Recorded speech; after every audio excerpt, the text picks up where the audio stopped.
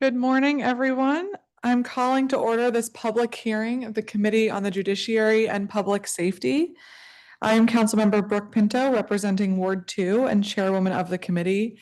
The time is now 10:04 a.m. on Tuesday, February 9th, 2026, and we are conducting this public hearing in person in room 412 of the John A. Wilson Building and virtually via Zoom.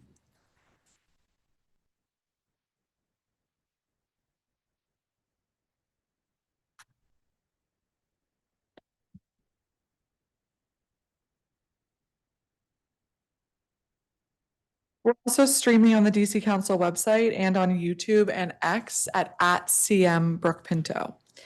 Today, the committee is meeting to conduct performance oversight hearings for two agencies under our purview. They include first, the Homeland Security and Emergency Management Agency and the Office of the Attorney General for the District of Columbia.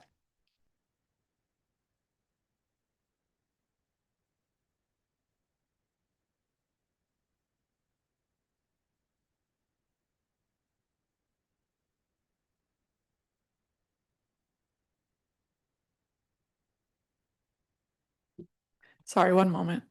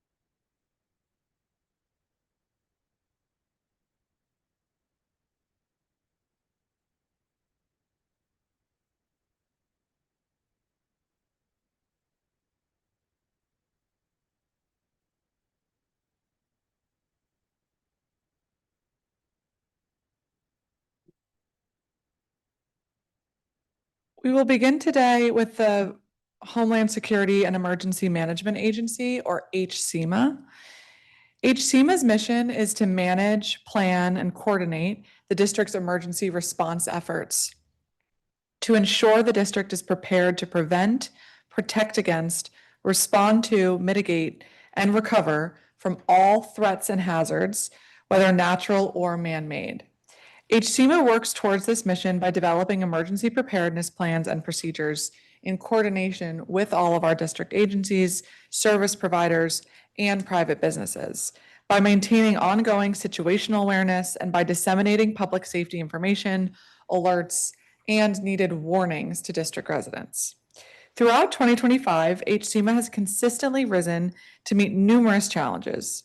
The team has successfully managed security and logistics for huge major events, including the State of the Union address, President Carter's state funeral, the 60th presidential inauguration, numerous high-profile diplomatic visits, and World Pride. The agency has also been tasked with responding to extreme weather events, gas explosions, power outages, and fires across the district. HSEMA's responses to these events are critical to maintaining public safety and ensuring that all of our residents are safe and informed. During today's hearing, I'm particularly interested in hearing more about several key areas. First, the recent snowstorm that we had 2 weeks ago left public transit services suspended, forced essential employees to navigate frozen streets and snow-filled sidewalks, and left many of our neighbors trapped in their homes. I'd first like to learn more about the specific protocols and lessons learned from this recent snowstorm response. We knew that the weather was coming. We knew it was going to be freezing. There has been a lot of progress made over the last couple of weeks, but we are 2 weeks in. I was just on the phone with a resident who was able to enter and exit their alleyway yesterday, but now is unable to because new ice has been piled in front of their alley. And there are dozens and dozens of examples of the permeating and continuing impacts of this storm. And HCMA's role is critical here to ensuring that all of our agencies are well coordinated and that we can respond in these types of emergencies. We also know that as climate change continues to persist, we're going to have severe weather events in the winter and summer months. And so building up our resiliency and ensuring that we are better prepared moving forward is baseline fundamental to our responsibility as a government to our residents. We also need to better understand what we could have done to prepare with the subcontractor needs for these smaller plows to get into residential and side streets and our alleyways. And so I look forward to discussing all of that today. We're then going to turn to a conversation about updates with PEPCO coordination following our oversight hearing this fall.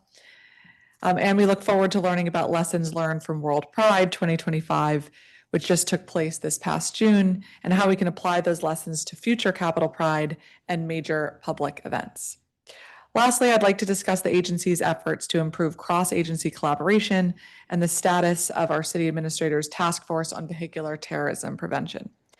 HCMA's behind-the-scenes work often goes unnoticed by the public, but it is fundamental in maintaining safety and security across DC and our nation's capital. The agency's commitment to preparedness and rapid response capabilities is vital to protecting and serving DC residents and all of our visitors. And I look forward to the discussion today about the achievements, lessons learned, and challenges that lie ahead. Then we will turn to the Office of the Attorney General for the District of Columbia, otherwise known as OAG, which is an independent agency charged with conducting the district's legal business. OAG represents the district in most civil litigation, prosecutes certain adult and juvenile criminal matters, and represents the district in a variety of administrative hearings and other proceedings. In addition, OAG is responsible for advising the Executive Office of the Mayor, the Council, and various boards and commissions, and for determining legal sufficiency of proposed legislation, regulations, and commercial transactions. I'm thankful for the partnership with the Attorney General for helping us drive down crime in the district. Total crime is down 17.6% this year. Violent crime is down 28.7%. And since 2023, violent crime overall has decreased by over 53%. This is progress that we should all be proud of, but we know that we have more work to do to ensure everyone's safety across DC. In partnership with OAG, we will continue the work and progress that has gotten us to this point with thoughtful legislation, robust oversight, supportive budget investments, and engaged work with the community and agencies to drive forward needed improvements for public safety outcomes. I also want to note that 2 years ago, we started a pilot grant program through HCMA to support our nonprofit and religious organizations to ensure that their security needs are bolstered and met.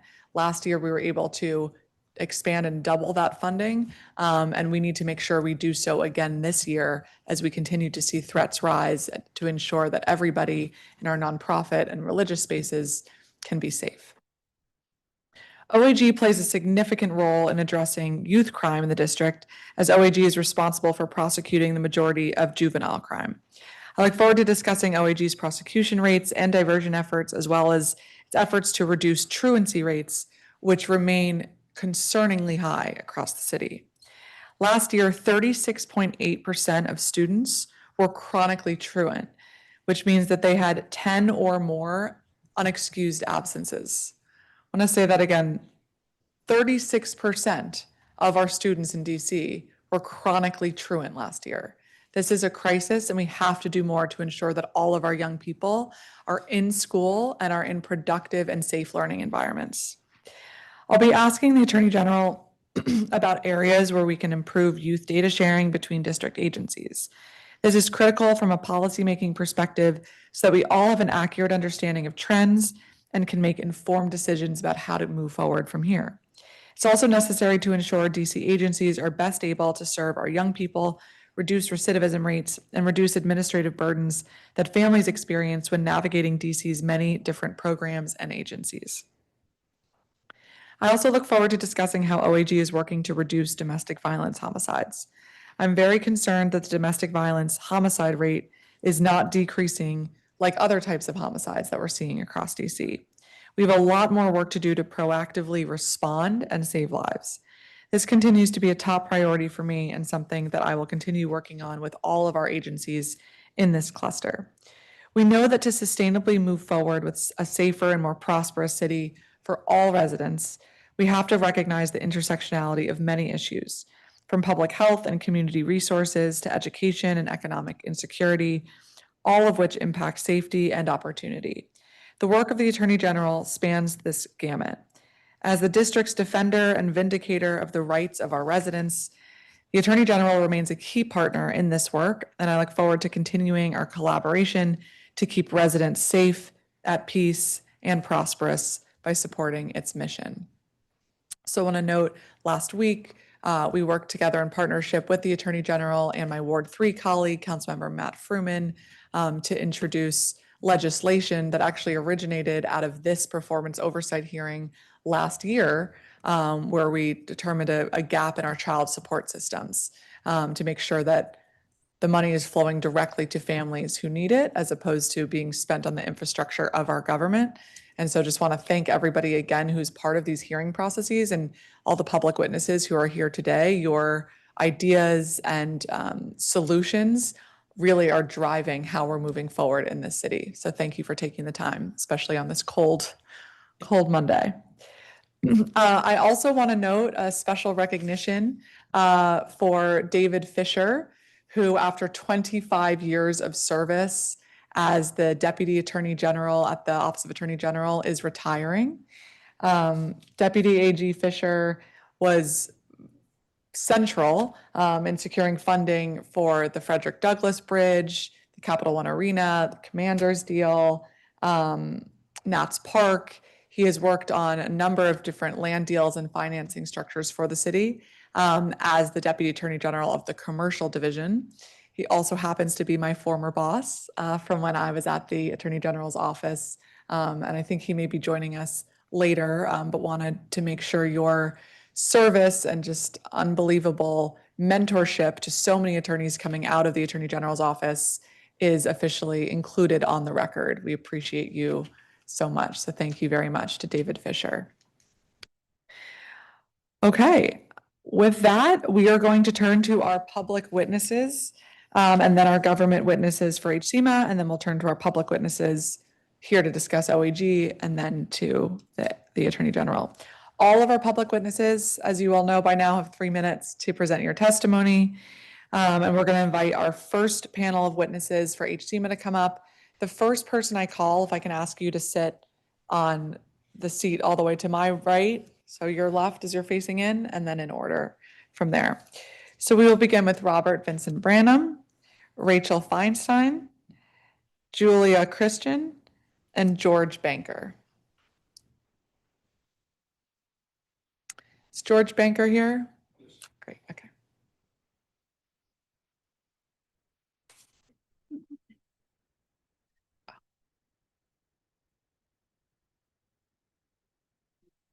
I'm also going to call Joey Ferguson, who's joining us virtually to this panel.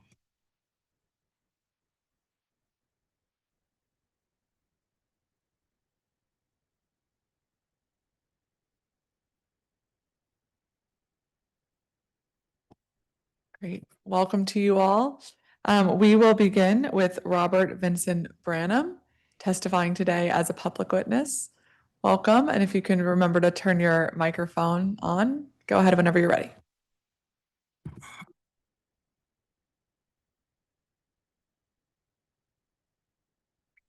Greetings and salutations, Madam Chair. I have presented testimony twice before regarding HCMA. The issue of question for me at this moment is, has there been any growth and how growth is defined? As far as leadership is concerned, there has been growth under the present HCMA leadership merely because there is a change in HCMA's leadership from the previous HCMA leadership.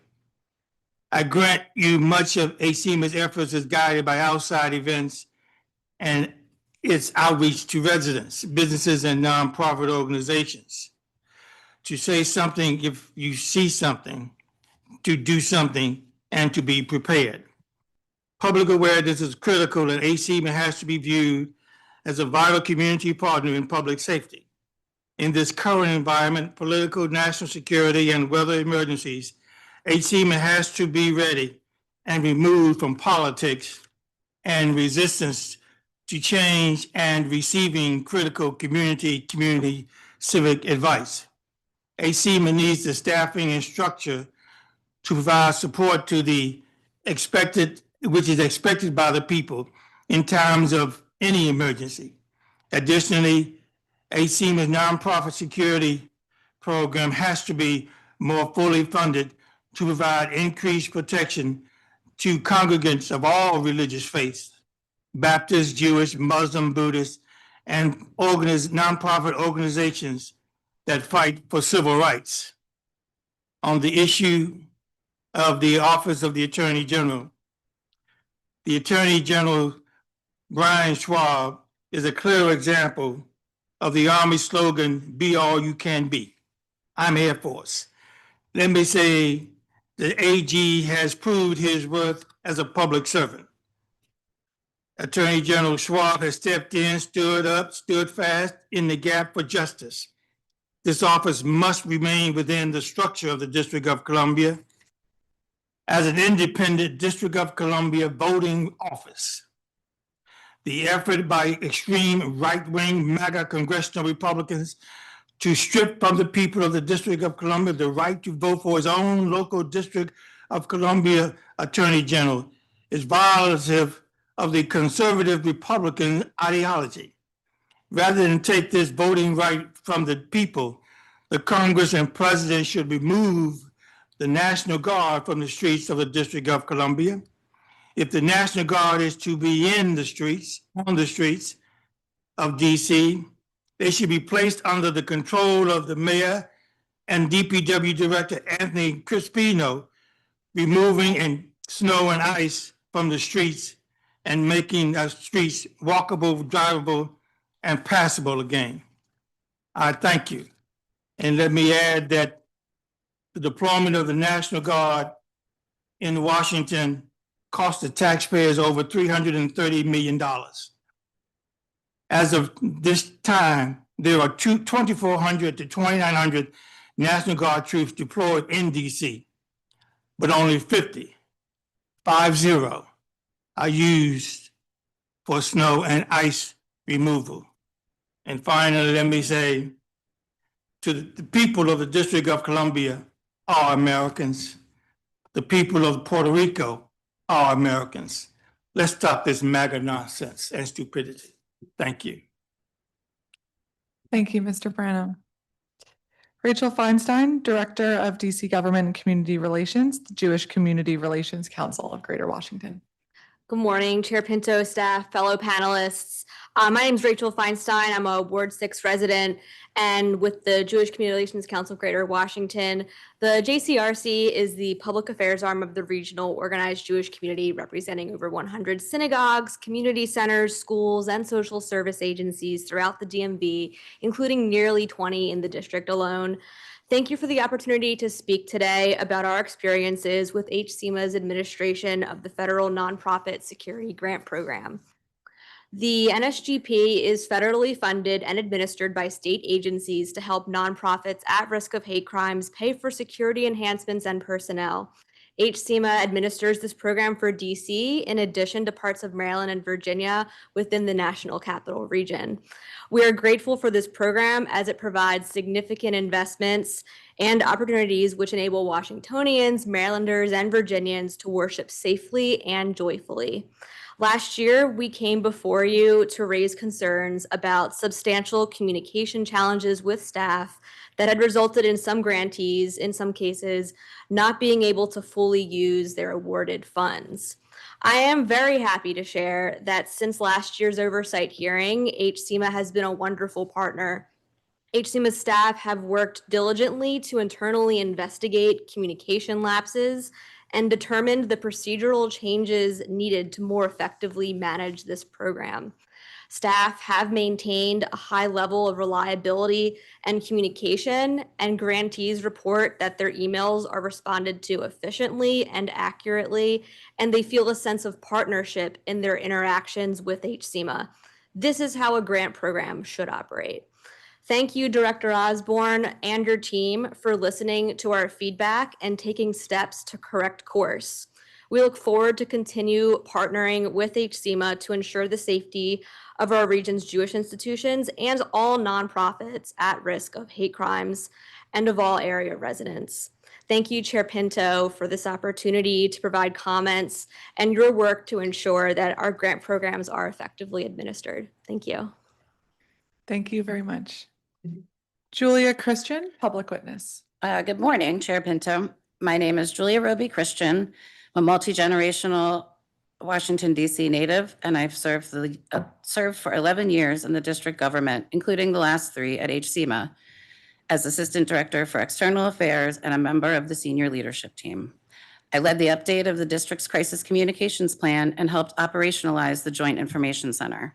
I'm here to speak factually and narrowly about how emergency communications are supposed to function during an activation and what it means when those processes are absent. Emergency response at HCMA is not improvised. There are established playbooks for how the district activates in response to incidents, including weather events.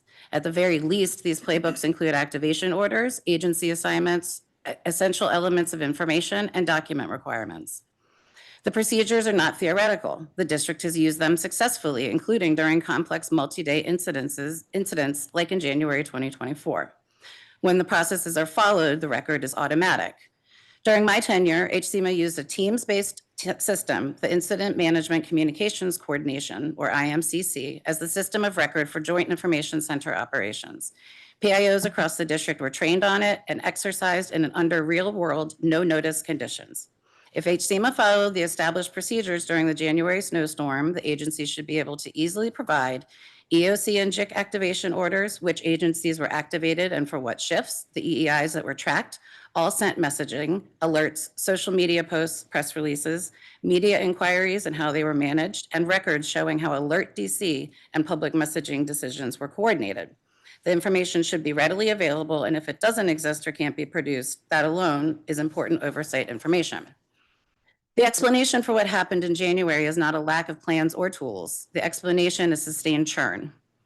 Over the last 2 years in particular, HCMA has lost experienced staff across communications, operations, and leadership, including multiple people who have raised whistleblower concerns internally and then were essentially forced out. In December, HCMA terminated a number of contractors who were functioning as FTEs. There is no longer an Office of External Affairs. The result is not fewer people. It is the loss of institutional memory, trained incident managers, and the confidence to execute doctrine without fear of retaliation. When systems degrade, the public feels it. Scant Alert DC updates, over-reliance on social media, gaps in accessibility messaging, and limited documentation explaining how decisions are made. My ask is simple. Request the activation, coordination, and operation records that should exist from the storm, including all of the alerts that were sent out through Alert DC and a timeline. Assess what system or framework HCMA is currently using for JIC and EOC operations, and examine whether workforce churn and the abusive treatment of whistleblowers have weakened the agency's ability to execute its mission. The district has done this work well before. The systems exist. Oversight is about whether they're being used and whether residents are being protected as a result. Thank you. Thank you. George Banker, public witness. Good morning, Chairman Pinto. I'm George Banker, a journalist, photographer, author, and race consultant. In addition, I'm a retired Air Force. I've been involved in the sport of running in the DMV since 1983. The events range from 50 to 60,000 participants. My focus is over the last 20 years, I was involved with working as an operations manager for a DOD special event. I'm here to provide comments for the Mayor's Special Events Task Group and HCMA as the lead interagency coordinating agency. It may not be widely known the value that the task group and HCMA provides to the city and the community. Special events, from my viewpoints, are into four major components: participants, the event, organizers, Mayor Special Events Task Group, and HCMA. Originally, when I first started, all I had to do was put a permit in with MPD, and that was it. Over time, things became very complex.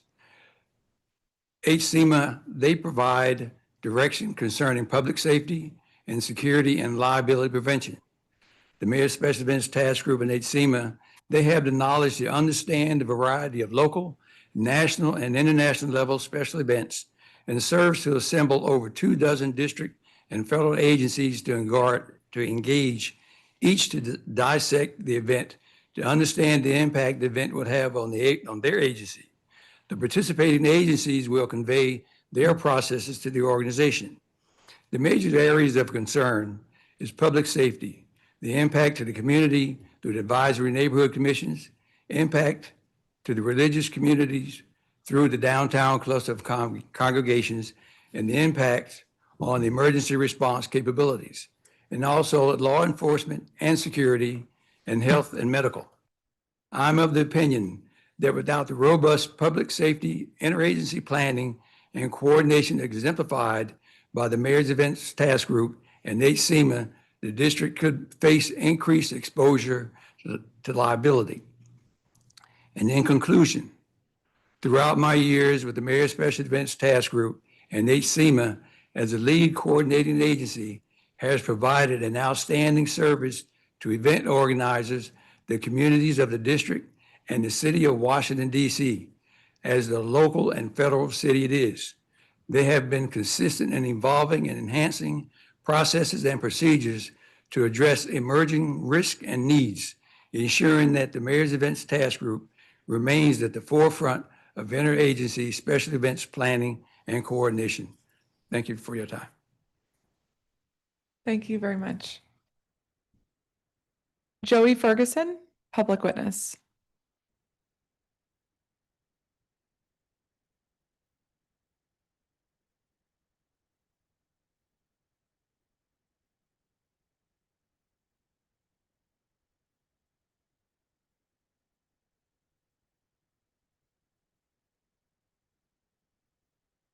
My apologies for technical difficulties. No worries, go ahead.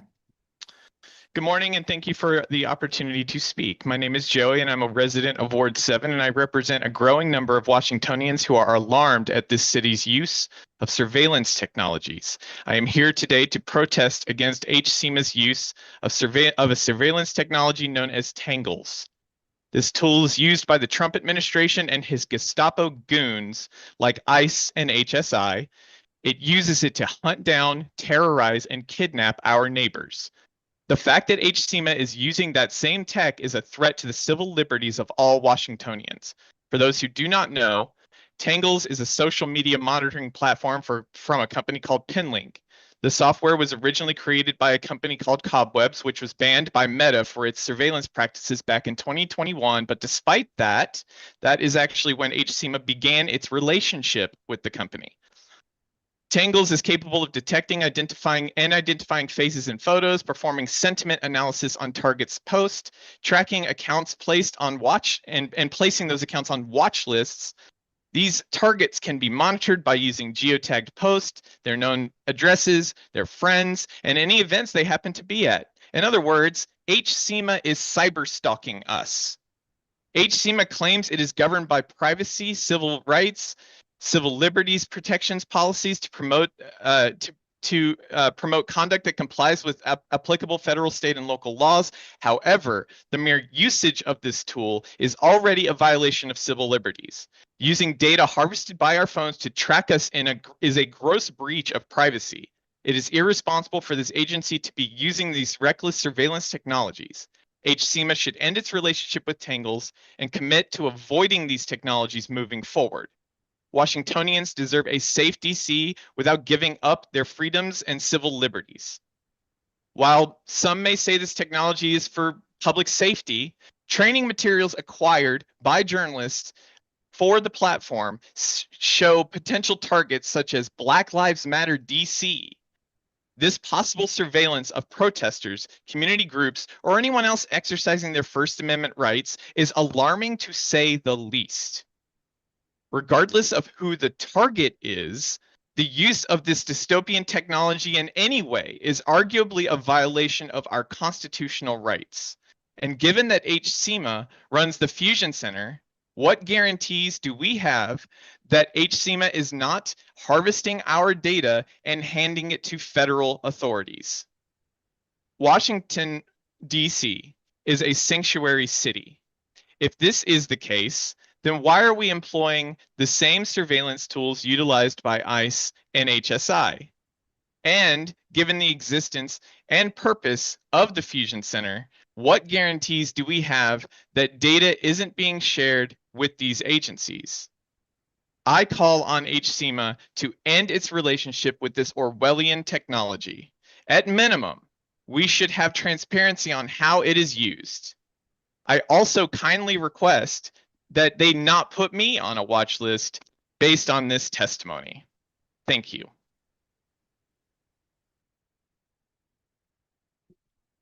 Thank you very much, Mr. Ferguson, and thank you to all of our public witnesses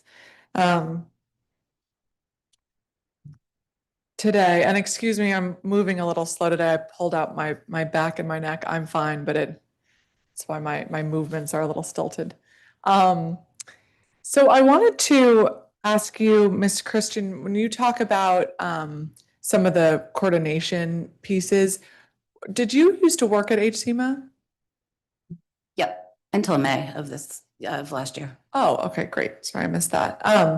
Can you talk a little bit about what the level of preparation should look like in a type of snow event like this? Sure. Well, so I ran the communication side of things, so I'm going to focus mostly on that because I don't want to get into the operational lane. But as a member of the senior leadership team, I can speak somewhat holistically about it. We've got communications-wise, the crisis communications plan for the district, which lays out how the JIC will be mobilized, lays out various different scenarios that we might consider when you want to do something that's in person versus virtual versus a hybrid.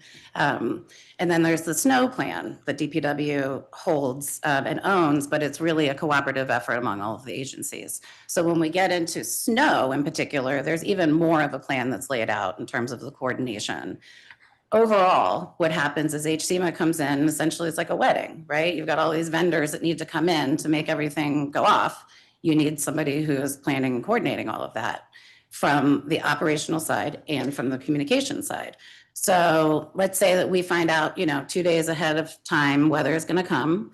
We would pull together all of the PIOs in the district who were part of the weather-related cohort and get situational awareness on the table. If we determine that we're going to stand up the JIC and the EOC, then we would push out activation orders. Once the activations start, there's cadences of calls that happen. So you've got your CMT call, which is the leadership in the district, CUSM, which is all of your emergency managers, and then the PIO calls, so that these all stagger so that there's a very succinct route for information to travel. Once the JIC stands up and we know that we are coordinating messaging, we are quite literally typically all in the same room using the same system on Teams, and we determine what are going to be our informational goals for this activation. We know that we've got snow coming in 2 hours, so we're going to want to be pushing out alerts, updating people every half an hour, looking at as things are changing. When it's changing to snow, or like the first time that we know that it's time to go out and snow, let's get an alert out or to shovel. Let's get an alert out to get people out shoveling. All of this is laid out in doctrine, and each activation comes with its own set of rosters of information. I mean, it's all done in Teams, so it's all stuff that you can see very easily. And I mean, there's different levels of activation. And I will say that one of the important things is when we created the IMCC, which is basically a Teams environment, it is what enabled us not only to actually jump into what we would call like a warm JIC. So we're not fully activated, but we're already coordinating. Information has to be coordinated before the snow comes, right? So that's what allowed us to coordinate and get messaging out in a coordinated fashion ahead of things before you get people into the room. Once you have people in the room, the system also functions so that whether you're in the room or not, everything is happening in the computer. So you're actually able to have a meaningful situation. If somebody who's 2 hours away can't get here, they can still very much contribute to the overall effort. And do you think in this case, those protocols were followed? Based on what I saw come out, it doesn't seem that way. Okay, so as now on the other side as a resident, Mhm. what communications did you receive? Well, I think there were 2 alert DCs that went out that were basically just the weather update. And then I saw social media kind of kick up a few days into it. I saw a significant amount of social media when it got to the salt distributions. And I will say we've been through this before. Like we messed up a couple of years ago when we had snow. It's part of why we created the IMCC, right? We weren't pushing out enough messaging and residents were mad, rightly, because, it's like, no, we can't plow your street, but we can at least go and tell you that we can't plow your street. So we figured out then, this was, January 2024, how we can use mokers and use different kinds of efforts to actually get to people, even if they're not going to get their street plowed. What we had here was radio silence. I mean, it's like radio silence. And I have to say, it's one of the things that I jumped up and down about at HCMA a lot is the alert system, because it is the one way that you can get to people. Social media it's not the end all be all, and we all know what's going on with X and what has been going on with X. So I'm not saying not to use these things, but I'm saying the alert system is the way to make sure that you're actually getting to people through their phones and through their emails. And we have the capacity to do that. When you think about NSSEs that we've done, we run Nixle, right? Sign up for this keyword. How many updates did you get during World Pride? They were consistent. It was done very well. We know how to do this. Thank you very much. Mhm. And go ahead, Mr. Brandon. I just want to, for full disclosure, that I'm a former employee at HCMA, and I am familiar with the activations and being called and to serve in JIC. I'm also a community person, and from my observations, and I'm not carrying water for HCMA, but I can say that my phone over the last 2 or 3 weeks has been inundated with alerts from with Alert DC and information coming from HCMA.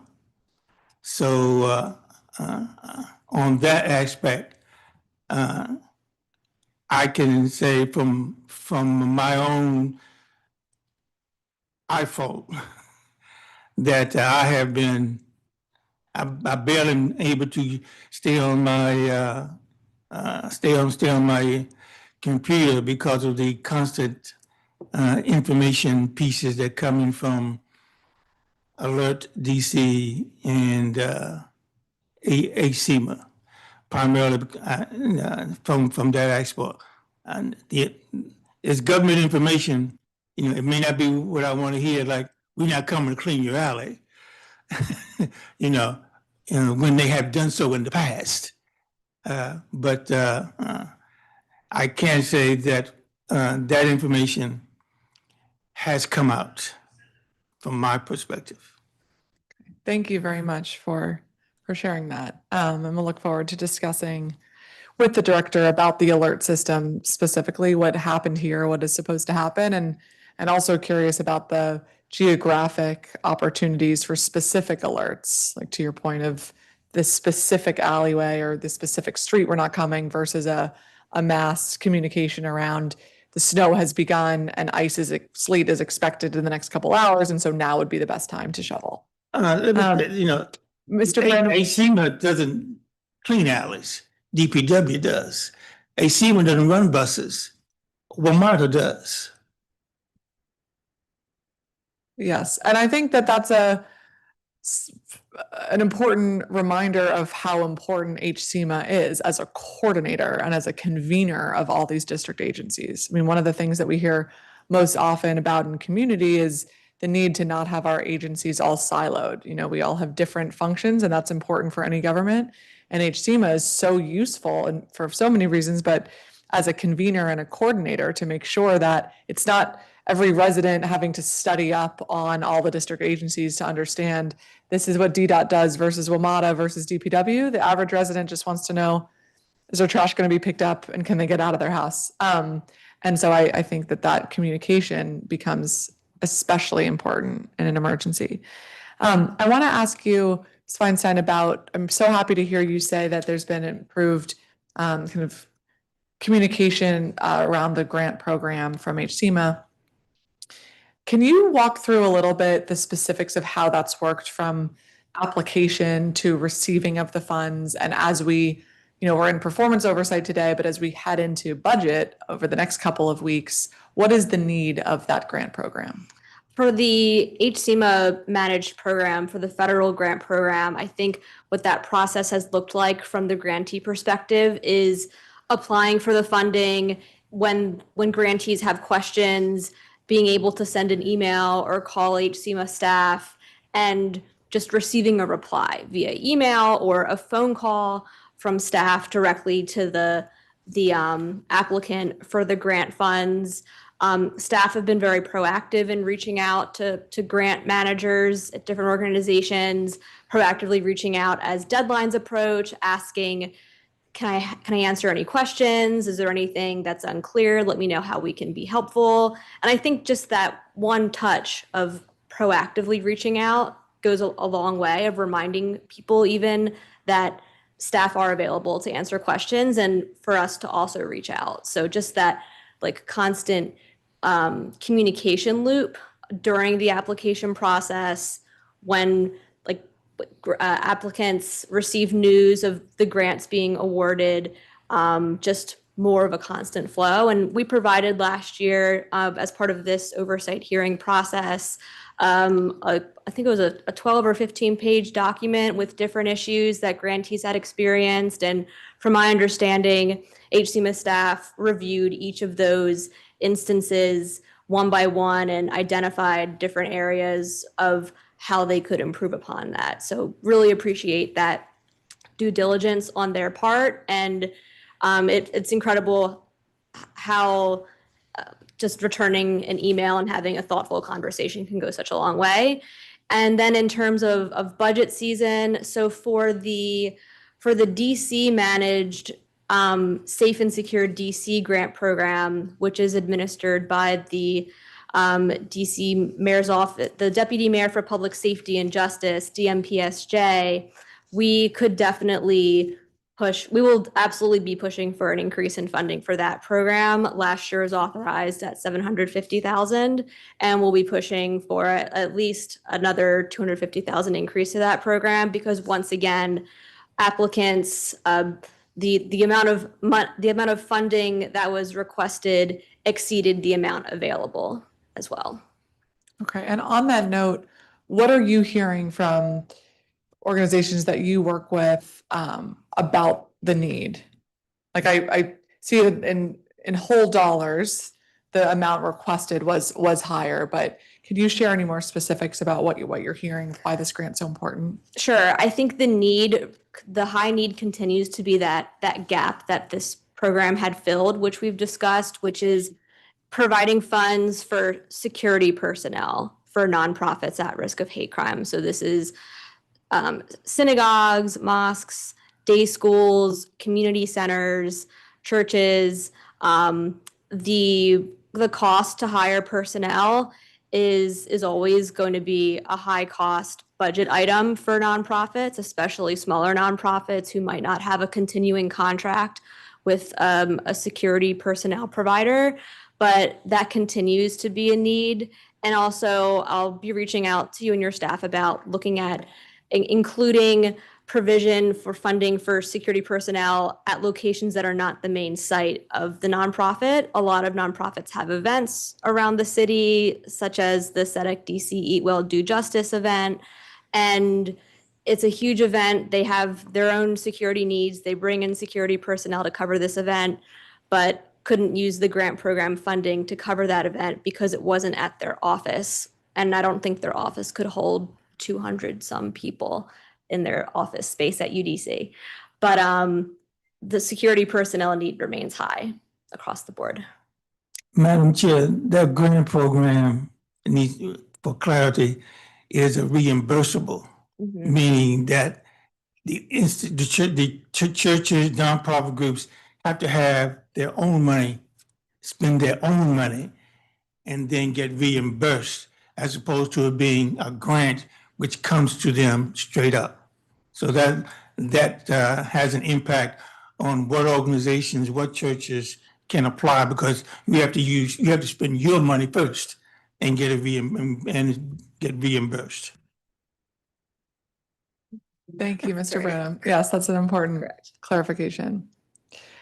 Okay, well, thank you very much. Thank you to our public witnesses for joining us today. We are going to now call Director Clint Osborne, Director of HCMA, and anyone from your team will be joining you.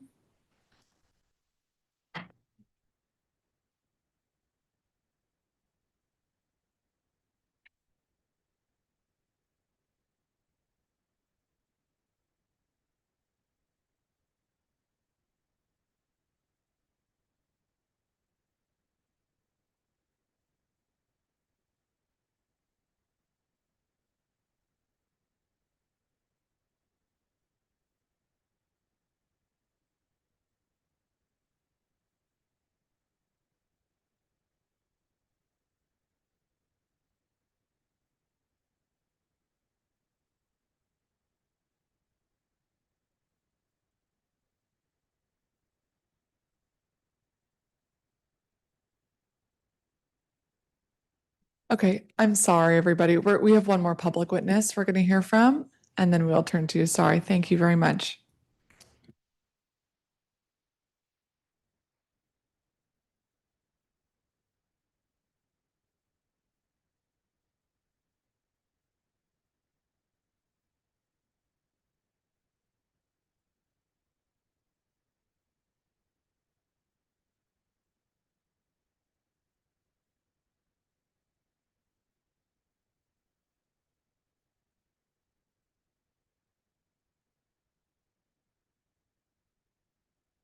Okay, we are going to hear from one more public witness, Maria Patricia Corrales, the president of Fiesta DC. Good morning, Chairman and members of the council. My name is Maria Patricia Corrales. I'm the president of Fiesta DC. I'm submitting this testimony in strong support to the District of Columbia Homeland Security and Emergency Management Agency.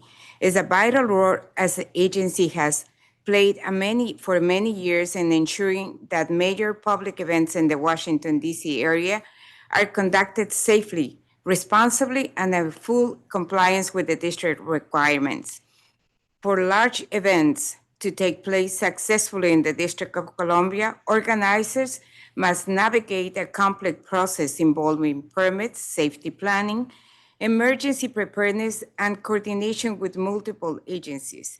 DC Homeland Security has consistently provided an oversight, guidance, and coordination necessary to make this process clear, structured, and effective. Their leadership helps to ensure events move forward with all requirement permits, appropriate safety measurements, and operational support needed to protect the public. Fiesta DC is a prime sample of this work in action. As one of the district's largest and longest running cultural festivals, Fiesta DC brings together thousands of attendees, performers, vendors, and community partners. After many years, our event has relied on the expertise and coordination of Homeland Security, DC Homeland Security to meet permitting requirements, implementing safety plans, and coordinating the city agencies before, during, and after the event. Their involvement has been essential to our ability to operate responsibly and successfully. The consistent and professionalism of DC Homeland Security Oversight have helped create an environment that our community cultural events can thrive, while public safety and accountability are the longest standing support of our protect the DC residents and visitors, but also strengthens the district ability to host inclusive, vibrant, and well-managed public gatherings. On behalf of Fiesta DC, I want to express sincere appreciation for the commitment of partnership and leadership, especially to our director, Tanya Mitchell, and her whole team. They come out to the streets, support the events, and mainly make DC the greatest city and the greatest city in the nations. Thank you so much for your time. Thank you very much. Appreciate you being here. And I want to just ask, as we think about preparing for Fiesta DC this upcoming year, are there any additional things that you think the city could do to support ensuring the festival is successful and safe? Many things, especially funding. Why? Because the big sponsors like Toyota, like any other people, do not believe on the fact is that Fiesta DC is a community event that brings thousands of people in the city. We bring tourism to the city. We should have the city as a partner. The event is very expensive, as you can see, and it's being done through the community, but we need more support. We would love to have Bud Bunny in our stages, but with your support, I hope it can enlighten the funds and can support the ideas of making the nation's capital the biggest event in the nations. Wonderful. Thank you very much. Thank you. All right, director and team. Appreciate your patience. Thank you very much.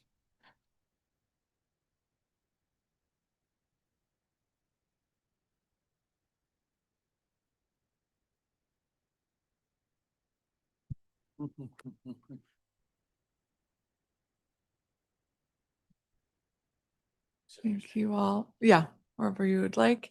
If you can all introduce your name and your position for the record, please. I'll start with you, Mr. Nitz. Hi, my name is John Nitz. I'm Agency Fiscal Officer supporting Homeland Security and Emergency Management. Good morning, Justin Brown, Deputy Director. Good morning, Clint Osborne, Director of the DC Homeland Security and Emergency Management Agency. Good morning, Adrian Gill, Chief Administrative Officer. Great. Thank you all very much. And as you know, it's our tradition to swear in all government witnesses who appear before us. So if I can ask you all to turn your microphones on and raise your right hand. Do you swear or affirm under penalty of law that the testimony you're about to provide before the Council of the District of Columbia and this committee is the truth, the whole truth, and nothing but the truth? I do. I do. Thank you all. Director Osborne, if you have any opening statement, please give it at this time. Thank you.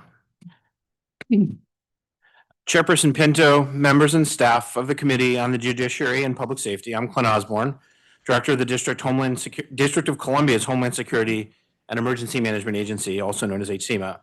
Thank you for the opportunity to testify today on HSEMA's performance in FY25 and FY26 to date.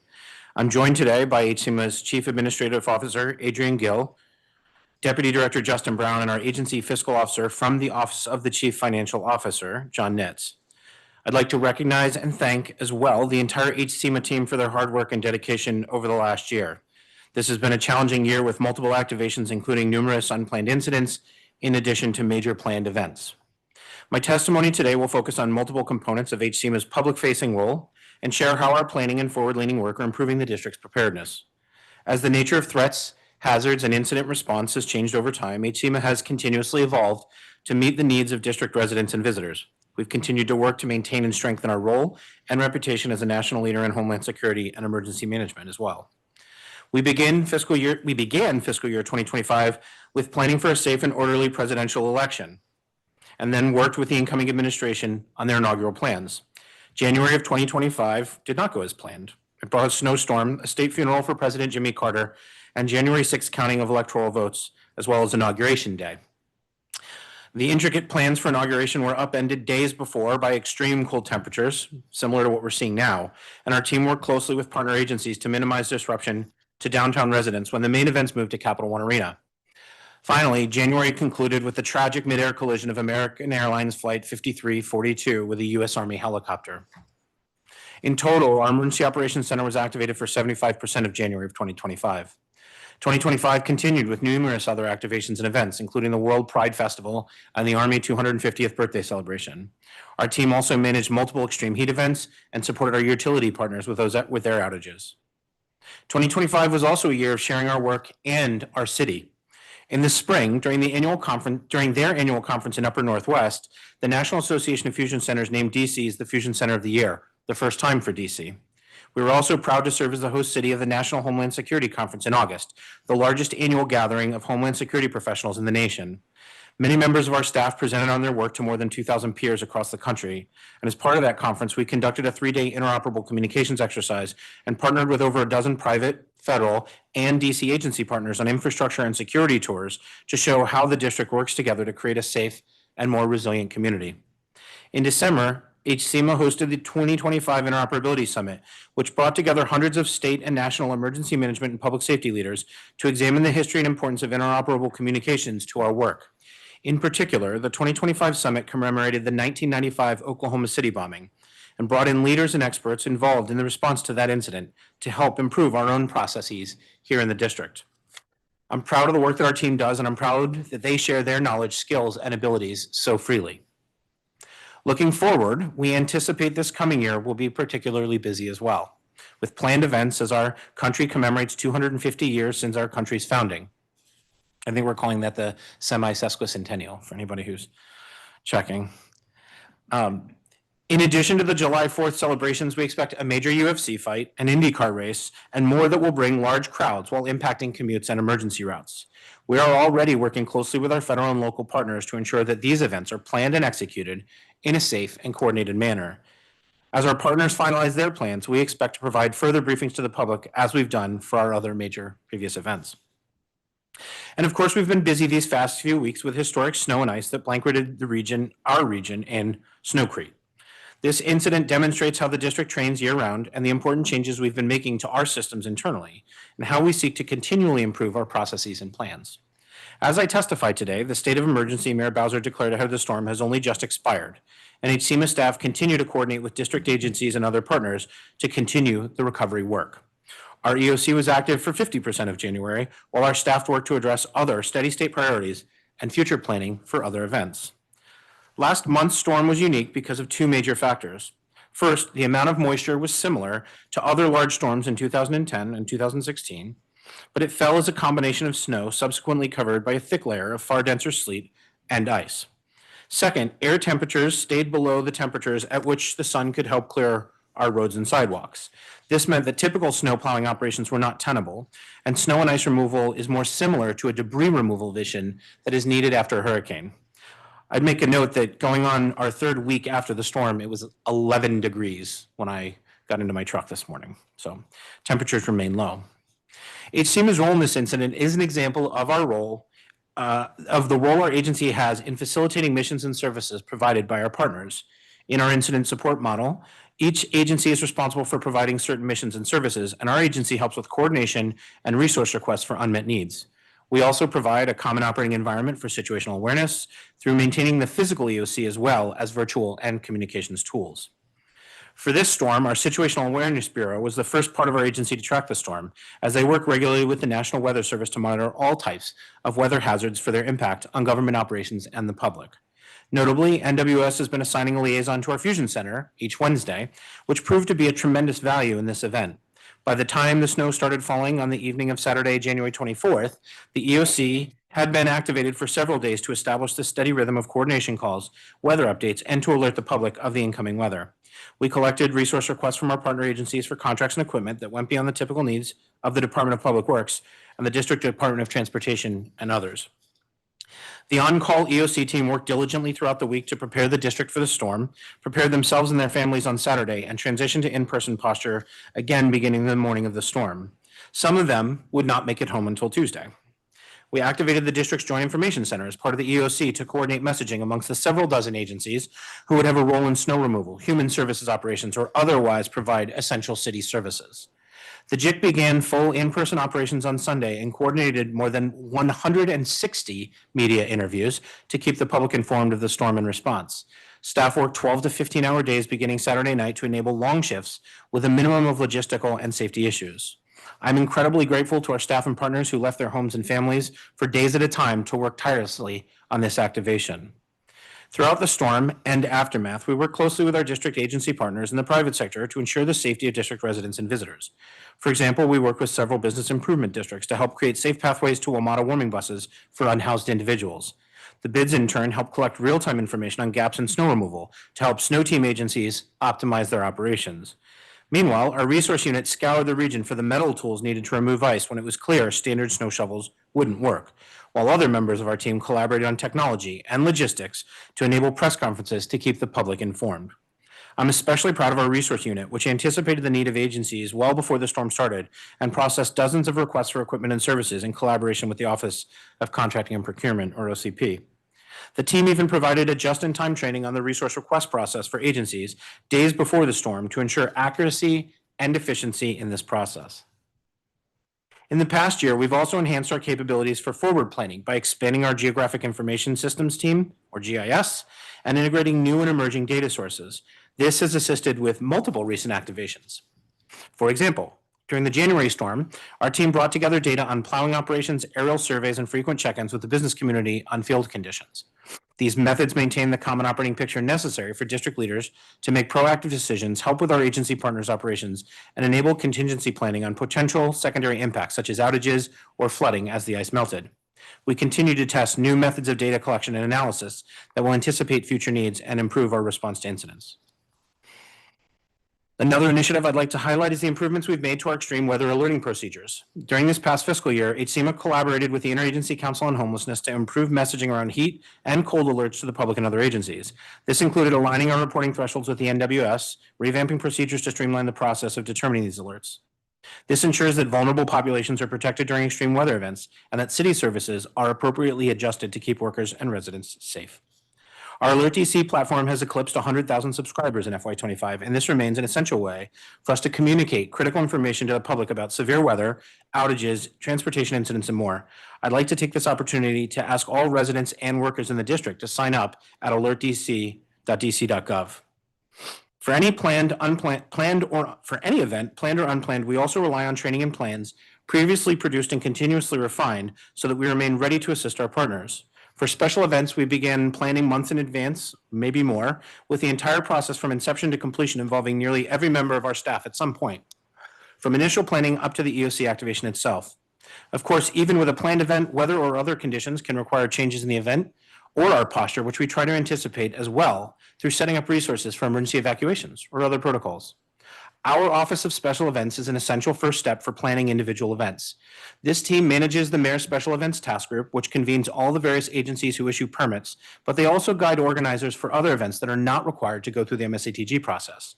One aspect of their coordination role is to ensure that each agency's requirements do not conflict with one another, which would slow approvals and potentially lead to safety gaps.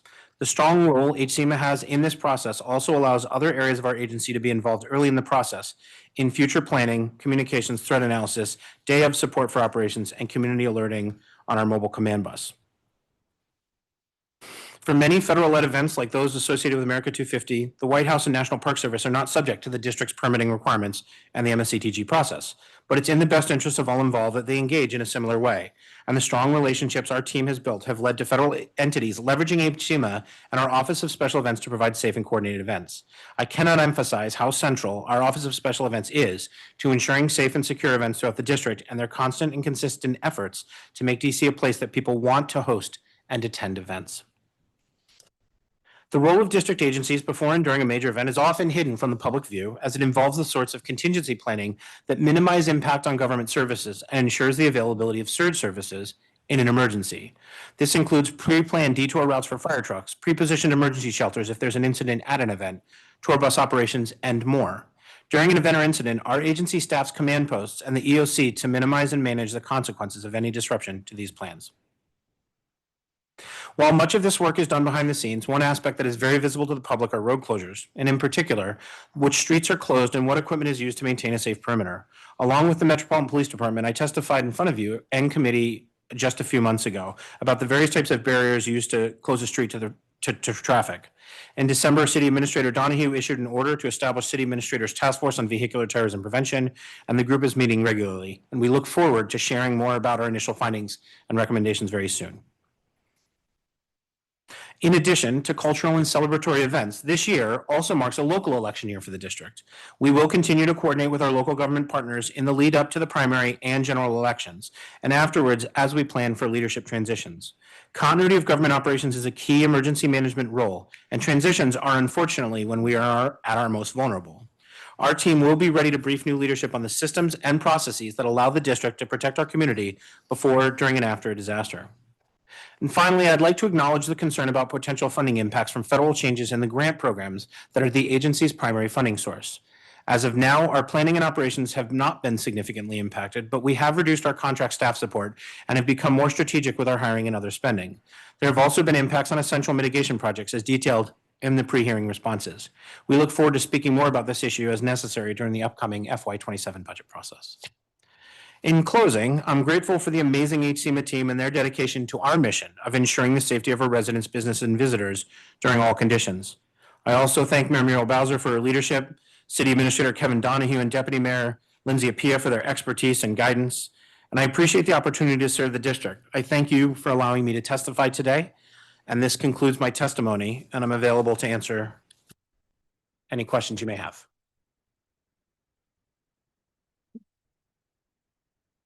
Great. Thank you so much, Director Osborne. And it is clear that you and the team have been extremely busy. And I want to thank all of you, those of you who are here and those who work at HCMA who are not with us in person today, who work really around the clock all year long to make sure that everybody is safe in the district. And it is such an important function, such an important agency, and we're all very, very grateful for all you do. So thank you.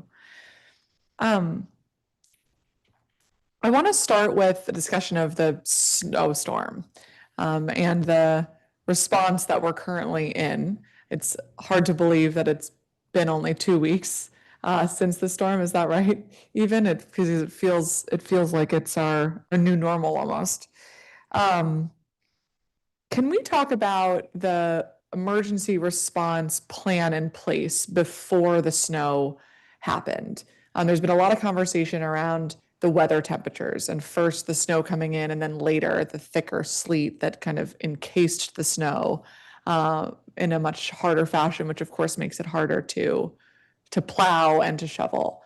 What is the protocol in place at HCMA when weather events are happening like this? Because we knew it was happening in advance, both from getting our equipment in order, making sure that DPW is where they need to be, and also the alert system going out to residents to say not only, get your groceries and your water and your medication, but also this is the time period when it's so crucial that you shovel so that the ice doesn't become encased. What does that plan around preparedness look like in a general way?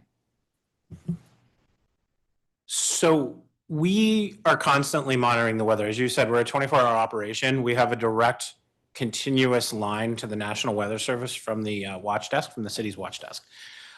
We started tracking the storm the Monday before the storm. So the storm hit on the 24th, the Monday before. I had my first conversation with Director Anthony Crispino, who is head of the snow team, on that Monday.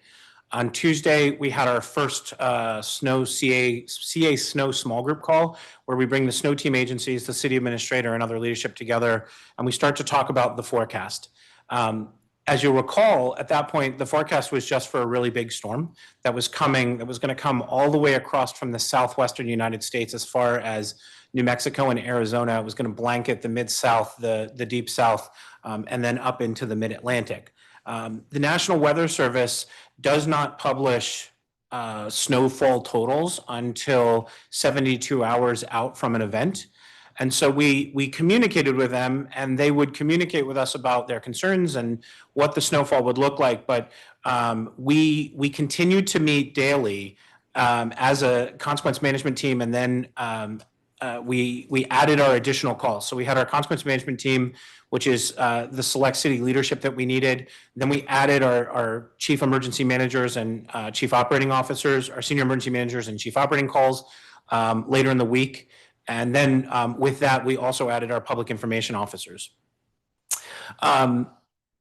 Very early in this incident, the city administrator was very clear that he felt, and we all felt, that this was a serious storm. He directed us to make sure that we were thinking well beyond what our usual posture for a storm of this type would be. He authorized expansion of contracts, and then by Thursday we had packaged up, or Friday we had packaged up a local state of emergency, which is totally part of our protocol. It also included, as you'll recall, the emergency no parking for major roadways, our major arterials.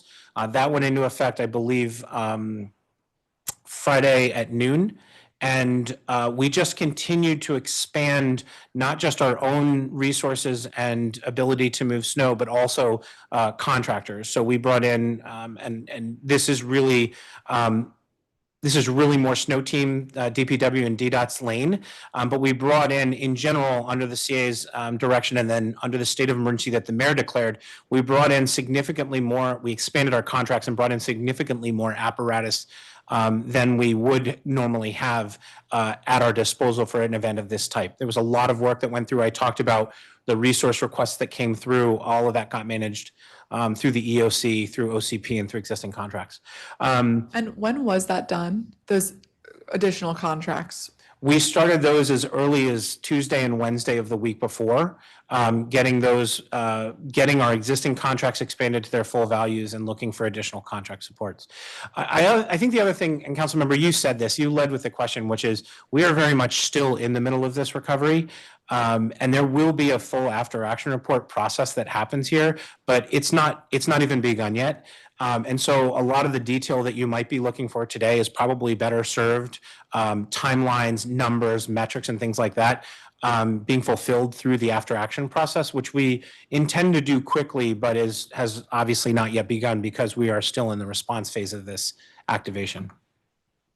Yeah, that makes sense. And I can respect that in terms of like all the specific numbers, but you are also an expert in emergency response. And so I imagine you have some well-informed thoughts around how the agency is prepared generally and where we could have done a better job making sure. So if some of those contracts started on Tuesday or Wednesday the week before, was that in part because we realized that our smaller plows were not able to handle thickened snow that had turned to ice, or was that just a simple capacity issue because we knew the volume of the snow would be so great? You'll recall early on the forecast was for up to, it initially was, in some of the other weather services was up to like 22 and 24 inches. The focus was on bringing on additional apparatus to push snow off the roadways.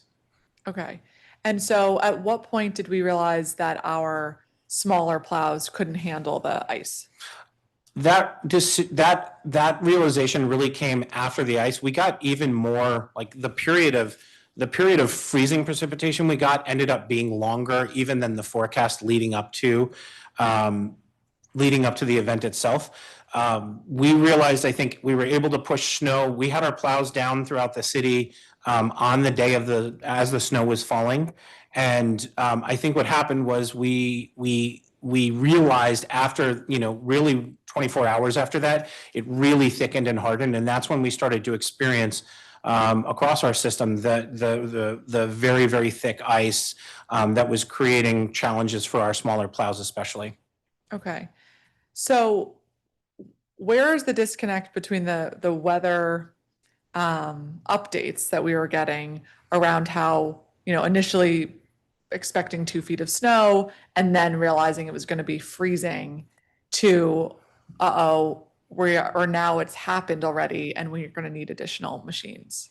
Well, I think we knew going into it. We watched the shift happen in the day or so leading up to the storm. It was one of the unique things. I've lived in 2 jurisdictions and served as an emergency manager in 2 jurisdictions, once in North Carolina and once here, where we sit right on a line. And the movement of that line, which often firms up very, very late in events, really dictates whether you're getting like fluffy light snow or you're getting a mix of snow and ice or you're getting just ice. That line fluctuates. And when that line sits up and stands up, that's really what's going to ultimately determine. It's really Mother Nature who tells us what the forecast is going to be. The National Weather Service really just tries to help us make sense of the science in advance. Okay. So on the Sunday, what was that date? Maybe the 25th? What alerts went out to all district residents? I'd have to pull my alerts. You want me to pull my alerts out? That would be great. Councilmember, you know what? Here's the thing. We sent from between the first Monday, the 21st or the 22nd, where I mentioned I had my first call and we started to get the weather forecast to today. We've sent over 115 alert messages.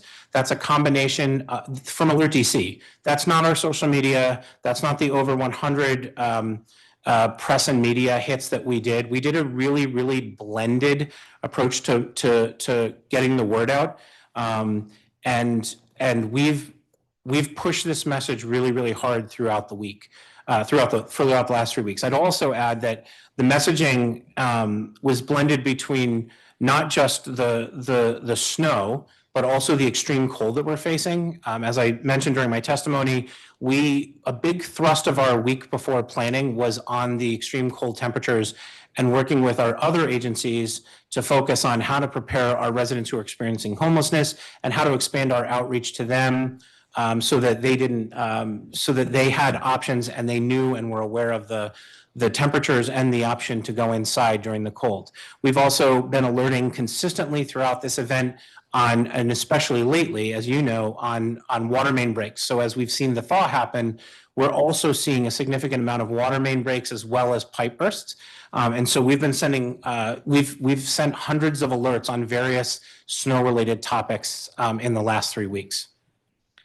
Okay, so then instead of having you read all 115 of those, what I'm trying to understand is on that Sunday, on February 25th, was there an alert that went out educating people around the importance of shoveling immediately following snowfall before the ice and sleet came? I don't have that in front of me. I'll be happy to get that for you after the testimony. Do you think that that is something that could be helpful in the future? That's certainly something we'll look at as part of the after action report. Okay. That is one of the areas that I hear from residents who knew, many of them, that they were going to have to shovel at some point, but I think a lot of them figured I'll shovel after the snow stops. And those who are, paying close attention or who've, really watching all of the news on this, who went out and shoveled right after the first snow came, were really in an okay position when it came to the ice. And we'd like to thank those residents and businesses who did their part to clear their roadways and sidewalks. Yeah, absolutely. But as we look to see again, because we know that severe weather is going to continue, I think being really targeted and specific about what we could have communicated more clearly and how we're going to do that moving forward is very important. Sure. What were some of the challenges that your team experienced in coordinating with the federal government with some of the response needed for the snow? Can you be more specific? like in requests to have the National Guard help with some of the snow removal or any other federal grants that may have been available to aid in response or coordinating in the region for areas that were under National Park Service jurisdiction. Like how was that coordination, and were there areas that were bigger challenges to you?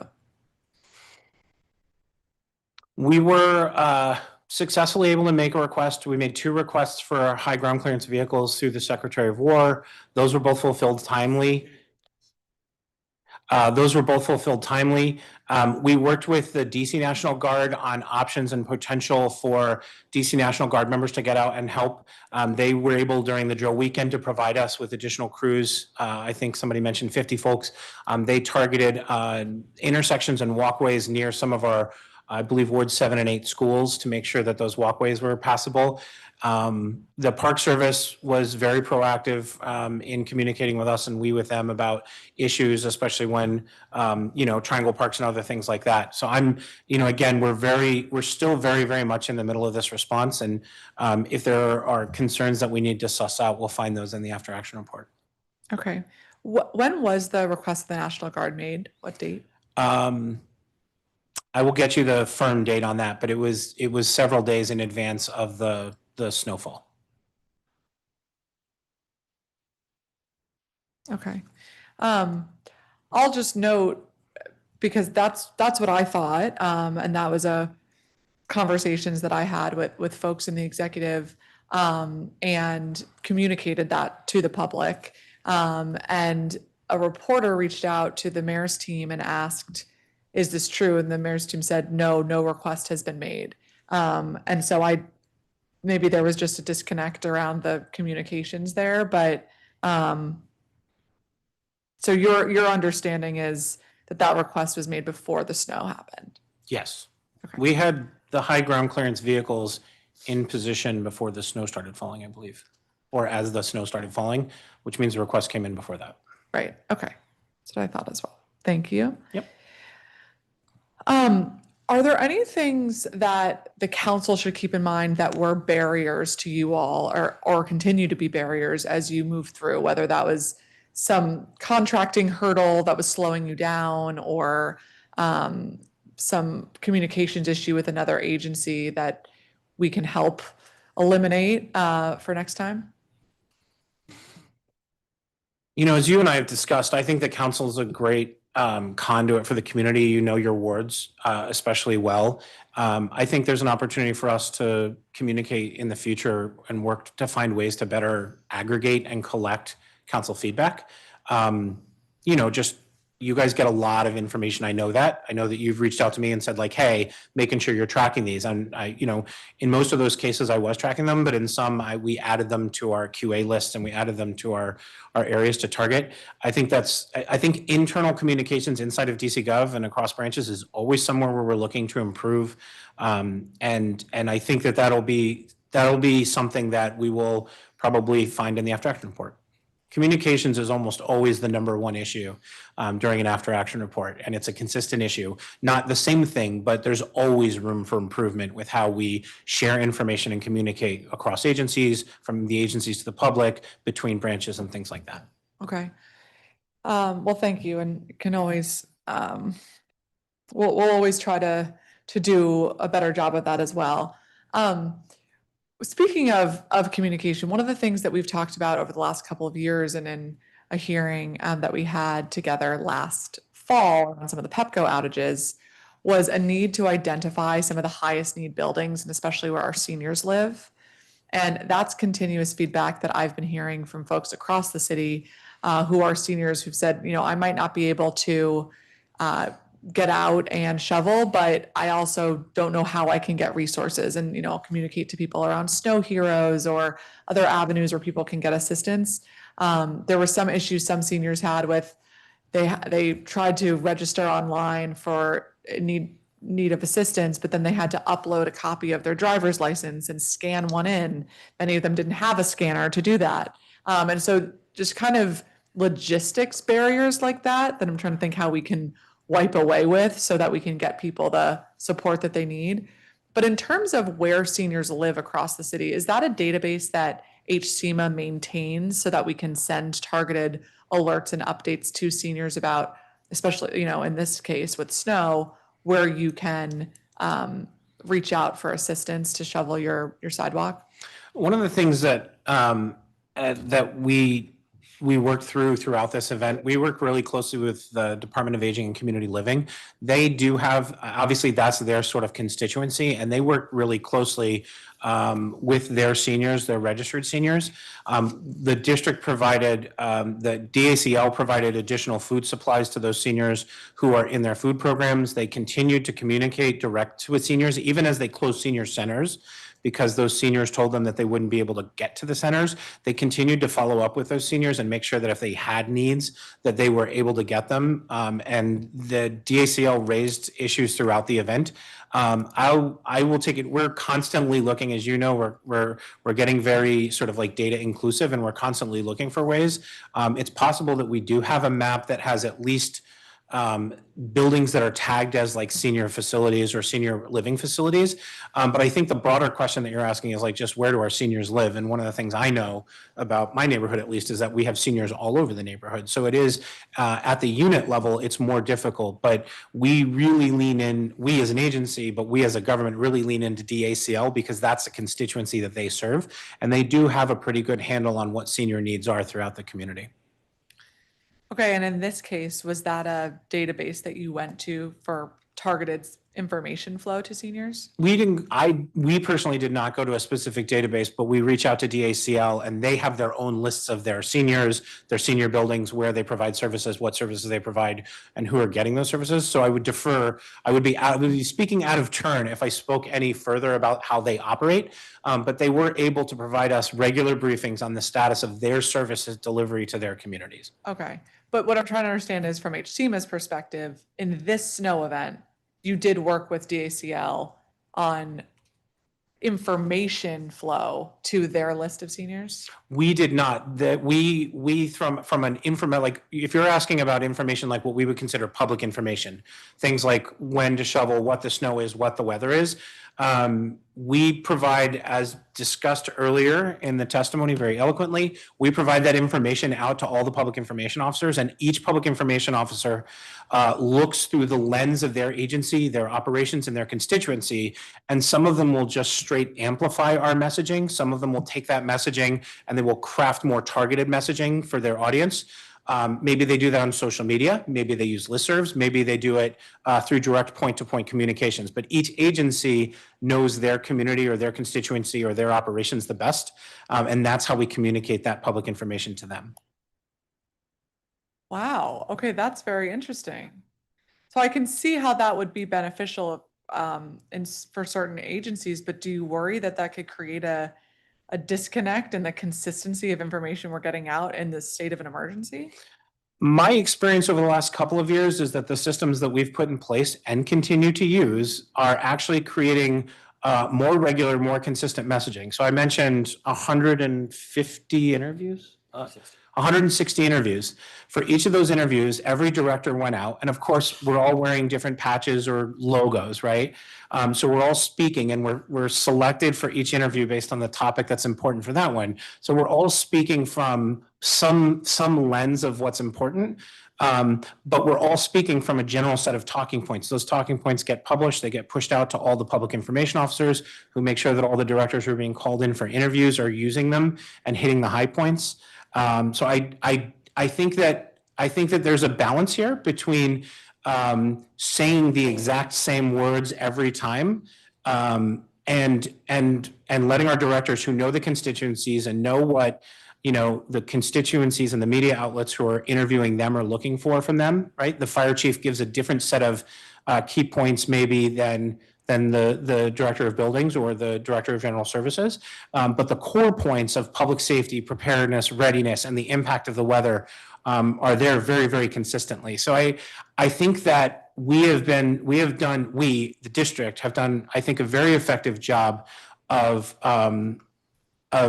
bringing all of the public information officers together and leveraging both their unique perspectives, but also the volume of communications that we can produce to the community really, really effectively. Interesting. Okay. And I guess that makes sense from a kind of interview perspective and social media, but back to HCMA's alert system. How do you think about, and again, we won't have you read through all 115 alerts, but conceptually, how do you think about the need for the distinction of a mass alert that goes out to the entire city versus we know this neighborhood has a specific challenge, or we're not going to be able to get to your sidewalk, even though it is next to a school and we want to get that information out to that neighborhood? How do you make that distinction and make that call of who gets what information when? So our approach for Alert DC is that it is alert, warning, and notification. Our goal is to make sure that residents have the core information they need to protect themselves, their families, their households, and also to check on their neighbors and loved ones and people with disabilities and access and functional needs. What you'll see from the last month is we're alerting people that we're alerting people primarily that it's very, very cold. We've been continuously sending cold alerts. Even when the snow was no longer the primary issue, we continued both before, during, and after the snow to alert people to the cold. We alerted people about the snow emergency, the severe snow coming in. You'll see that in the days leading up to it. And then we alert people, for example, around things like the DC water, the current water main break on 14th Street between Al and Thomas Circle, right? Because people need to know it, and then they can determine for themselves, well, I personally don't go that route very often, so I'm gonna look at that and I'm gonna say, basically, I'm gonna snooze that in my brain, right? But if you travel that route, you're gonna say, oh, I need more information. And that can either, sometimes we include that directly, or sometimes the source of that information is so publicly available, like DC Water, that you'll go to get it yourself. And one of the things I think that we are constantly thinking about and constantly tuning the dial on with our alerting and our Alert DC messaging is, how much can we produce that people will actually look at and take action on, and how much is noise? And what we see and what we have seen is in the past, our numbers can get high enough that people tune us out, right? People will literally go into their cell phones and they will go into their wireless emergency alerts, which is the most powerful tool we have, that we only reserve for the most severe emergencies that have emergency protective measures, and they will turn that off because they don't want the alerts anymore. So we have to be careful, and we have to be good stewards of the district's information. The other thing, while you've given me the mic, is I'd like to acknowledge that over the last almost 18 months, we've had a small group of very dedicated folks rebuilding our alert messaging. Our alert messaging is now tighter than it's ever been. It's better scripted than it's ever been. It's more informative. It's more aligned to national best practices. And we're going to continue to make those improvements, but it is a long and it's an extremely tedious process, because for each type of hazard we go in, we design the ideal message, then we identify the variables that could go into that message. We build the messages, we train our operators, because it's not the people designing the messages that are sending it.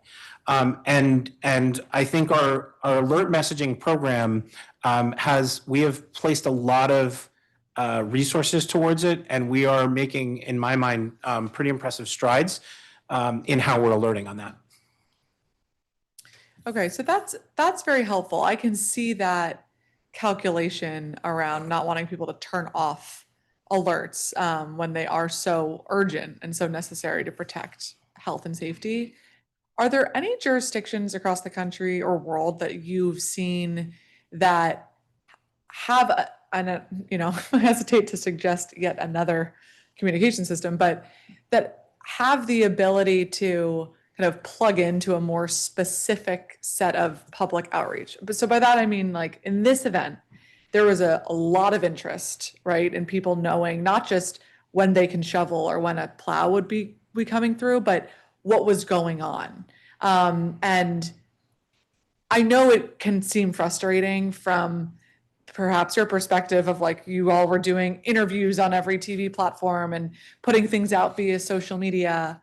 But I mean like the level of granularity of, hey, look, we've subcontracted with all of these companies. They're going to be making their way through is a different type of material, and that's why it's more challenging.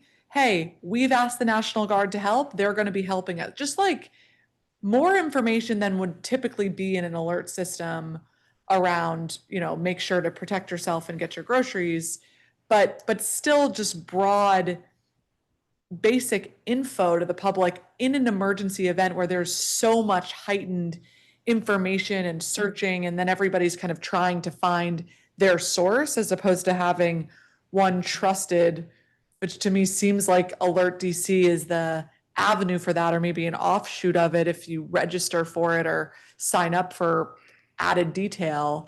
But is there anything that you've seen that could lean into that more in an environment that is so information thirsty in an emergency? So I take the note.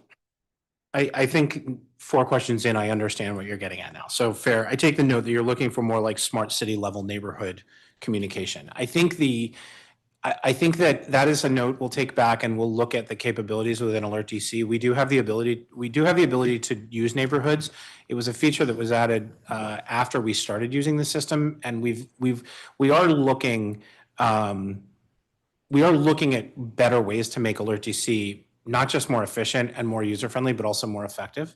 I think that the other thing to keep in mind is that people go to a lot of sources for news. I think to call this an information-thirsty environment there's 2 sides to that, right? People are inundated with information sources right now. And in fact, there are more information sources than we as agencies can even keep up with, right? I mean, there are people who will tell you Blue Sky is the best platform, and they'd rather just get everything on Blue Sky. We have residents who still use Nextdoor. My neighborhood Facebook page was blowing up with people identifying issues, right? It is something in the Joint Information Center, we are looking at a lot of those and all of those to look for ways to do that. I do take your note. I do think there's an opportunity for us to continue to look for ways to be the authoritative voice. I also think that people are getting a lot of information, and there is a point where we're providing information, and what are you going to do with it? Our goal has always been and will always be to make sure residents, we as HCMA, our goal is to make sure residents have emergency information that allows them to take protective measures for themselves, their households, and their families, and to check on neighbors and check on residents.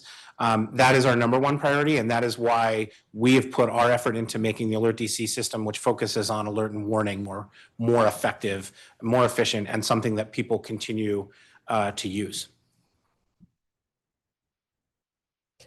I'm going to ask for your help with something that I asked OUC to do, but I just want to put it on your radar as well from an emergency perspective.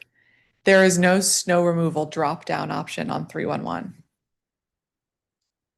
I think that is resolvable.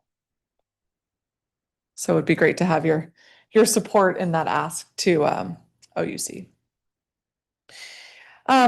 Okay, so in terms of ensuring that emergency and transit services were open and prioritized, I know you all did a lot of focus with getting our schools ready to be reopened with WMATA. What does that look like in practice to ensure that those resources are being prioritized, and how did that happen here with this snow event? Can you just ask that question differently?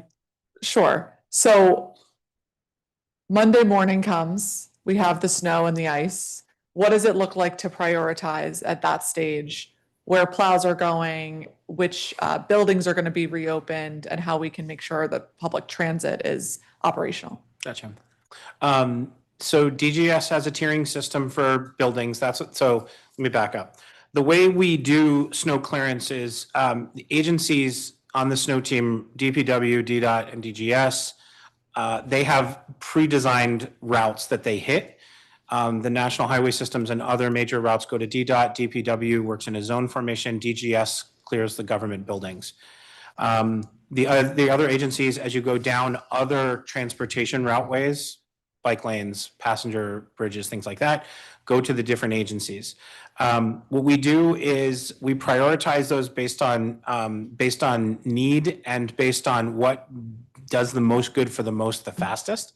And so, for example, we continuously made sure, DGS continuously made sure that public safety facilities like our police substations and our firehouses were all accessible throughout. You asked what happens afterwards. I would mention that I had a great conversation with the COO of Metro a couple of days before the storm, where we linked him up with the health department folks who are communicating with the hospitals, so that Metro was on their healthcare coalition calls leading up to it, so that Metro could make sure that the hospitals themselves, the hospital staffs, were getting direct information. So it's a constant sort of like coordination circle, day, then day, then day.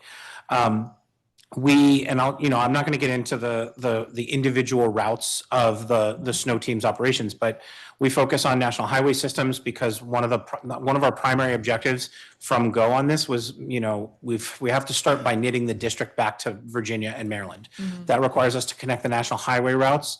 The term highway here is a little misleading. It's not what we think of as the highways. It's also some of our major corridors like Connecticut Ave, Wisconsin Ave, 16th Street, Georgia Ave, right?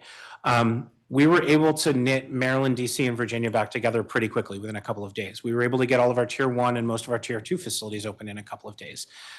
We prioritized as it became clearer and clearer that we were going to be able to reach all of our schools. We started to throw additional resources towards the schools. DGS expanded their contracts very similarly to how DPW and DDOT did. And they did really a tremendous job of getting schools and government buildings back open as quickly as possible. That's how we prioritize those is we have a series of priorities. We want to do life safety first. We want to make sure schools, the mayor says it, we want to protect life safety and the environment, and then we want to get open as quickly as possible. Okay, great. Thank you. That's helpful.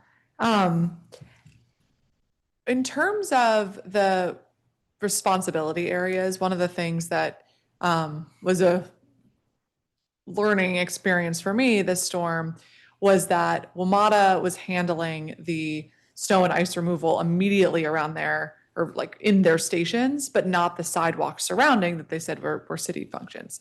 But we know as a city, the average resident is not thinking about the jurisdiction in that way. They're just trying to get to their bus stop or to their metro line. And if there's, huge piles of snow.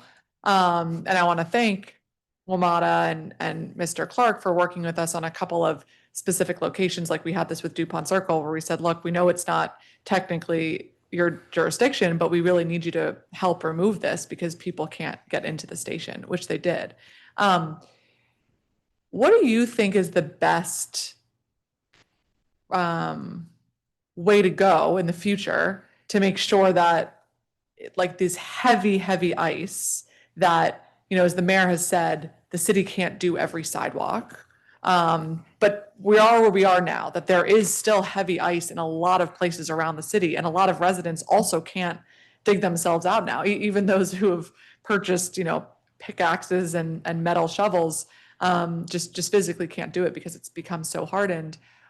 What should we be doing in our continuous prioritization as a city now to figure out how we can both get rid of some of the ice in the high traffic ingress egress areas, but also not have the example that I talked about earlier this morning around plows that are continuing to go out and ice now being placed in front of alleys that are creating additional block challenges? Like what should we be doing to address those issues? So that is certainly, I don't have an answer for you because I think that is something that this incident continues to teach us. We're gonna tackle that in the after action report. The idea of like design space and looking at the whole city as a map and making sure that we have a plan of attack for every square inch. But it's not something I'm ready to speak to today. I think if you want to get into the technical operations of snow removal and the challenges of that and resourcing, I think the better agencies to talk to on that one are DPW and DDOT. Okay, thank you. Fair enough. One of the things I wanted to just make sure was on your radar from a coordination perspective is when we have other groups like our bids who are also partnering with the district to help with some of the snow removal to make sure that there's not a unproductive overlap. And so one of the things we saw in Georgetown. Noted. Okay. Thank you. No, I don't mean to cut you off, but I'm smiling because we were talking to the bids pretty consistently throughout the storm, very consistently throughout the storm, and they flagged that for us too. Yes, and I know you were, and I appreciate that. And I think is, yeah, really important that, especially from an HCMA perspective, like you're not having a helpful conversation with an organization like a bid, and then another agency is doing something unhelpful. And as you can imagine, that replication of the work that created was just very disheartening. I No, understand. but you know all about it. Okay, so let's talk a little bit about Pepco. So one, over the last couple of weeks, there have been a number of water main breaks. Is that level of frequency common for this time of year, or are you? Pepco or DC Water? DC Water. Sorry, sorry. We're gonna get to Pepco in a second, but yes. Gotcha. Just wanna DC make sure I Water. was tracking. Have those been common for this time of year, or are you seeing an increase in those breaks due to the event that we just had?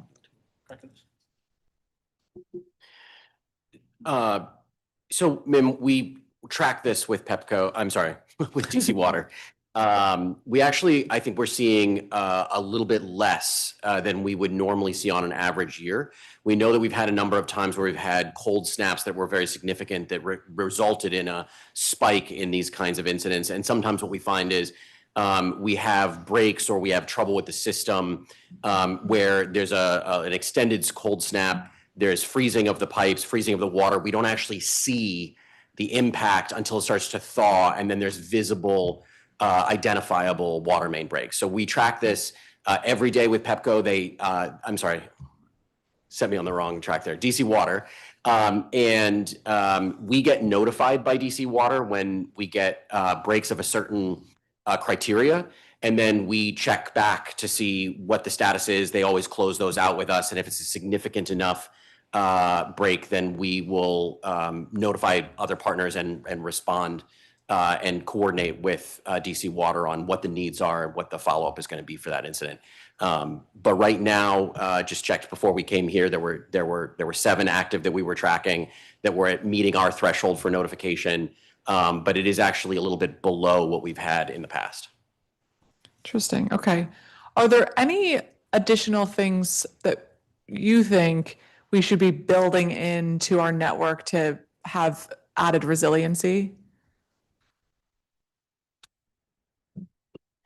One of the things that we did during this storm that I'm proud of was we, as the director mentioned, we built out a lot of our GIS and data team, and we continue to work on that.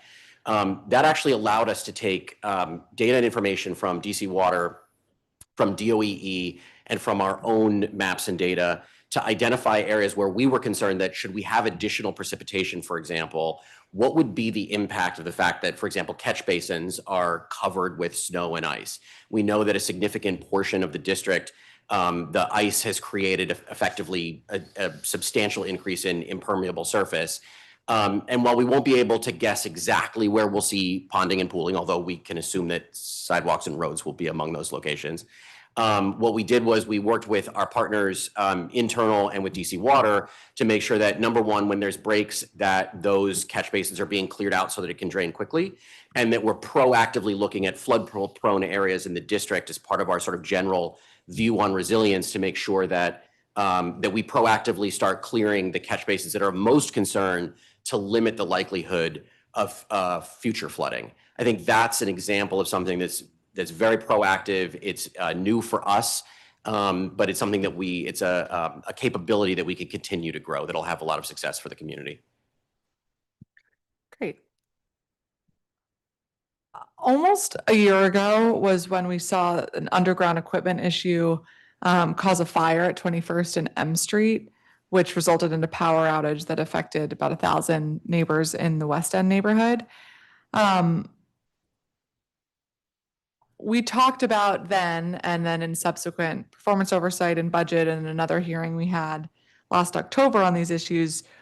Can you provide an update on some of the progress that's been made since then around communication in an event of an outage like this to make sure that we're not just tracking, entire buildings, but getting people and vulnerable populations the resources that they need? Yeah, one of the things that we've been really looking at, and I know, I think you and I share sort of the same like love of this concept of like using data for data making decisions. One of the things that we've started looking at, we actually piloted during this storm, was a new data feed that actually takes endpoint router data from folks who voluntarily join through their insurance, and then it gets aggregated and sent our way. We did have a power outage during the storm. It wasn't big enough to trip any of this, so we weren't able to really determine whether the system was right for us. But we did get to watch it work all the way up the Mid-South. I think that's the direction we continue. I know I've mentioned this to you. This is the direction we continue to want to go. We continue to work really closely with PEPCO. Even this storm, they were much more communicative, I think, than they have in the past. And at the end of the day, information sharing is fastest and smoothest and most nuanced and most properly contextualized when it's one person talking to another person, and when those people have a relationship and they know what matters to each other. PEPCO, we talked to them early in the event. This event specifically, we kept with them early. We monitored power outages continuously throughout this event. We were very glad not to have widespread and significant power outages. And the power outages we did have, especially one that impacted our snow team operations during the event, PEPCO was very responsive to. They gave us all the information we needed to determine how long the impact was going to last. And our agency partners who were impacted were able to say, okay, this is what we're going to do to make sure that we can continue our operations and then move forward. So the PEPCO relationship continues to improve. It's a direct call relationship. And we're looking forward to, in the future, to being able to overlay additional data on that to make our decision making more robust and not be quite as reliant on PEPCO's data itself, which we don't have the direct feed for. Great. Okay. Well, thank you. I'm glad to have that update. And one of the things that we talked about in October was to have more of a partnership with the Department of Buildings to make sure that buildings and multifamily buildings that might have multiple units and multiple residences in them were being accounted for, as opposed to just being listed as one site, so that as you make determinations around where generators go or where additional supports, has there been any progress on that data collection? We're still developing the strategy on that. I think some of the data that we want doesn't exist in the way that we want to use it, but we're certainly, number one, we've always been aware of the discrepancy between the use of the term customer and actually who the end users are. But for the purpose of communication, for pre-planning, that is something that we are actively engaged in. I actually think that we have a good data strategy that might work to be able to do that, at least to the extent that we need for the decision making I think that you're talking about. And so I think we have some progress there, and it's, but who owns that data and how that data is structured is sometimes a challenge. So the team is actually working through that now. And I'm sorry, if I just want to add, I think while there's a lot of ice that we're dealing with, I do think it's important for council and for the community to understand it was not an ice storm, right? And so they're very different hazards for us. We got this glazing and this layer of ice. Had this been a true ice storm, I think we'd be talking about a different set of challenges with downed wires and trees and blockages and things like that. It's nuanced, but it's an important point for us when it comes to preparedness and what our response looks like. It's also worth noting that when you look at areas to our south and to the west that were hit, even with the storm that we have, that have exposed power lines, there are parts of Mississippi that 3 weeks on still don't have power, and they don't know when they're going to get power back, right? That was a headline today. I think one of the things, and I think this goes back to your question about resilience, and the investments that not just the district, but our partners at PEPCO and DC Water, our utility partners, recognize how central they are to our functioning. The work that PEPCO has done to underground wires, it's got its pros and cons, right? Vault fires are hard to fight, but when we have a widespread issue like this, our power lines, our power system is not nearly as vulnerable as, say, Nashville. Like, look at what's happening in Nashville right now, and I think deliberate choices that the district, and that our utility providers have made over time to underground our power lines, work that we've done, that we've been part of with DC Water, but DC Water on their own has done a tremendous amount of effort to harden and make their pumping stations and things like that more resilient. We've done some great work in partnership with them through FEMA hazard mitigation grants to continue to harden their properties, build flood walls and things like that. But the district fares better than a lot of our peer cities because of resilience efforts that we've made as a community over time. And I wish I could take credit for all those as the HCMA director, because, resilience and mitigation are absolutely critical to a city being able to bounce back after an emergency. But it is a whole of community approach that allows this to happen. And a lot of it happens in the course of businesses, especially for our utilities. Thank you. And thank you for mentioning that, because I think it is something that comes up, especially when there is an accident underground. There's then sometimes a push or a question of why don't we have more above ground? And so I think that's a really good reminder as we think about the protection of our whole network. Places that like Guam and areas like Nashville, there was an op-ed yesterday from one of the, I think the state legislators in Nashville, and he said, we have to start doing things differently. Guam had a typhoon maybe 10 years ago, and instead of just rebuilding the same, they built back better. Instead of building, they can't go underground, right? But instead of building back with wooden poles, they put reinforced concrete poles up, right? And you think like, yeah, but your wires are still above ground. It turns out rerunning wires easy. Rebuilding poles is hard. And so I think it's, in the grand scheme, and not to belittle the challenges that we have had challenges with this storm, but what we have not had is the challenges that peer cities in other places have had, where their entire electrical system has been basically taken down with no end in sight. And having lived through that, that is not cool. Mm-hmm. Sometimes the simplest way to say it is the most accurate. It is not cool. I would agree with that. Okay, so since you brought us back to the storm, what comes next? I know you haven't done the after action report, but it continues to be freezing, as you noted. Should people, like, how are you thinking about the coordination for the next 2 weeks and the 2 weeks after that, as people are still, in many cases, unable to pass through where they need to go? Again, sometimes I get credit for the weather and sometimes I don't. I am happy to say that we've been watching the forecast since last week, and we know that there's a break in the proverbial clouds coming. The temperatures are going to get into the 40s tomorrow, and then they will be high of 40s throughout the rest of this week, which is really important for melting. The reason the snow team dropped so much snow, or so much salt, we brined starting on Thursday before the storm. We brined continuously until Saturday afternoon. On Saturday afternoon, we switched from brine to salt. That was a deliberate decision, even though we knew the temperatures were going to get low. And typically in the past, the snow team would have made a decision about snow temperatures and salt because of how it works. But the snow team made, again, that pivot, right? Constantly looking at the weather. They made a decision to continue dropping salt even after the snow was falling. And the goal was to get as much salt mixed into the snow as it built up, so that even as it's pushed, one of the things you probably noticed is that most roads in the district had so much salt mixed in with the snow that they actually melted as soon as the sun came out in the following days, even when the temperatures didn't get much above or even to freezing, right? So that was a deliberate decision. We will continue to monitor the weather. We do expect that we will see continued thawing and melting as the temperatures get above 44, up to 44, 45, even 47 later in this week. We're also going to get a lot of sunlight this week, hopefully, and that's going to reactivate all that salt that's sitting in the snow piles. So we would expect to see some of that.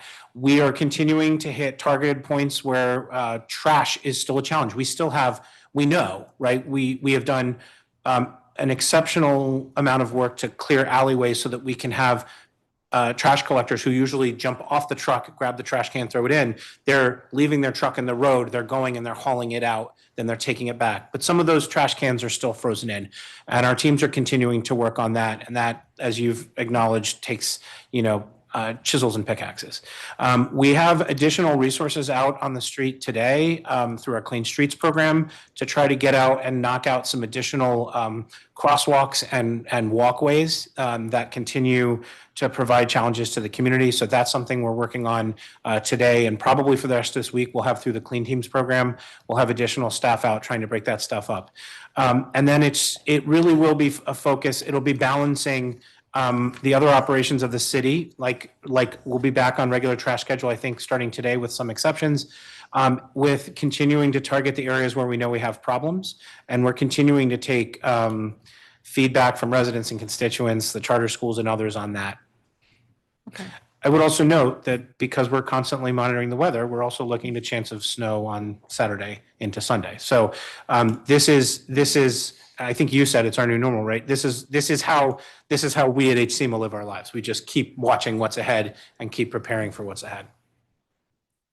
Okay, so in terms of the additional resources that you said were deployed out there, is it HCMA's position that those will need to continue for the next couple of weeks to try to address the need?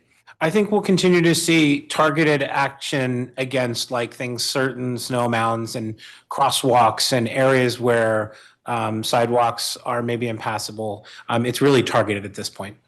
Okay. Are there any risks to our sewage system or drains if it hopefully is sunny enough to melt some of this ice to have that much water on the street? Not really. If you think about, first of all, we're in a drought, right? So any permeable surfaces like grass and grassy areas will absorb that water if they're not frozen through. Our stormwater system is pretty resilient. Morning, council member. And the rate of thawing, we don't expect to create issues as long as the water can get into, as Justin said, can get into the stormwater system. We're confident that it can absorb it at the pace of melting. Okay, great. So speaking of water, there was a recent pipe burst in Maryland that has led to sewage, I don't know even how to describe it, overflow into the Potomac River. Can you provide an update of what's going on there, what the remediation plan is? What should residents be aware of? Is drinking water safe? Do we need to be worried about pets going down to the Potomac? Is it not a problem there because of the freezing temperatures? What's the latest update and how did this happen? So I think for most of the technical responses, I think DOE is probably the most appropriate group to speak to that. We have been monitoring since the beginning.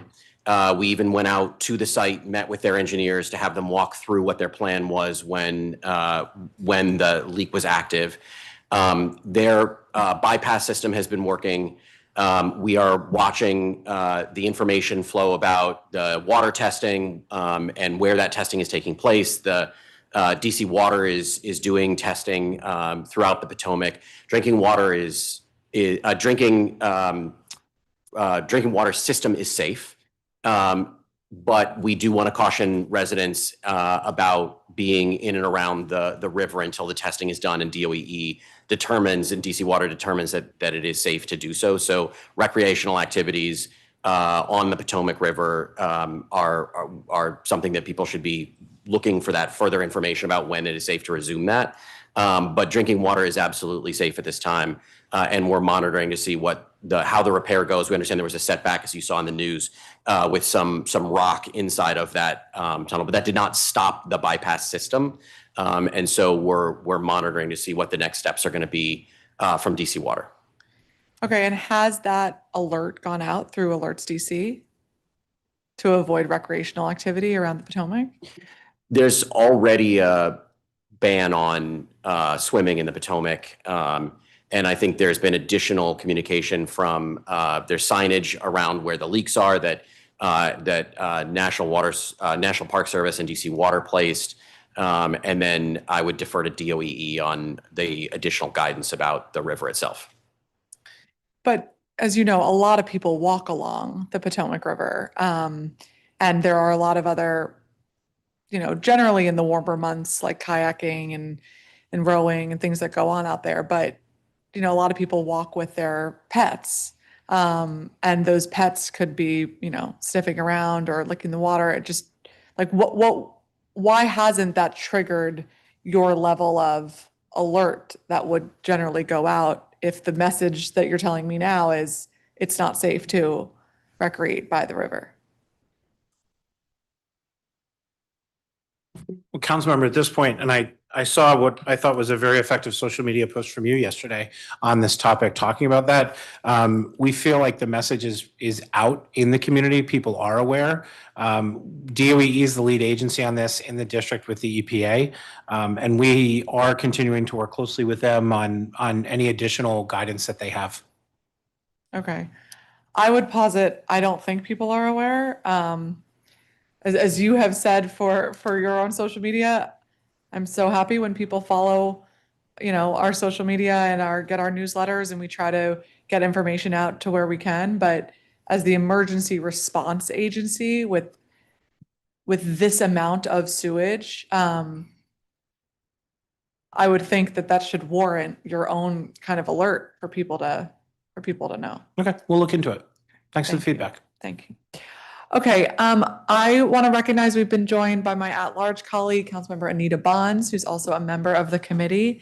Councilmember, I'm going to turn to you for a 15-minute round, the director.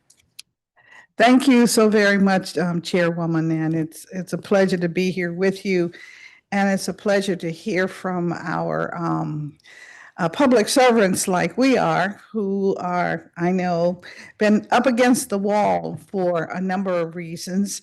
Yes, we can talk about the sewage spill, and we'll talk about that for a minute, but I also want to talk about how we are handling the residue of this ice storm. And what provoked me to come in and sit with you directly was the responses that I was hearing over the monitor a few minutes ago. And if I'm not mistaken, I think as it relates to the ice storm, you said that we are waiting for fair weather, temperatures in 40s, and it will begin to dissipate all of the ice. The ice is mixed with salt, and therefore it will happen. Well, put some salt out back of my house, and we shoveled, took 4 hours, got the car out. But the important thing is that we mixed the salt with the ice storm. And today we now have just a nice flat skating rink. In other words, we're still seeing the ice. And my real question is, what else can we do? Because there are mounds of ice piled up at intersections. Eventually the snow plow came through with the right kind of blade. But what can we do? Because in my neighborhood, which is the Mount Vernon kind of area, we still have piles and piles of this ice. So I know you did not get one of the ice tubs like they have in New York City and direct it into the drain, but what about maybe they would loan us one as an experiment to see if it would work? My thing is 3 weeks without trash pickup. Ice mounds between the roadway and the sidewalk. So you can't get to either one unless you can go around an intersection. What else can we do other than wait for a 47-degree temperature?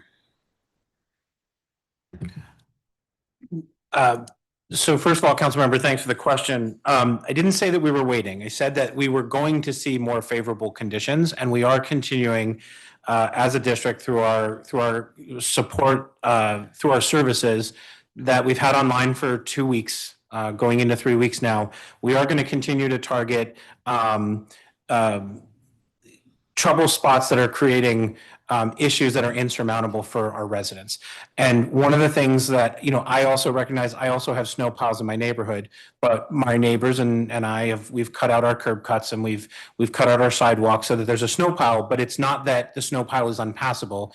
It's just there. I recognize that that's not the case everywhere, but that's one of the things that we would urge residents to continue to focus on is making sure things are passable, and that's especially important to our school kids. The other thing, and I don't know if you heard this, you might have been in transit, but I mentioned to the council member that we have some teams going out on our clean teams. We've expanded our clean teams. That with folks who are going out with hand tools to continue, especially to focus on cutouts in areas where we have those ice berms that you talked about. And we're working with the clean teams. We're going to do a little targeting on that. We looked at doing that as early as Friday with the cold temperatures. It just didn't make sense. But for today, and as you mentioned, as I mentioned, the temperatures will start to rise. It makes the snow much easier to work with, and it makes the conditions under which we're asking people to be out and work much more manageable. And so we will have folks out. The effort is not done. We will continue to have folks out specifically focused on things like curb cuts and accessibility. Okay, so there will be physical groups of individuals that are going to do the curb cuts, as you call it. Okay, and we'll be waiting for the good weather. I think Okay. I think implying that we're waiting is not the case. We are continuing, and we have been continuing to make hay against this very intractable problem. I also want to address your concerns about the snow melter. We have evaluated the need for a snow melter. We have the ability to get one if we need one. We have plenty of capacity at Lot 8 right now. We don't need a snow melter yet. The issue is getting the snow to Lot 8, is moving it. So that's where we're focused right now, is continuing to move snow from key areas. But right now, to your question, just specifically on the snow melter, we have not identified that as an unmet need yet. All right, so you're saying key areas. Tell me what you consider key areas, because DDOT said that the key areas were freeways and downtown streets. But if we are going to keep our economy going, you need those of us who live in the residential communities to access these other areas where you can purchase goods. So help me understand what the key areas are. As I discussed earlier, Councilmember, when the highways that DDOT speaks of are not just what you think of as the ones and twos, right? The 95s. It's also places like Connecticut Avenue, Wisconsin Avenue, Georgia Avenue, 16th Street, places that are both. Excuse me, could you add to your list New York Avenue? Do you know how many people take New York Avenue? Far more than take Wisconsin Avenue to come into this city. DDOT did the same thing. And I am furious at hearing that the emphasis is on Connecticut Avenue and Wisconsin Avenue. There are people that come into this city that use New York Avenue, Benning Road to get in and out. They've been coming here for more than 50 years. And I constantly hear my government talk about Wisconsin Avenue, Connecticut Avenue. There's another part to the District of Columbia. And I'm fed up. So before you interrupted me, I'm just going clockwise around the city. It's Connecticut, Wisconsin, 16th Street, Georgia Ave, and New York Ave. New York Ave is a main NHS arterial. It was one of the first roads that we cleared throughout this storm. You weren't here for the original comment, but one of the first priorities we had was to knit the district back with Maryland and Virginia, because we know, as you've stated, that we have residents who transit in from those jurisdictions. And that was one of the first things we were able to do, because that was one of our priorities early in the storm.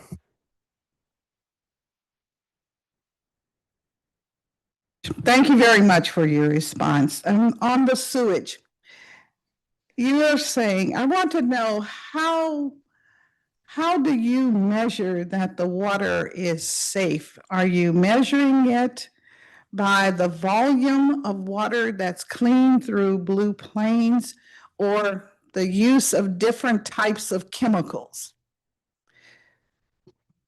Ma'am, I'm going to have to defer to DOEE for the specifics of the testing, but I believe that they are doing testing along the river, actual water testing along the site to understand the levels of bacteria and the type of bacteria that are in the water in order to determine when they are above and below standards. And then I think your question may have been actually around drinking water. Yes. So the drinking water intake from the river is above where the break point is, which means that the water that's coming into our drinking water system is not impacted by this break. This is one of the first things we determined the night we were notified of the break. It's one of the first things we always ask in these instances is what's the status of the drinking water system. From there, DC Water has been able to use its standard drinking water purification processes through from the intake point in to people's pipes, and at no point during this event has our drinking water been unsafe. All right, and you're indicating that we're putting this messaging out on the internet, correct? DC Water has consistently been reporting, and I know that the media has also been reporting that the drinking water has been safe throughout this entire event. All right, and that's water for bathing as well? Absolutely, it's whatever comes out of your tap. Say drinking, you mean that comes into Your our potable water, everything residential and commercial water service has been safe this whole time. Thank you. Right, well, I've seen a public service announcement on the cable channels, but it would be useful to do that. Many of our older residents are not on the internet. I'll send them a message and it takes a week before I get a response because they only look at it maybe once a week, if that frequently. So I would suggest if we really have an emergency, if we're trying to be helpful to our residents, that we would want to also use this, public service announcement.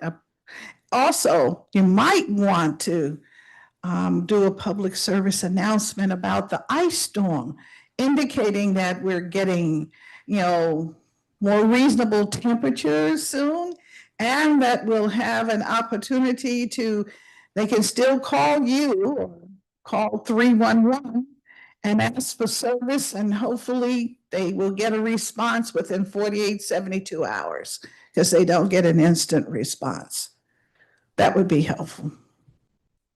Those are my questions. I'm very curious about what we're doing because I'm hearing from all across the city a lot of anxiety, a lot of bad spirit about how we have given up on cleaning up the city because of this ice. And I know it's not true, but what is the truth and what can we do differently? Because this is an issue today, but it certainly can resurface. We all understand why. You're scientists at heart, so you know that we're going to have inclement weather of this nature again.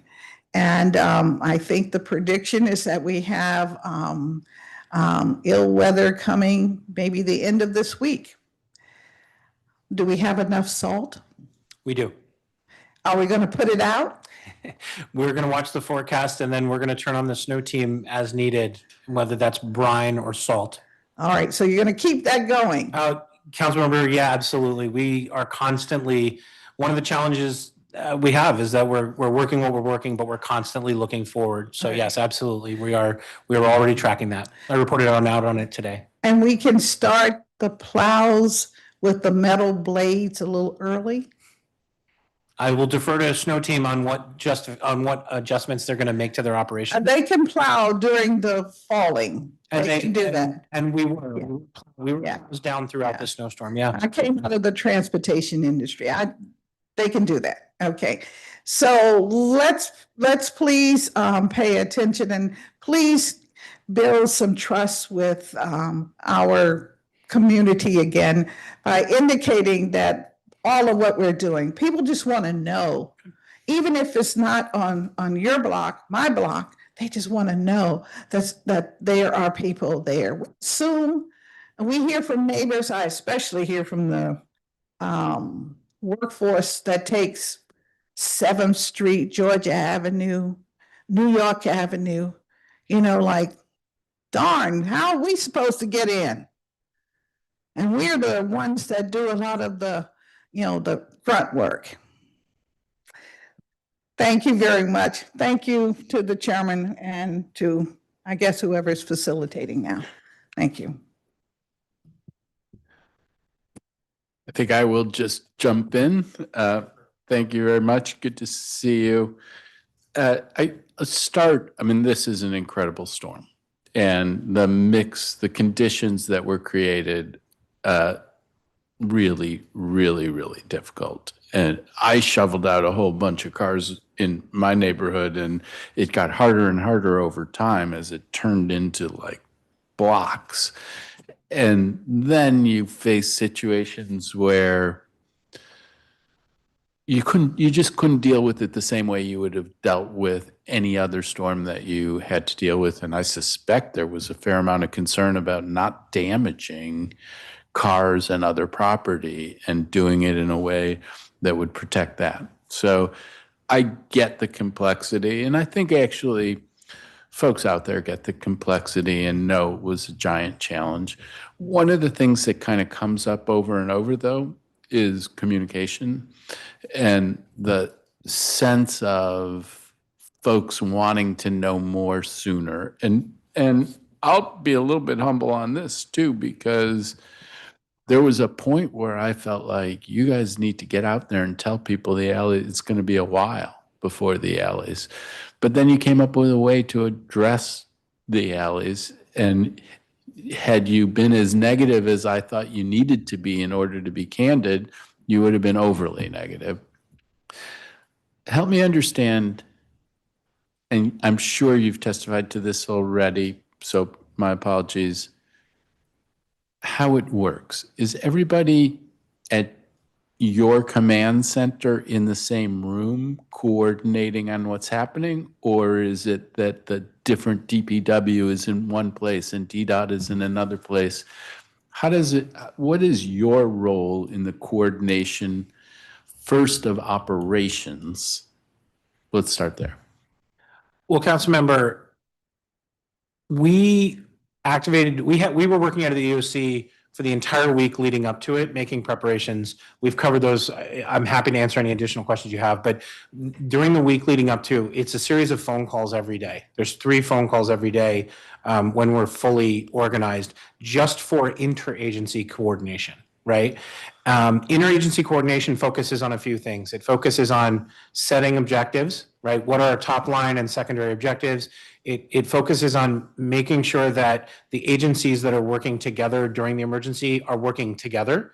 That means things like, you talked about the snow and the immense challenge that this snow produced for us. But remember, we were also in a period of extreme cold, one of the longest extreme cold snaps we've had in maybe 150 years in the area. And so snow was not the only game in town. In a lot of ways, snow gets managed out of the snow command center called Snow Command. And they design their work. They design how they design their sort of like operations and tactics at their center. But we're coordinating what they need to get that done. So the EOC, we're talking about making sure that they have what they need.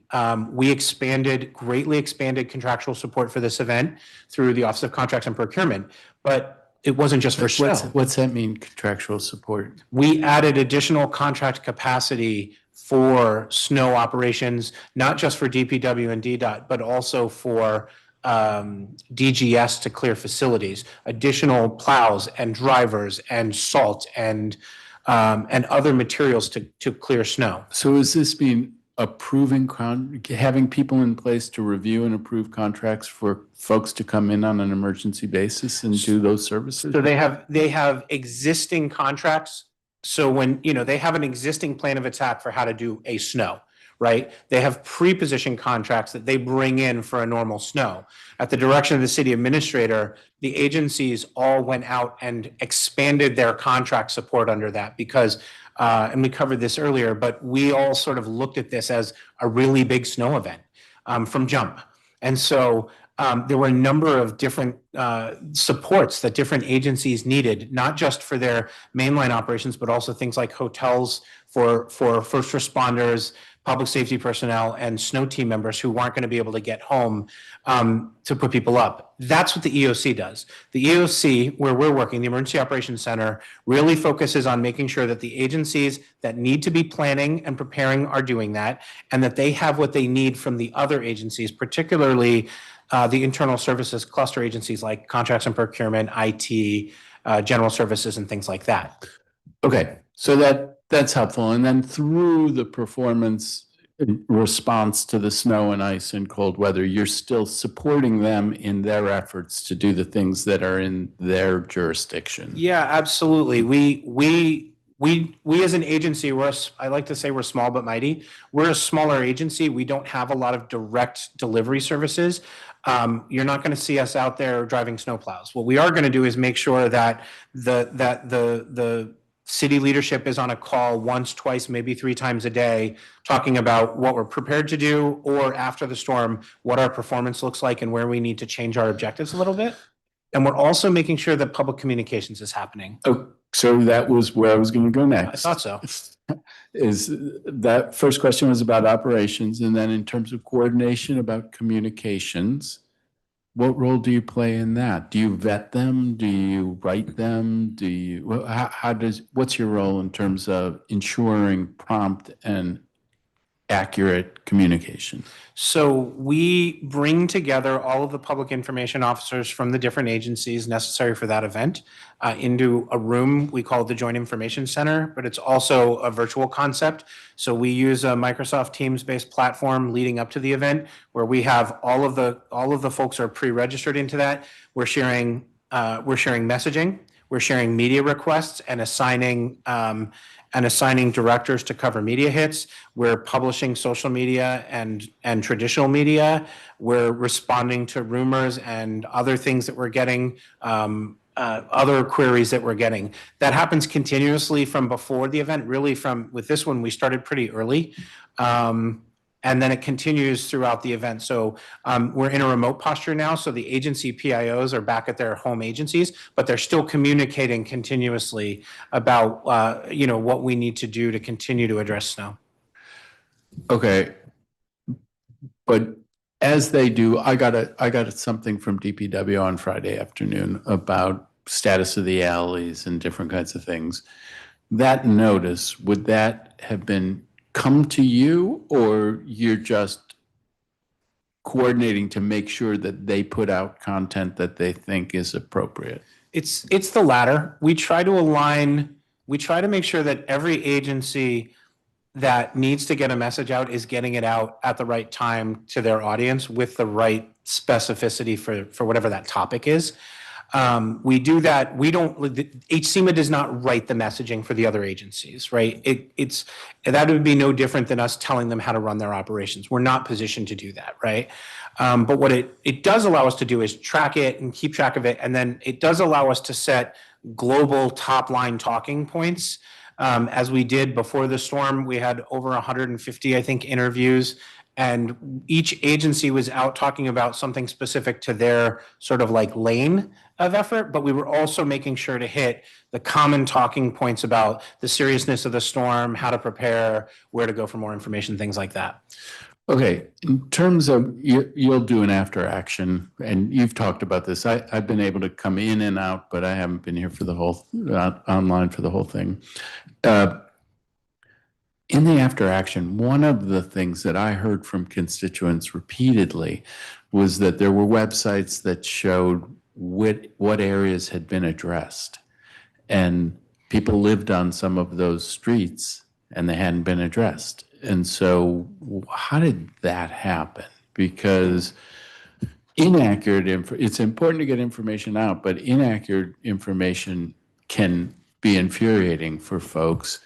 And I wonder, like I went out and looked around at some of these places and I pulled up to a street and I thought, a plow couldn't go down there. You know, it's too narrow. A plow would probably damage cars on both sides like that. And the little plows aren't working here. And so I don't know what they could have done. Maybe bobcats could have been a way, but that seems like a tough way to do a full street. In any case, where you couldn't dump to the side because there were cars. Anyways, I wonder if there are instances in which a driver went to a street and said, I can't do it, but they went there, so they checked it off as a place that had been gone. Maybe that didn't happen, but somehow places were shown as having been addressed when they hadn't been addressed. And I don't know whether that kind of quality control is a thing that could fall into your bailiwick, but at a minimum in an after action, figuring out how to address that would be important. Do you have a comment on that? No, I mean, I think I take your note about like globally the challenge of displaying data in a way that makes sense from the constituents' perspective is really important. And I hear you. I mean, I also live on a narrow road, and it eventually had to get cleared by Bobcat and a small front end loader. But it did get passed early in the storm. And by passed, it means that a small plow went through and continued to salt. I think there's an assumption, totally understandable from the community's perspective, that when that snow map that you're talking about, that's really what you're talking about here, is the one with the colors on it, is that when something shows as not, when something shows that it's been hit in the last, 4 to 8 hours or 8 to 12 hours or beyond, the assumption is that that means it's cleared to the pavement. We run into this a lot with that assumption. And that is not what that dashboard is designed to show.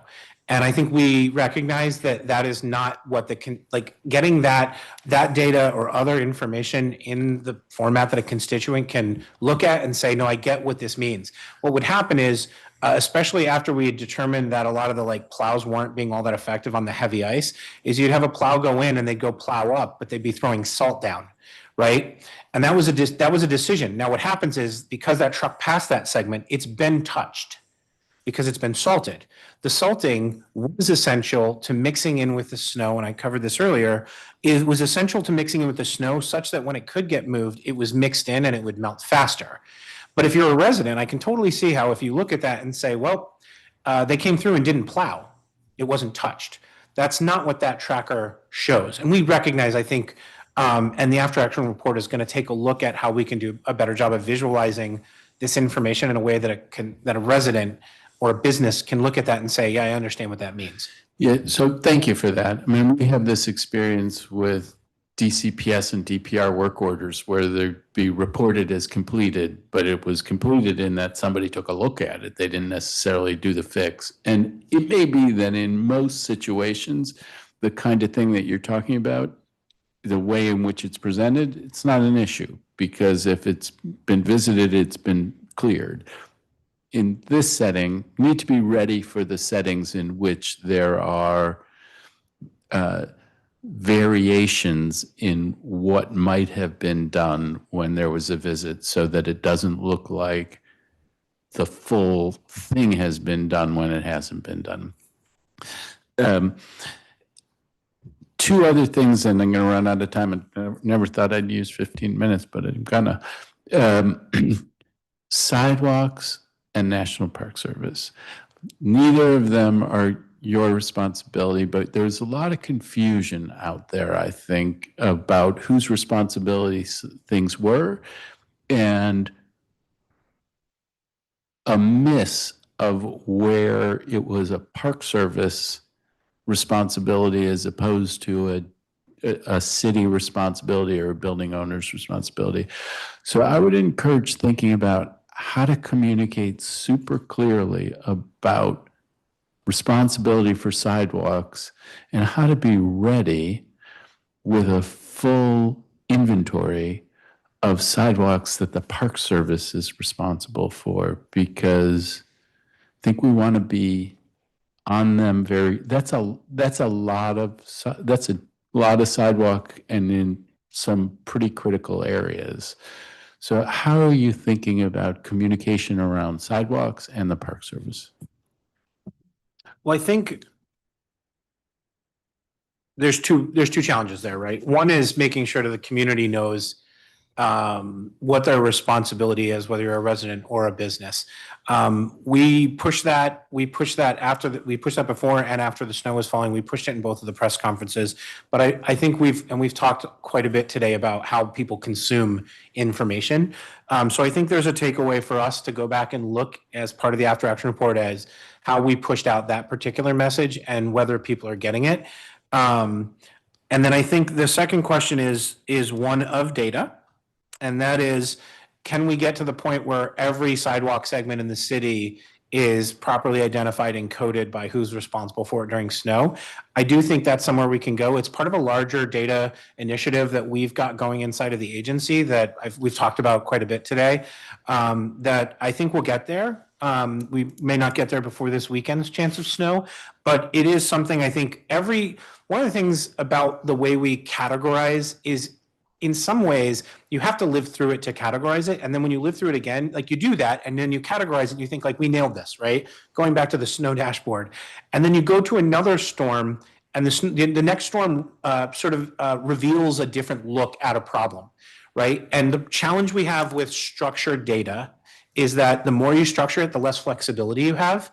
The more flexibility you have, the less structure you have, right? And so as we do this, what I think you're highlighting is, there are some things that we can do a little bit more granularly and with the structure that we need to be really, really clear with the community and with ourselves about how, like, areas of responsibility, jurisdiction, as you mentioned earlier. But there are other things that we have to have a little bit more flexibility. And so as we think about how we're using data, we're continuing to think about flexibility in our systems so that we can be specific in our presentation. And that's the balance we're shooting for. Okay, so I thank you. I will stop. Thank you very much. I will tell you, part of the way in which I have been messaging about this with frustrated constituents is, one, this is a very distinctive witch's brew of conditions that made it super difficult. Two, there are city employees and contractors all around the city who have been burning the candle from both ends for 12 days to try to get this done properly. But three, of course, we could do better. And so it's that last piece.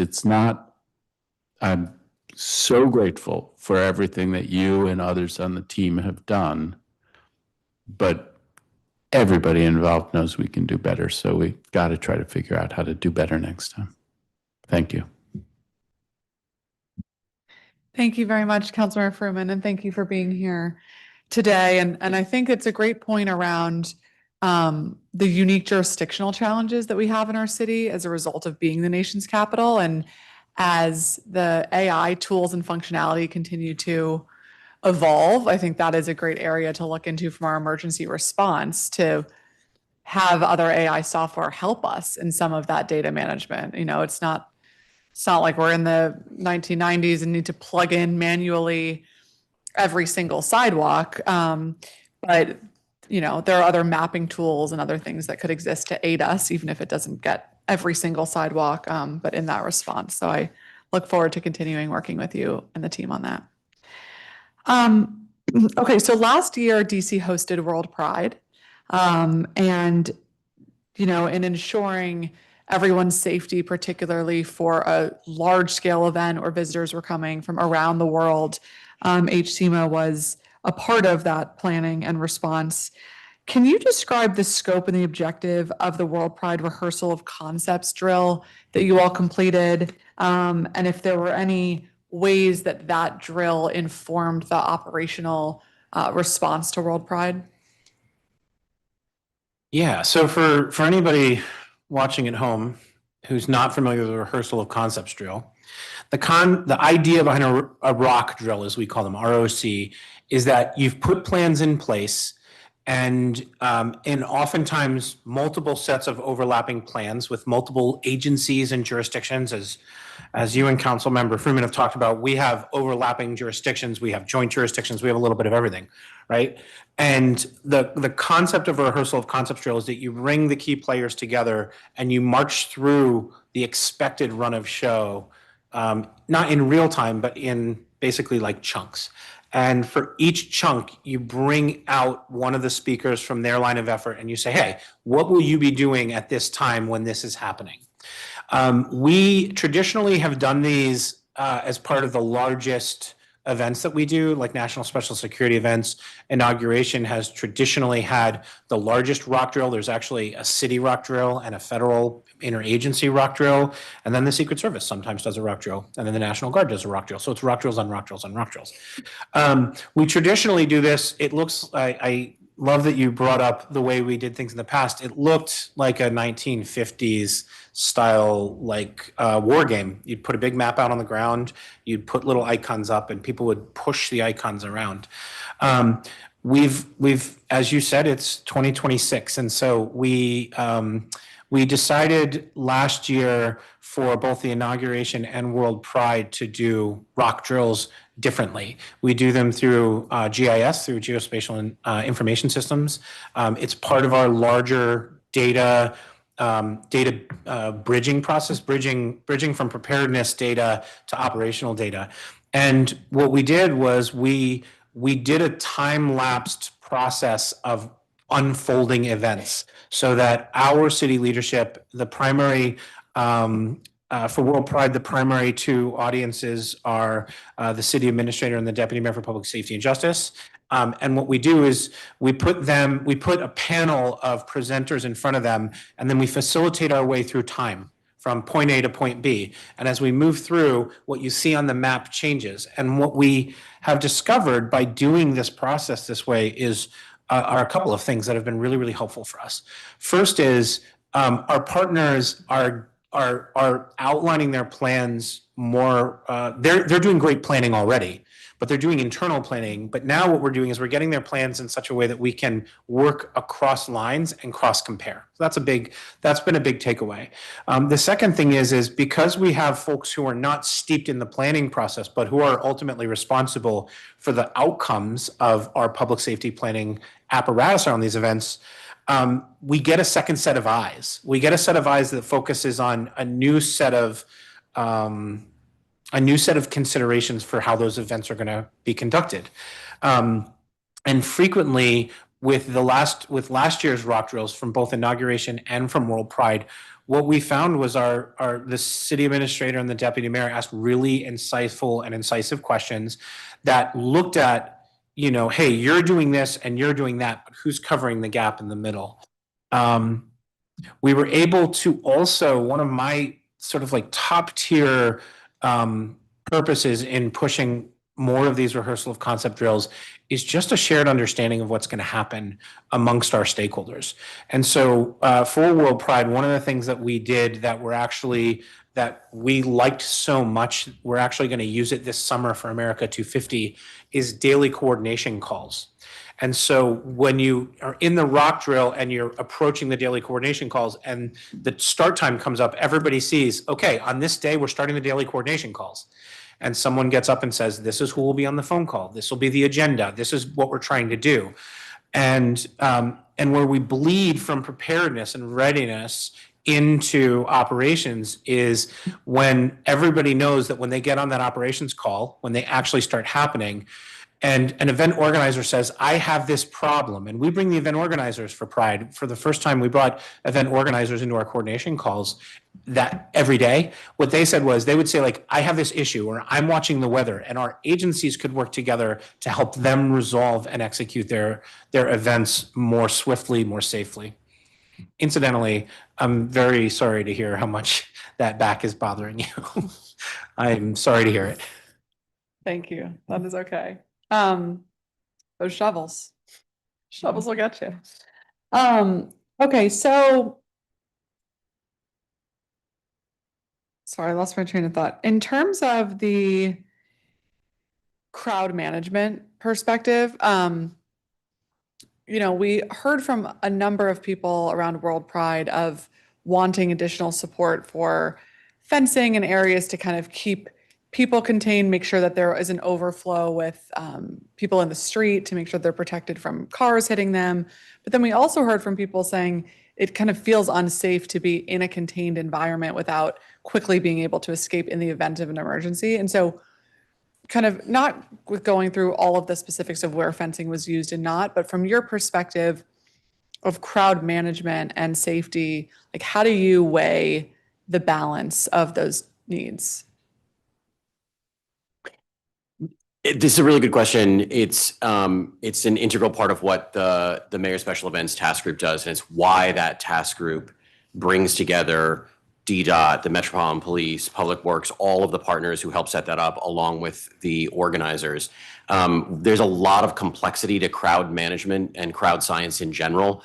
And so we try to follow the best practices to make sure that folks are safe, to make sure that people understand where there's access and egress, to be able to quickly open up access and egress if there's an emergency, and to share information with the crowds, which often is on the organizers, but to be able to share information with the crowds about where to go, how to navigate, to make sure that there's appropriate signage and wayfinding throughout that event. But it is very site specific.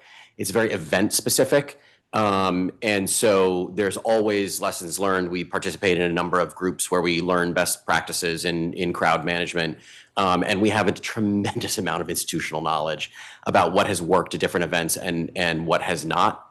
That's, of course, part of our after action process. I think one other thing I would add, and I think it's more of like a lesser known, is that our special events planning process, even though our Office of Special Events is part of HCMA, and even though our Office of Special Events coordinates the Mayor's Special Events Task Group, it is really the district's Special Events Task Group, right? It's not just city staff. It's also Park Service and National Parks on the ranger side. It's Park Police, it's Parks on the ranger side, right? It's Smithsonian. It's a lot of other agencies that either have primary or secondary jurisdiction for the events. And one of the things that we do work really, really closely with, especially our federal partners on, is making sure that when we have events that are either that sit right on the line or are adjacent to federal activities, that we're consistent in how we do that. And it is really important because it's what allows us to be nimble and plan with organizers quickly, is that we have those relationships with our federal partners such that when they're speaking, all of our event planners are speaking the same language. And I think that's one of the things that I don't think most people realize about the special events, our Office of Special Events, and also the Mayor Special Events Task Group, which we run, is that we are not just, it is not just a city function. It is really a city federal function. And it's really important that it's really been important to us. It's been sort of a top line mission of the Office of Special Events and the Special Events Task Group to maintain those open lines of communication, those close partnerships. And when we do look at setting standards for anything, or when we evaluate an event, that it's done hand in hand with our federal partners. Okay, thank you for that. And I think America's 250th is a perfect example of that, how important that coordination is. And so I'm happy to know those rock drills will be continuing and those kind of daily calls. Can you walk us through kind of what we know so far about America's 250 and what kind of HCMA resources are being deployed to make sure that the city is prepared, and anything else that folks need to know about what's to come? Yeah, so the officially America 250, and there's America 250 and now there's Freedom 250, and they're sort of jointly managed but overlaid. We have activities up and down the East Coast, so there are a lot of activities in Washington, D.C. On the 4th of July and the 5th of July, there will be Sail Forth in New York City. Boston has Boston sales. There's an activity as far out as like, I think North Dakota, maybe at Mount Rushmore, but a lot of the activities are local. So we have a running calendar that starts in January that we're monitoring, where we overlay MSETG permitted local events with the America 250 and Freedom 250 events. The Freedom 250 events are all published at freedom250, I think, .org. We're looking at like a national prayer breakfast or a national prayer session on the mall. We've got the Day of Remembrance for Memorial Day in Arlington Cemetery. We're looking at a couple, 3 or 4 really big activities downtown in the National Mall corridor. I don't want to forget any, leave anybody out, but we've got almost a month's worth of on and off activities around the 4th of July. Obviously, we've got our 2 city parades. We've got the 4th of July fireworks festival. We've also got, we're also looking at the America's State Fair, which is going to be a multi-week activity on the mall. I'm told that there's going to be a Ferris wheel involved. And then we've got the MMA fight at the White House that we're tracking, as well as the National Farmers Market, or the nation's farmers market at the USDA. We've got something going on at the Department of Ed. And then, as the president has announced, we'll be having an IndyCar race in August. So when I talked about those daily calls will really, like, our planning is already, we're already, no pun intended, full throttle on the planning for these events. But our operational period sort of that we're looking at will be May to the end of August, where we'll be doing those daily calls with partners to make sure that each day we're looking at what's coming up that day. Each weekend we're looking a week ahead and making sure that everybody who's got to be planning together is doing it. And that is a very long time. It's much, much longer than the 3 weeks that we did that for World Pride, but it worked for World Pride, and we think it's a good practice to carry forward. Okay, wow. And are you the point person for all of that? So our Office of Special Events is the day-to-day organizer and convener. We are working with a number of different event organizers, and our special events team is looped into all of those conversations. I get very, very regular briefings and very sort of detailed briefings, and then I make sure that the other city leadership members get those briefings as well and get that information. But yes, our HCMA's Office of Special Events sits right there at the hub of all those activities. Okay, and who runs the HCMA Office of Special Events? It's Tanya Mitchell. Tanny Mitchell? Tanya, Tanya. Okay, quite a big undertaking. It is. Yeah, there's, it's interesting. The Office of Special Events has always been a function of the executive office at HCMA, and it continues to be because it is such an important function of what we do. And it sits at that nexus of community development, community engagement, public safety, infrastructure, and all those things. So it sits right in my office on the org chart. Okay. So in a non-emergency situation, like just day-to-day functioning of the city, when an issue may arise that requires some cross-agency coordination, like an issue with DDOT or a bridge or something with National Park Service, what does that coordination communication look like with HCMA in real time? So the sort of proverbial tip of the spear for us is the watch. That's part of the DC Fusion Center. The watch is staffed 24 hours a day. That team is monitoring city systems, things like water breaks, fire and EMS responses, status of hospitals, all of that, power outages, right? And that their number is something, their contact, both their email and their number, are common ways that our city partner agencies will call them to say, hey, there's this thing going on the interstate, for example, can DDOT assist us with whatever the task is, right? So a lot of that day-to-day coordination already goes as standard practice through that 24-hour watch. That watch has CIRs or thresholds where they will alert, for example, us as leadership, or thresholds at which we'll send somebody from HCMA out to an incident or a scene to do some additional field coordination, gathering information, et cetera. But that's a 24-hour function for us and one of our core functions of our agency. The other thing I'd add about the watch is that it was envisioned more almost as when it was created as a city operations watch, not just a public safety watch. So we host this space, we staff a city watch, which focuses on city operations. Then we also HCMA staffs a regional watch that provides information to the 24 cities and counties of the Metropolitan Washington Council of Governments, information in, information out. They also become, during emergencies, they become a critical part of our operations. Whenever there are regional calls around transportation or operations, they will capture that and they'll make sure that we're getting a regional look at things. Then we also have staff 24 hours a day. DDOT Second Traffic Management Center is in our space. We have the Octo Security Operations Center, DC Public Schools, I'm excited, came back last year. And we have rotating liaisons from National Guard. I mentioned National Weather Service earlier. Many of our liaisons come in on Wednesdays so that they can be part of our all hands meeting on Wednesdays and also get all the briefings from all of our teams and bureaus. But we have a number of partners, Secret Service and others, who come on a regular basis. And that really, when you ask like how do things work day to day, it's a combination of formal notifications from the watch and then people sharing information through regular touch points. I know you, you know me, I can make a phone call to you, you know what to do with that information. I don't have to explain it to you, right? That kind of stuff.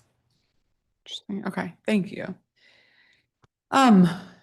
In terms of the DC Fusion Center, how does the technology capability compare to what we have at the Real-Time Crime Center? And are there any crossovers now that we can lean into more of now that the Real-Time Crime Center is up and running?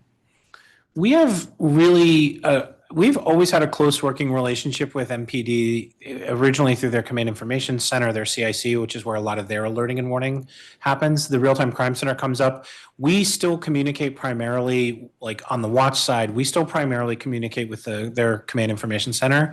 And that's where things like traffic notifications and if an agency requests MPD for support for something, that's how we make that communication. And then on their end, because their CIC is inside of the Real-Time Crime Center, they can expand as they need to. Our intelligence analysts have great relationships with MPD's investigations team. So really the Real-Time Crime Center is focused on like what's happening right now in terms of criminal investigations.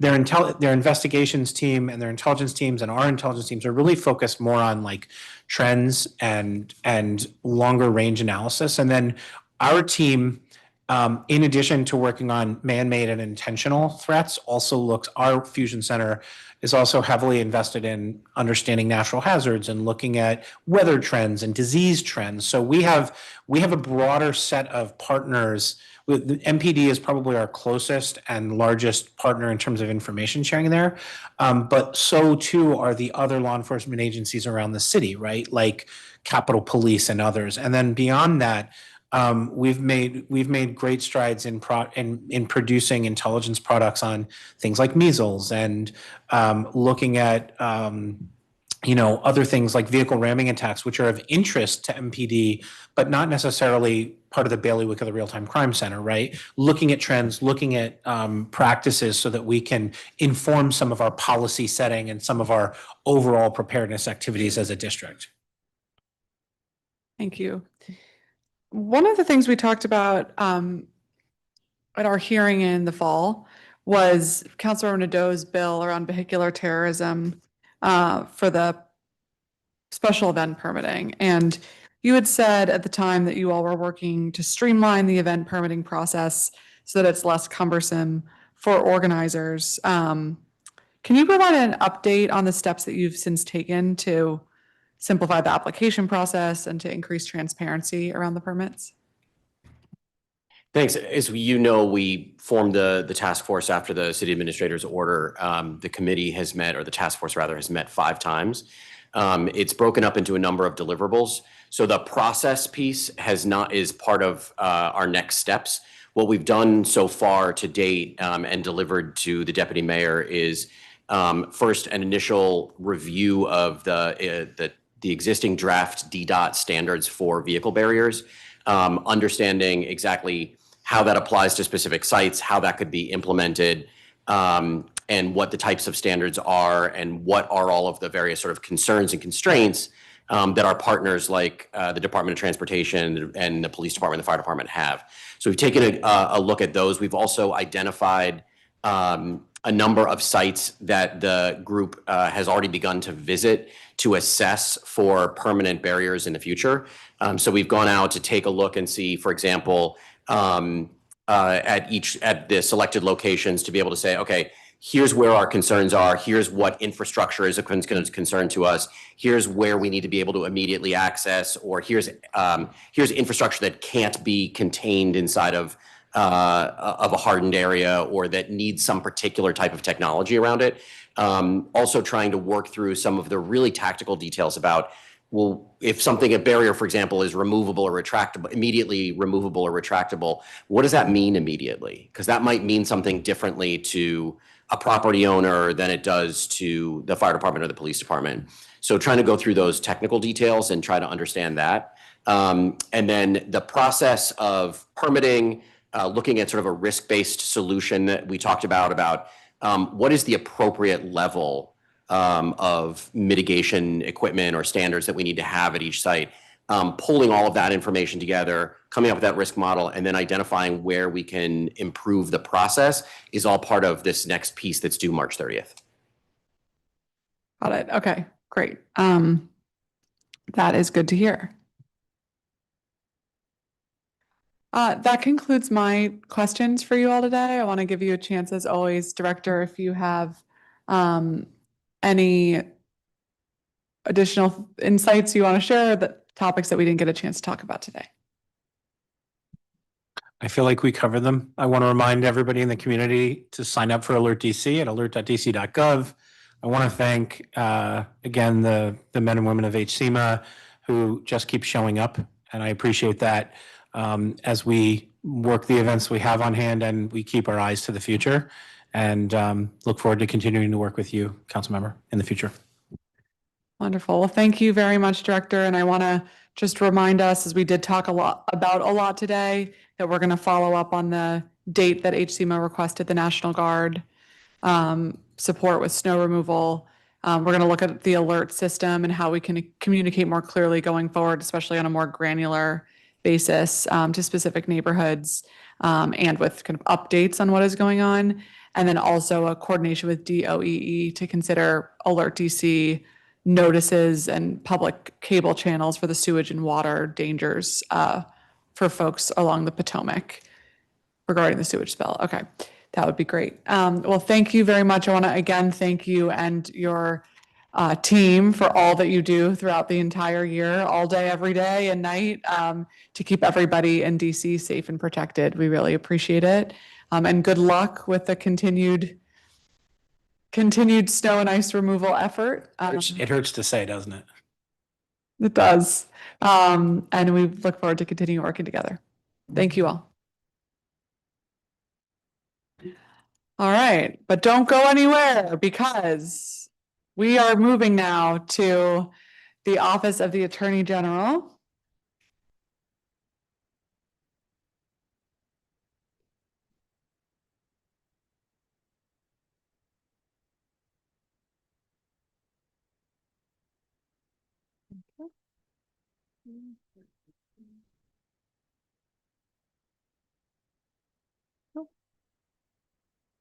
Okay, so we are going to call Rico Dancy,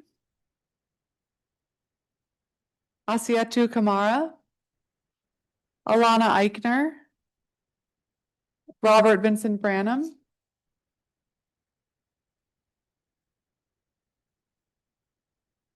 hello, thank you.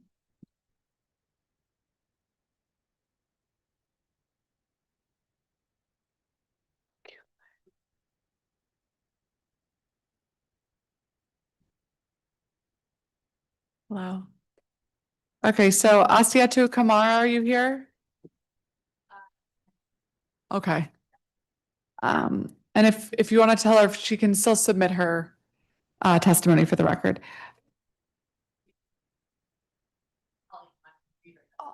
Oh, thank you. I think it's okay. I think we'll if you're not here, we'll have you submit it for the record. Robert Vincent Branham, are you here? Okay. Oh, okay. Ruth Wilcox.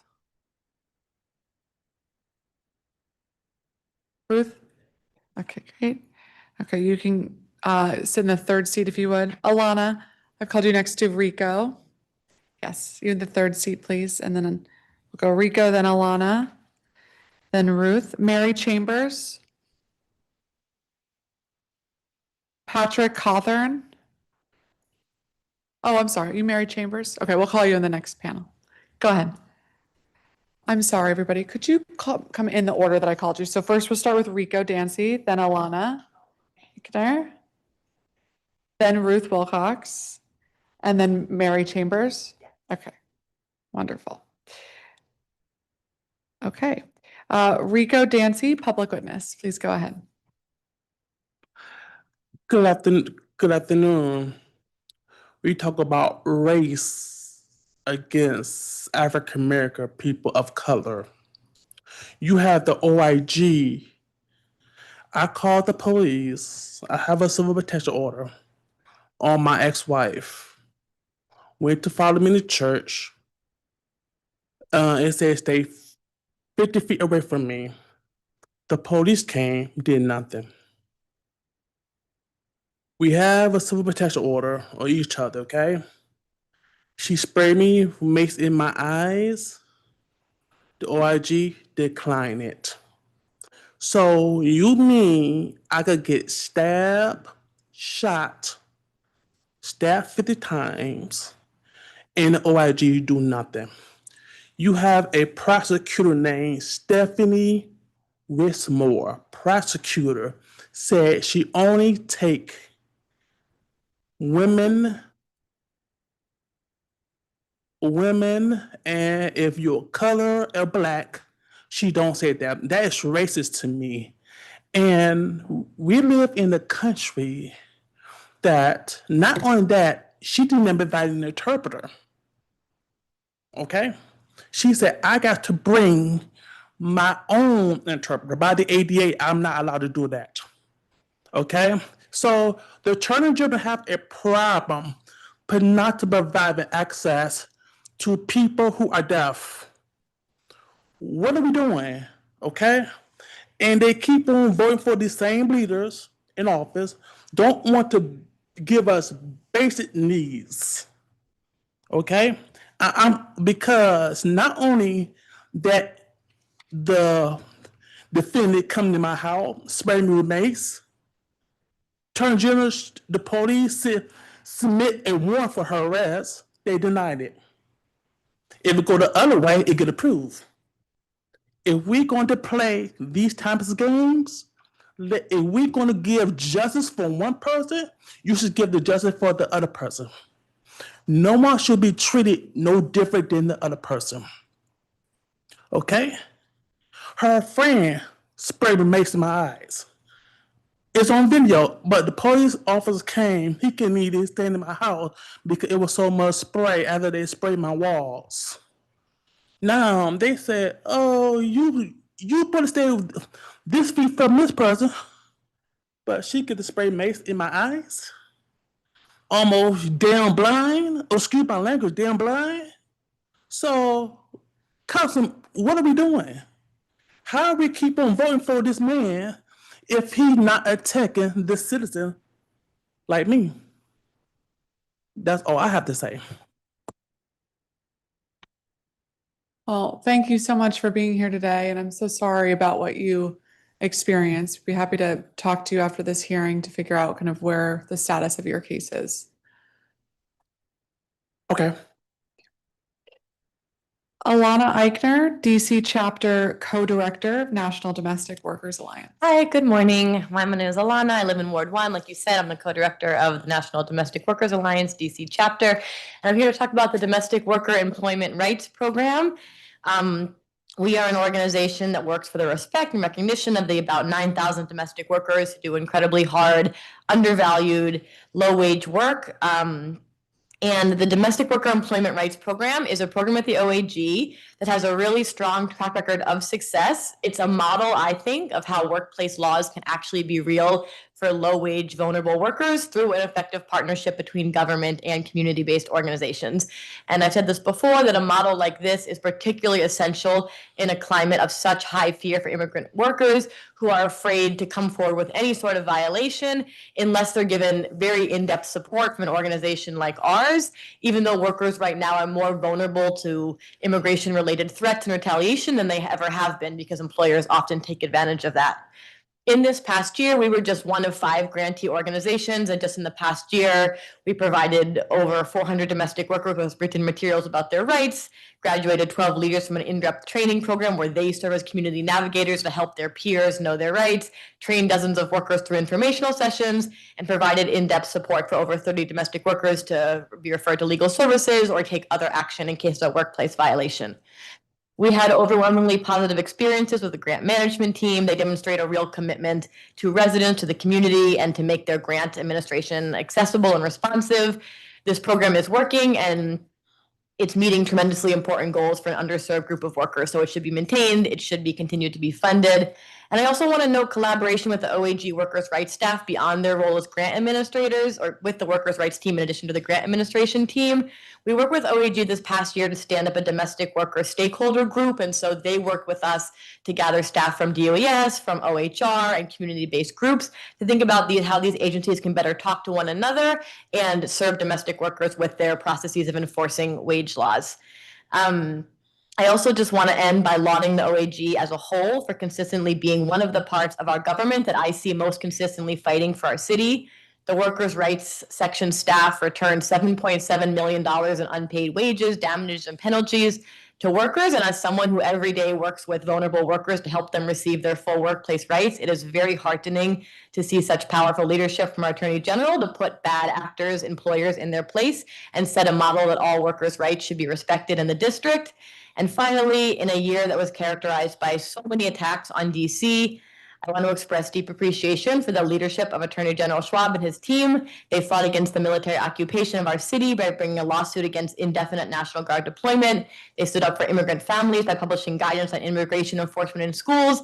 And they've consistently been one of the strongest voices to protect our city and our neighbors. Thank you. Thank you very much. Ruth Wilcox, public witness. Good afternoon, Chair Pinto. My name is Ruth Wilcox. I am providing testimony today as a DC government employee and a native Washingtonian.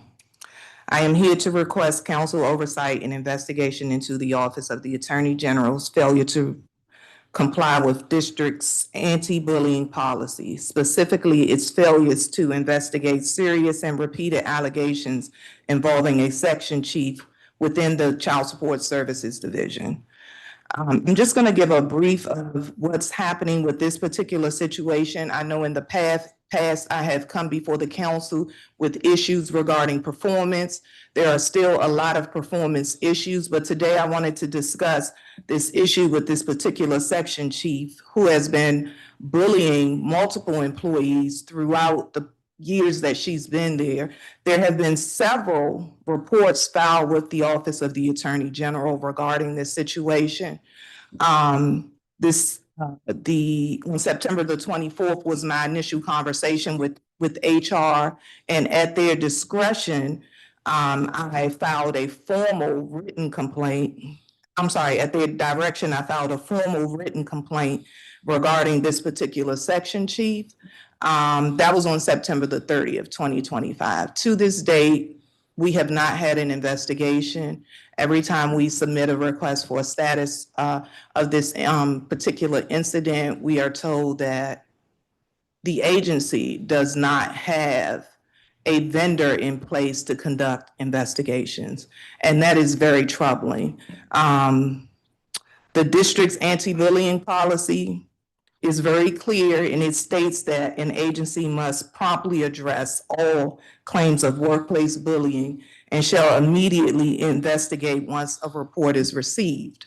So to subject employees to this type of behavior for this prolonged period is unacceptable. The allegations that we have reported to OAG, they're not isolated incidents. It's not just myself. There were 15 signatures named on that particular petition. And for this situation to remain outstanding and for our inquiries to go unresolved or unanswered, no response recently when we request status, it's just ignored. That's not acceptable. Right now, this is the main focus because the agency is failing. I've been saying this for the past couple of years that I'm coming. I appreciate the work that SWAB does throughout the city. He does excellent work. I am not taking that from him. But we have multiple issues, pressing issues internally that need to be addressed. And as workers, I can't work a caseload of 500 cases and not have errors on them when I'm constantly stressed or being bullied or have to look over my shoulder constantly to see what is happening. And these things need to be addressed. They will have conversations with you after oversight. They'll respond to your inquiries, and then it's nothing else. Nothing ever gets resolved. And these things have to be addressed, Chairwoman Pinto. Again, I'm not taking anything away from the work that SWAB does in the community. I applaud him for that, but you have to also take care of the issues that are internal to your agency. We need help. I have been saying that for the past couple of years, and I'm going to continue to say it. I have colleagues on virtually. I have colleagues in the back. We need help. We cannot continue to be subjected to these things. Thank you, Ms. Wilcox. Thank you for being here. Mary Chambers, public witness. Thank you. Good afternoon, Chair.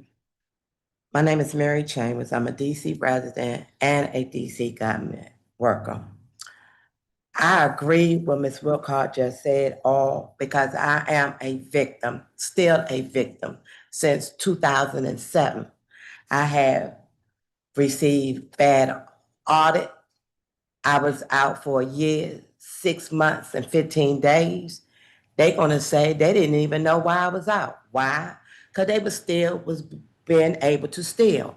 When top officials tell frontline workers to white out, notarize petition, change notarized petition, use other people's notary seals just to get more court orders on the system, where top official is a fact that Eugene Adams, Nadine Woolburn, Tarifa, when top official head investigator Andrew Kelly changed people incident report to fit the needs of top official. Nobody doesn't go by policies and procedures. Only whenever it affect one of the top officials, that's when they fire you. Andrew Kelly, he changed so many incident reports. Nadine Woolburn, Corey Chandler turned in a false incident report. She supposed to have been fired after my arbitration won. They detail her. Why? Because she's the goddaughter of Eugene Adams that works for the mayor and the director of litigation. All of this is not hearsay. I have documentation where managers used to tell me to white out and change notarized petition. They told me I'm supposed to do as I was told, not answer no question. But all these people that was named in all of my lawsuits that has been dismissed, whistleblower, Judge Campbell. Why? Because Herb Nathan or Peter Nichols allegedly got their friends to throw out my cases when I have every evidence on every charge that I ever filed. I got a pending case now, which I'm not going to discuss that one. But all the lies that you hear, all the different attorneys, they did an independent assessment in the child support office. Before the pandemic, we supposed to got the results, but the pandemic hit. We haven't received nothing. They attacked some of the members that went to testify, to give evidence of what the corruption was going on in the child support office and the OAG office. They were standing outside of the doorway. When they did it for me, I opened up the door and said, y'all all could come in. I don't have nothing to hide because they humiliate me long enough. I already had a stroke. You're gonna tell Carl Racine that Danielle Coleman was resigning because of her disability. No, she didn't. They transferred her down to Child and Family Service. Carl got the answer and called down there to verify what I just told him. I mean, enough is enough. When is people stop? They passing out bitch pens. That manager is still there. She's still there. But if that one of us employees do something like that, we'll be gone. It's just like Freddie, head of HR. She gonna tell me in a meeting that she had with the child support agency. I raised my hand. She said, I already know who you are. I don't need to hear from you. No, that's not right. Thank you. Wow. Well, thank you. Thank you all for your testimony, and I'm so sorry to hear about these experiences. Question on the kind of process that you have undergone. Was there a formal complaint process that you initiated around the kind of bullying allegations? Yes, I did. And I sent a copy to Council Bowman, McDuffie, Charles White. I sent it to the OAG. I sent everything to them. They had the evidence. I even made an open, I spoke about it on May the 13th when Vincent Gray came to AG.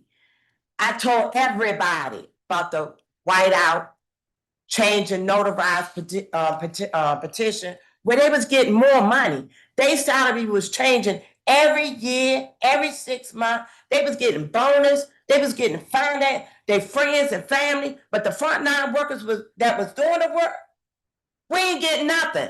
This is a record. I have documents. Nothing was done. Nothing. I had a stroke. They messed up my leave where I didn't get paid, and then when short-term disability picked up, I couldn't get it. They lied. It took the new people to come in to do my audit correctly. They got tired of me sending out emails. They saw exactly what I was saying about my audit was corrupted by Nadine Wilcox. Nothing was done. I'm still waiting on my back leave. They haven't even paid me my back leave. I'm just getting my feeling back in my left arm from 2014 stroke.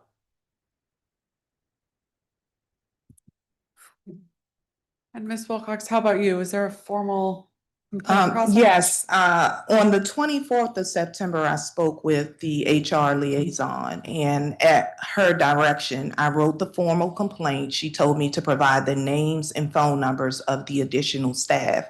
I did that. There were a total of 15 of us on that complaint with our phone numbers. And again, we are being told that they cannot continue with an investigation because they don't have a vendor to do the investigations right now.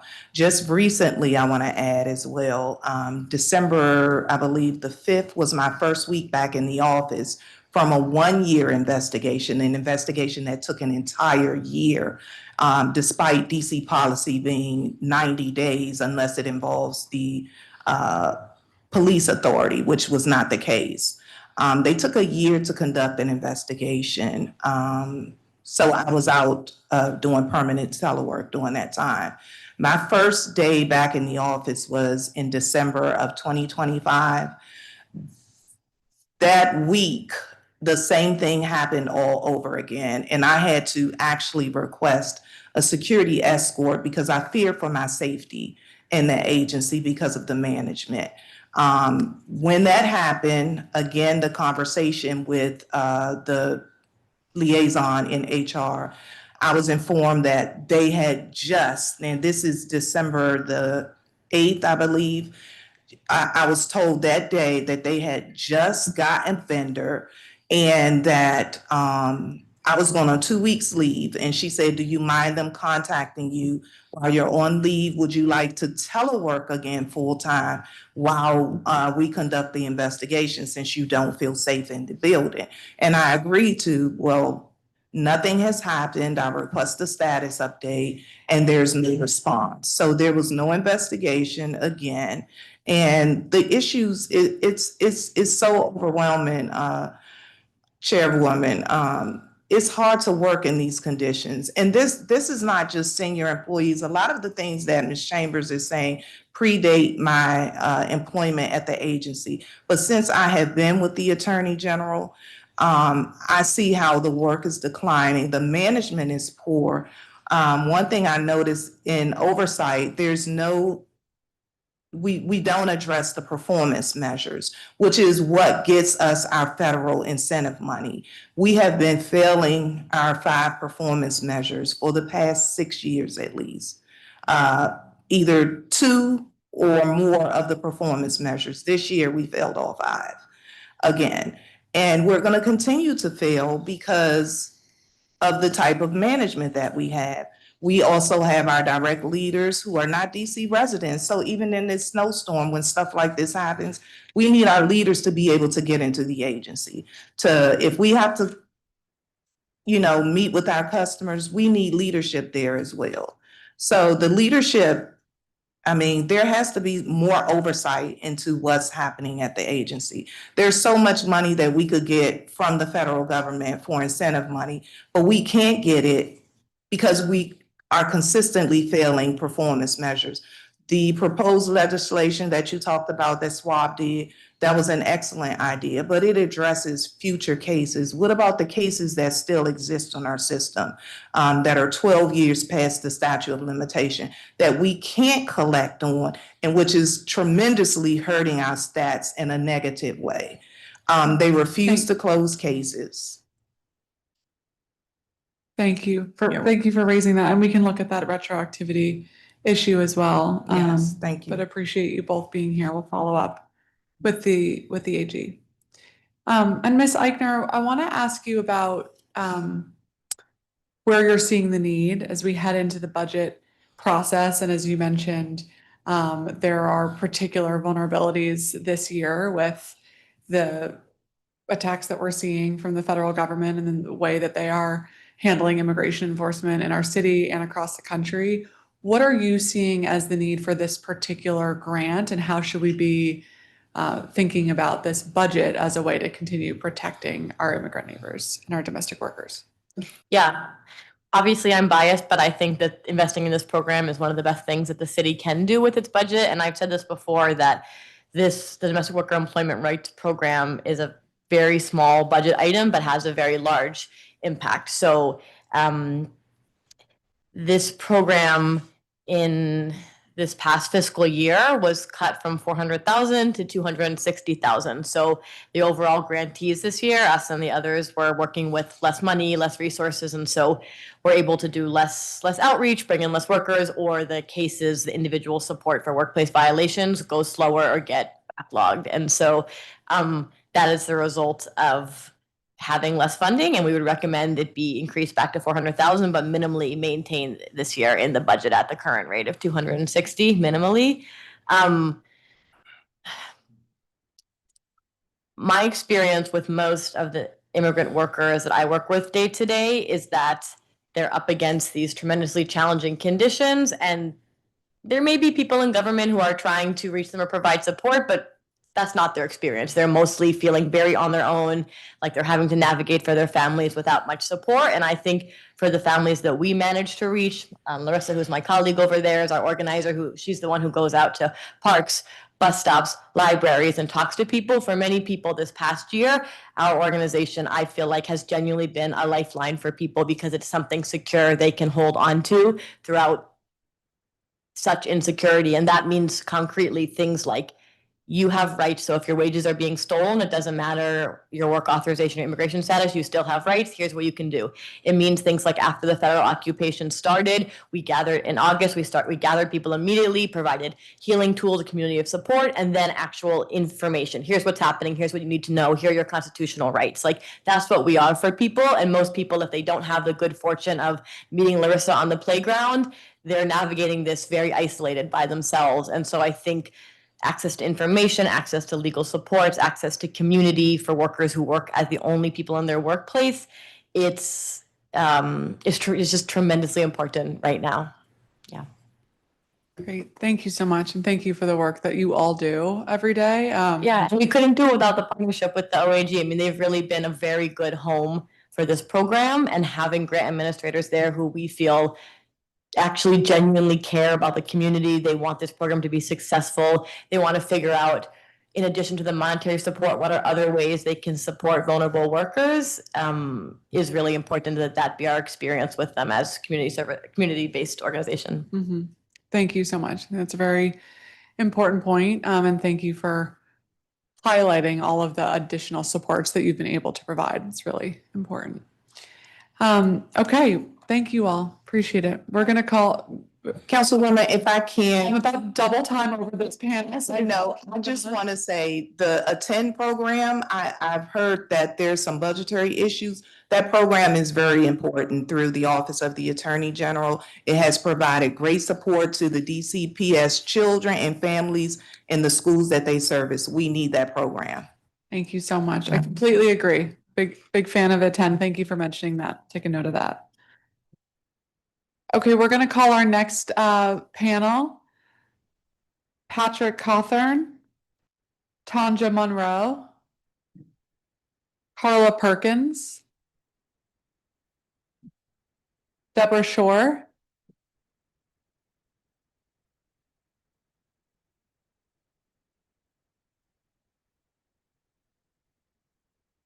Carla Perkins, are you here? Okay, Patrick Cawthorn, Policy Attorney, Children's Law Center. Good morning, or potentially afternoon now, Chairperson Pinto and members of the committee. My name is Patrick Cawthorn. I am a resident of Ward 8 and a policy attorney at Children's Law Center, for whom I'm testifying today. Children's Law Center believes every child should grow up with a strong foundation of family, health, and education. And OAG has been a supportive partner to our practice. We thank OAG for their efforts and partnership regarding the child welfare system and regarding housing for low-income tenants. First, regarding children's welfare, Children's Law Center appreciates OAG's support and coordination with CFSA each year. Through our casework in this children's welfare space, we interact with OAG's Family Services Division regularly. We have built a strong working partnership over the years, meeting frequently to address case-specific issues and collaborate on policy and legislative efforts. We believe that this results in more effective problem solving in our individual cases, and we also appreciate OAG's engagement in developing and supporting new legislation in the child welfare space. This includes the SOL legislation, establishing a new permanency option for older youth in foster care, and on draft legislation to update the definition of neglect. OAG has been our partner throughout this legislative process, and we appreciate their effort and support to move these vital bills forward. Second, we support OAG's Housing and Environmental Justice section as it uses its enforcement authority to investigate and litigate claims against the owners of rental properties that have a history of harmful and unaddressed housing code violations. Children's Law Center represents individual tenants in cases seeking to address these harmful code conditions, but OAG can have a greater reach as they may act on behalf of an entire apartment building. Through such cases, OAG can support the development of systemic change. Holding landlords accountable puts pressure on everyone else to meet the required code standards. A recent example of a successful case is when OAG secured a $41 million judgment against both the entity and the individual who owns a specific apartment building, Marbury Plaza. This judgment, by virtue of holding the individual accountable, will deter landlords from operating housing with insufficient housing conditions. Thank you for the opportunity to testify. Thank you. Tanja Monroe, public witness. Good afternoon, everyone. I am a Ward 7 resident, and I'm also a DC native. First, I'm very appalled by all of the snow that we have, but that's not what I'm here for today. My apologies. What I'm here for today is the landlord-tenant issues that OAG were able to assist me with. Landlord-tenant issues are at an all-time high, and sadly, our city is full of slumlords. If you add that to the fact that most of our homes are now replacing the woods, they're on top of storefronts, they're near the water, etc., there are several issues that fall by the wayside and that are blatantly disregarded or seen as a tenant issue or to be caused by the tenant. A lot of times, the tenants get a list of contacts from different agencies that can assist you with issues such as landlord-tenant. We scan the list, and for some reason, most individuals never actually reach out to OAG. I reached out to the mayor's office first and also spoke with the public safety office within my previous employer. With this information and my concerns, I was connected to OAG. As a person with chronic health issues such as congestive heart failure, which I was diagnosed with 6 months after moving into my current unit, I also have asthma, and I had a severe surgery that led to me being bitten on my surgical incisions by bed bugs that are present in the unit. I have had severe sleep deprivation for sitting up countless nights hearing the rats that are in our walls and AC units. There was even a waterfall in the living room, bathroom, and kitchen a few times. We do have a great view. I've spent thousands of dollars on pest control sprays, throwing away household items, clothing, bedding, bedroom sets, and having breathing issues due to inhaling rat urine, which carries leptospirosis, which is a parasite that is zoonotic to humans. I was ready to take the chance and reached out. From the very start, OAG was relentless. Other offices, such as Department of Buildings and Landlord-Tenant Mediation, they also reached out, but their reply path and overall feeling of concern were lacking. OAG made the calls. They sent letters. They looked into things that I had been asking others to look into for months, even a year or more. They seemed to have either no desire or no time to do so, but OAG had it. They even checked on me after the fact, and I greatly appreciate it. They were able to light a fire under my management team and prevent as much retaliation as possible. That alone, I cannot express my gratitude. I am very happy to say that I am now in the process of moving. However, it is out of DC. I don't feel cared for. As a special shout out, I would like to shout out Miss Emily Barth. She tied up all of the loose ends and gave everything that she possibly could. Thank you for hearing me, Ms. Barth, and thank you for having me today, everyone. Thank you both very much, and thank you for the work that you do, and thank you for sharing your story. I'm so sorry to hear what you experienced, especially at home. That is not acceptable. When you were dealing with OAG, can you share a little bit more about kind of how you learned about OAG as a resource, and then kind of your process in navigating the system with them? So, excuse me, I am an employee of Montgomery County government, and I worked in their public safety office and OHR. So I reached out to them first because I felt like the issues that I were having was a public safety issue. They let me know to reach out to the mayor's office. And through the mayor's office, I got the contact for OAG, landlord, tenant, and different churches and things. So I reached out to everyone, and OAG was actually the only office that was willing to reach out to my rental office management team themselves. I've had probably about 8 different inspections with Department of Buildings, and they give them violations, but nothing happens. But once OAG reached out, they wanted to actually start working because I think they actually felt like I was threatening them because they said, why did you call attorneys? So it just looks a little bit different when OAG steps in because they don't really care about the other agencies. And were they able to help get the conditions resolved? So the conditions are still not resolved, but it's a building-wide thing, and they have city violations. So they're not resolved, but they were able to stop the retaliation. We were just blatantly being told, like, we're not helping you. You caused this issue. You're lying. And once OAG stepped in, they would actually reply to emails.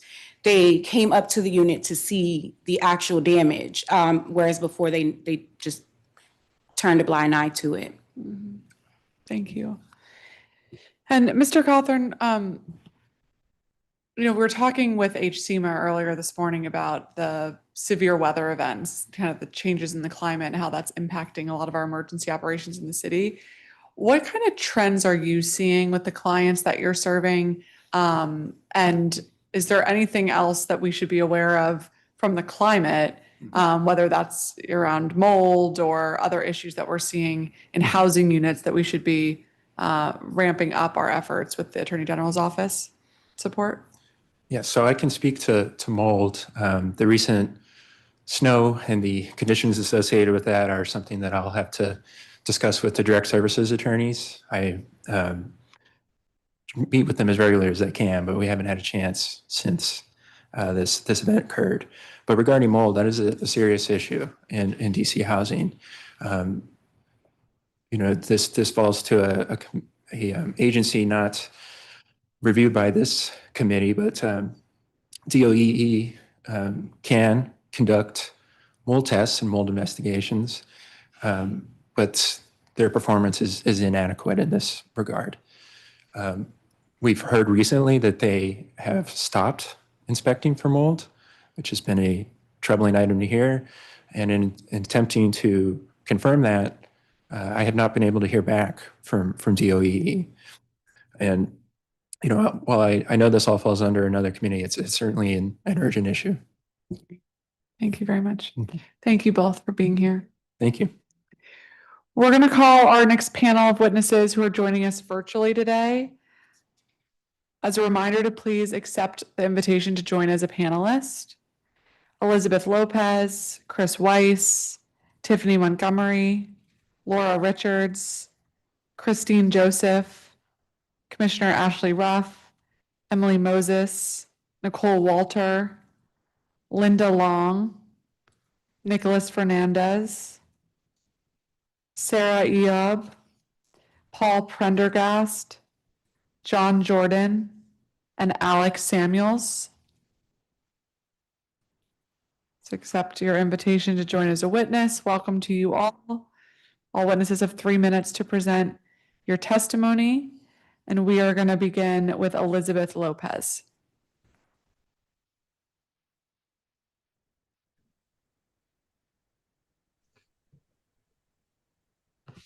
Elizabeth López, puede Hola. empezar su... Okay. Sí. Hola, buenos días, Cónsul Pinto y miembros del comité. Good morning, Councilman Pinto and members of the committee. Mi nombre es Elizabeth y soy trabajadora del hogar perdón. No, por favor, sígale. He trabajado en el sector de limpieza en casa durante muchos años. My name is Elizabeth and I am a domestic worker. I have worked in the house cleaning industry for many years. ¿Puede seguir? Como miembro de la Alianza Nacional de las Trabajadoras del Hogar, he aprendido cuáles son mis derechos y valores de mi trabajo para la economía de Washington, D.C. As a member of the National Domestic Workers Alliance, I have learned about my rights and the worth of my working activities for Washington, D.C.'s economy. Sígale. En la primavera pasada participé en el programa de desarrollo de liderazgo Power financiado mediante una subvención de la OAG. Last spring, I participated in the Power Leadership Development Program, which is funded through an OAG grant. Sígale. Este programa me ayuda a crecer como líder y refuerzo mi papel como educadora de trabajadores en mi comunidad a través del Power. Ayudé a organizar actividades de divulgación en bibliotecas y tiendas. This program helped me grow as a leader and strengthen my role as a worker educator in my community. Through Power, I helped organize community outreach and libraries and stores. ¿Siga? Y en las calles, el resultado fue de la distribución de aproximadamente 80 folletos a trabajadoras del hogar que no conocían sus derechos y la asistencia de 8 trabajadoras domésticas a sesiones de capacitaciones. Through Power, I did help organize community outreach in libraries, stores, and on the streets. It resulted in approximately 80 flyers being distributed to domestic workers who did not know about their rights, and about 8 domestic workers attending training sessions. Incluida una de las alianzas nacionales de las trabajadoras del hogar en colaboración con la Universidad Georgetown sobre la salud y la seguridad para las trabajadoras del hogar. These sessions included one from NDWA in partnership with Georgetown University on health and safety for domestic workers. ¿Sí? Estas sesiones de capacitaciones son fundamentalmente ya que muchos trabajadores de limpieza se enfrentan a condiciones inseguras y no saben cómo proteger de los líquidos peligrosos. These training sessions are critical.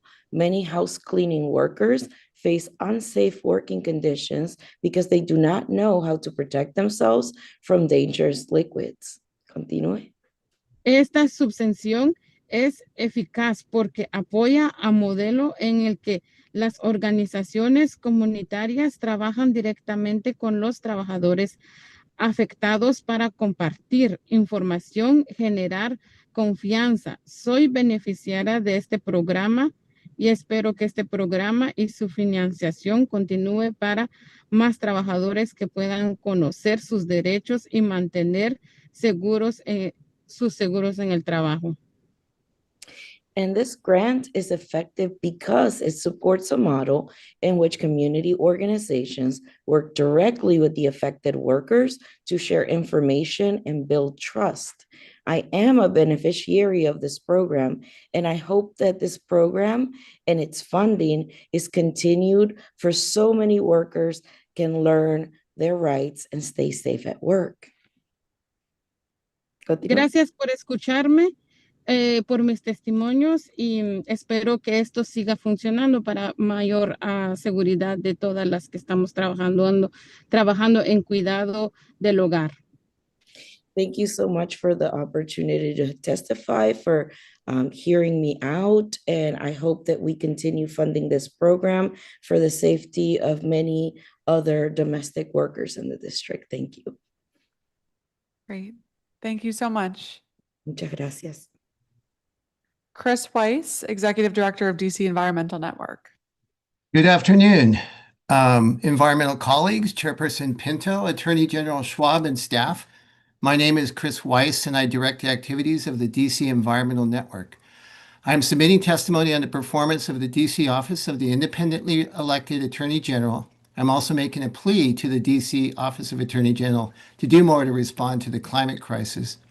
To start, I would first like to thank and recognize the OAG for their partnership with DOEE as their lawyers that focuses on DC Public Service Commission proceedings related to climate, energy, and ratepayer connected issues.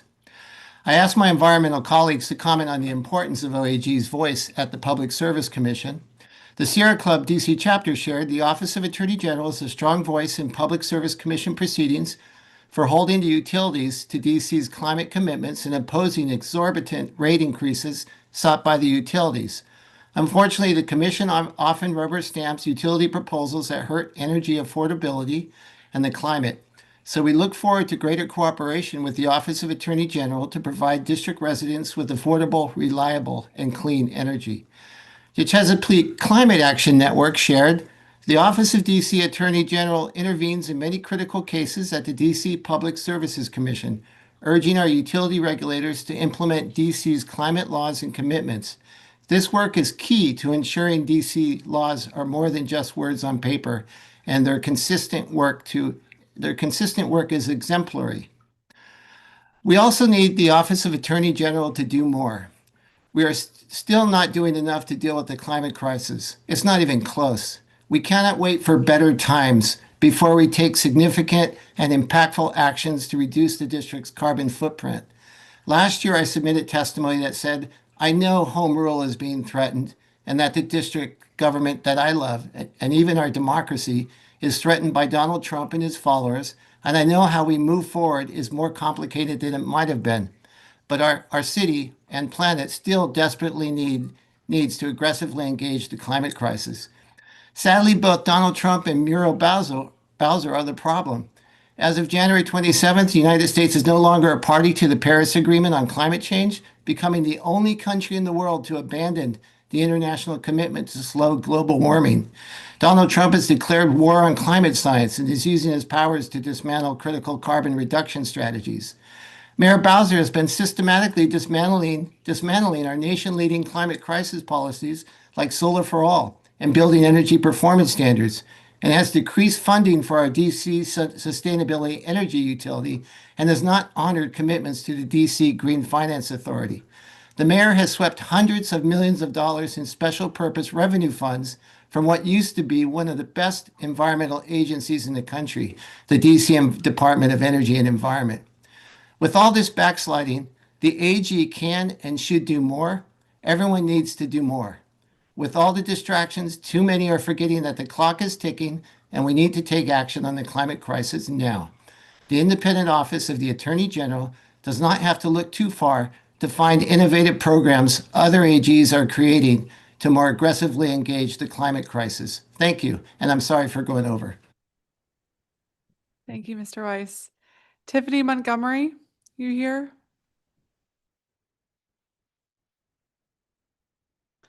Laura Richards?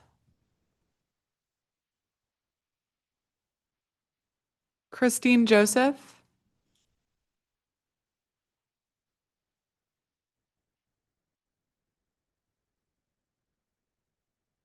Good afternoon, Chairperson Pinto and members of the committee. My name is Christine Thomas Joseph. I am a supervising attorney at Legal Aid DC.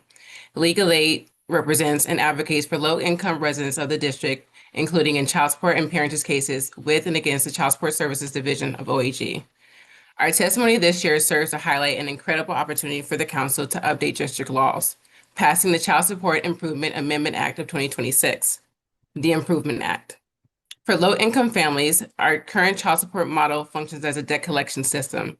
Non-custodial parents make child support payments to the government for recruitment of temporary assistance for needy family benefits the custodial parent receives.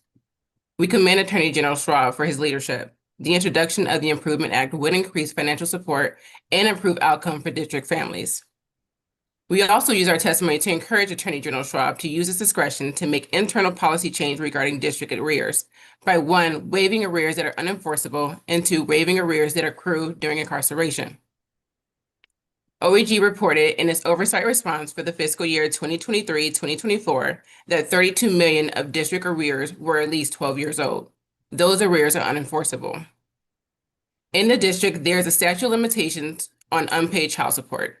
Each unpaid child support payment becomes its own money judgment. When that unpaid judgment reaches its 12th years, it is unenforceable and can be vacated. However, the statute of limitations is an affirmative defense. Non-custodial parents must formally assert it.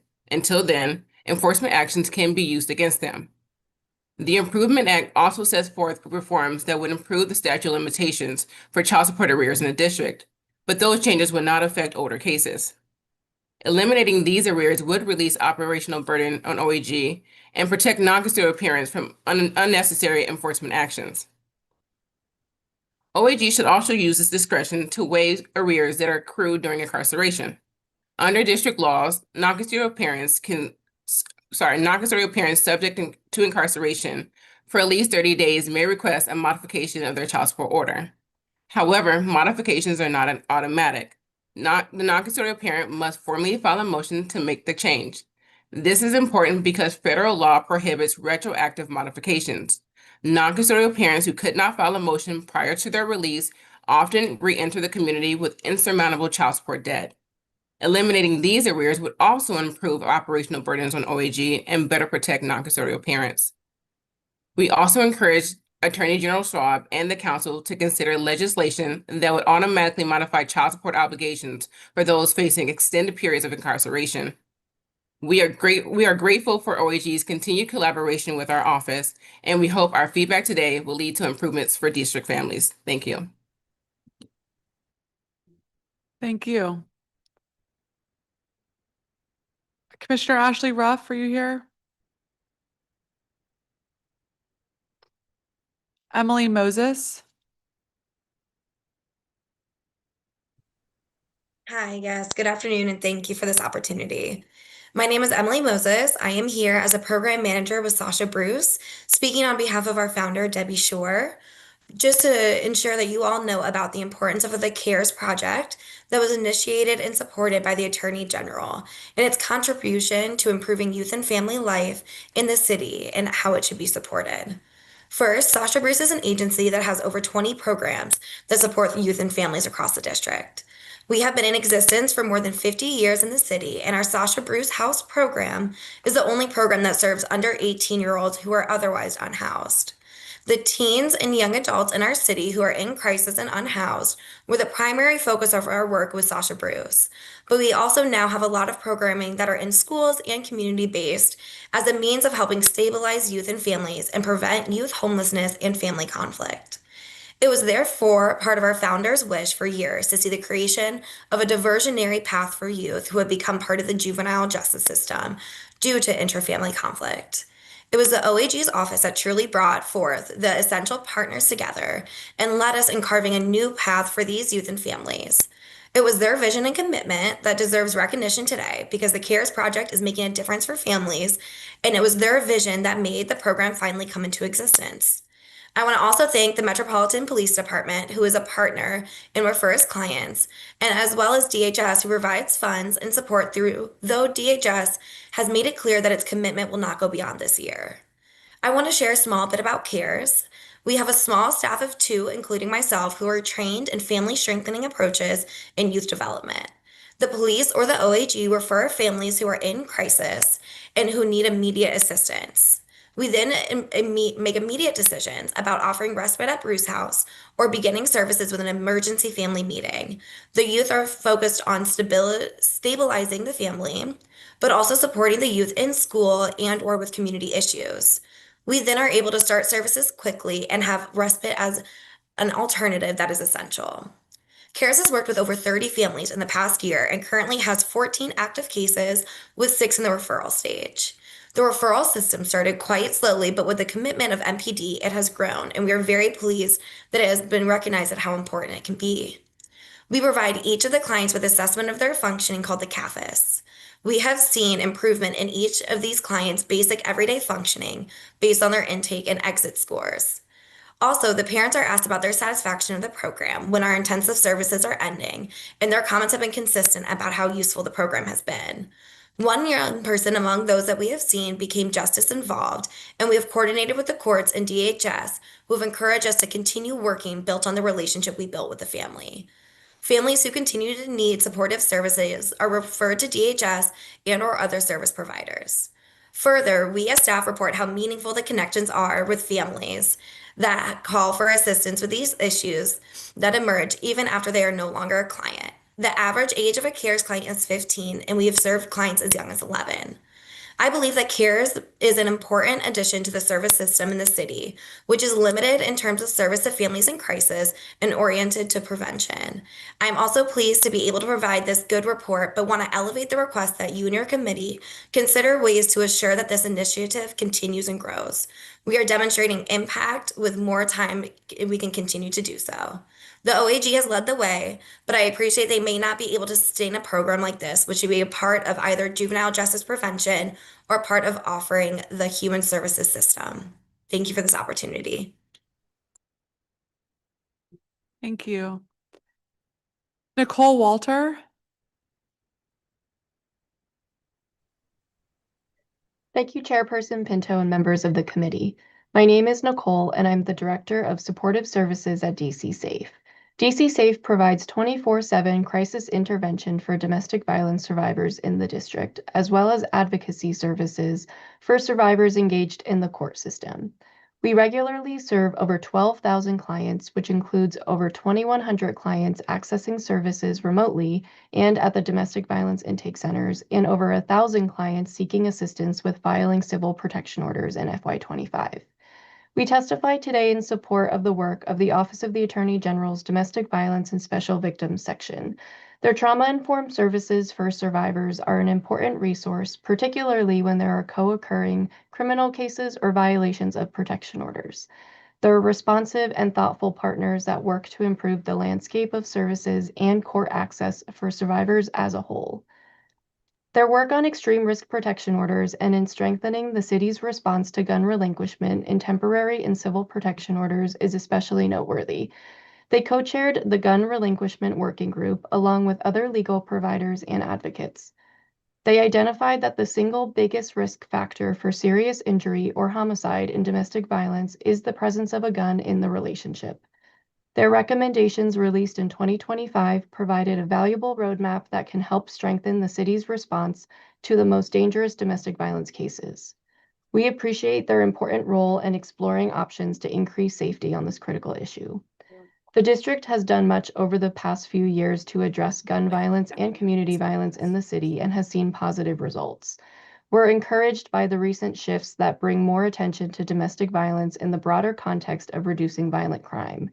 We are especially excited that the Criminal Justice Coordinating Committee will be convening a working group on this topic, and we want to congratulate Chief Janice Bechtel in her role in co-leading that group. OAG has not only been a leader in serving survivors, but also in collaboration across government and nonprofit agencies whose network of services and supports are essential to survivor safety. Their work with a wide range of partners on this topic and on domestic violence cases in general will be a valuable asset to that group. We've also appreciated their insight in the domestic violence system review and their return of service working group. Their perspective has been invaluable in considering how to best meet survivors' needs on a macro level, while also uplifting the needs of officers tasked with serving and enforcing orders of protection. While we may have different roles and perspectives in working to combat domestic violence and support survivors, it's a pleasure to work with an agency that truly gets domestic violence and practices with compassion and a strong collaborative approach. In the spirit of collaboration and responsiveness reflects a commitment to not only domestic violence survivors, but also our community as a whole. In a difficult year for home rule and self-determination for the district, it makes us especially cognizant of how essential their work is. Thank you for your time, and we'd be happy to answer any questions.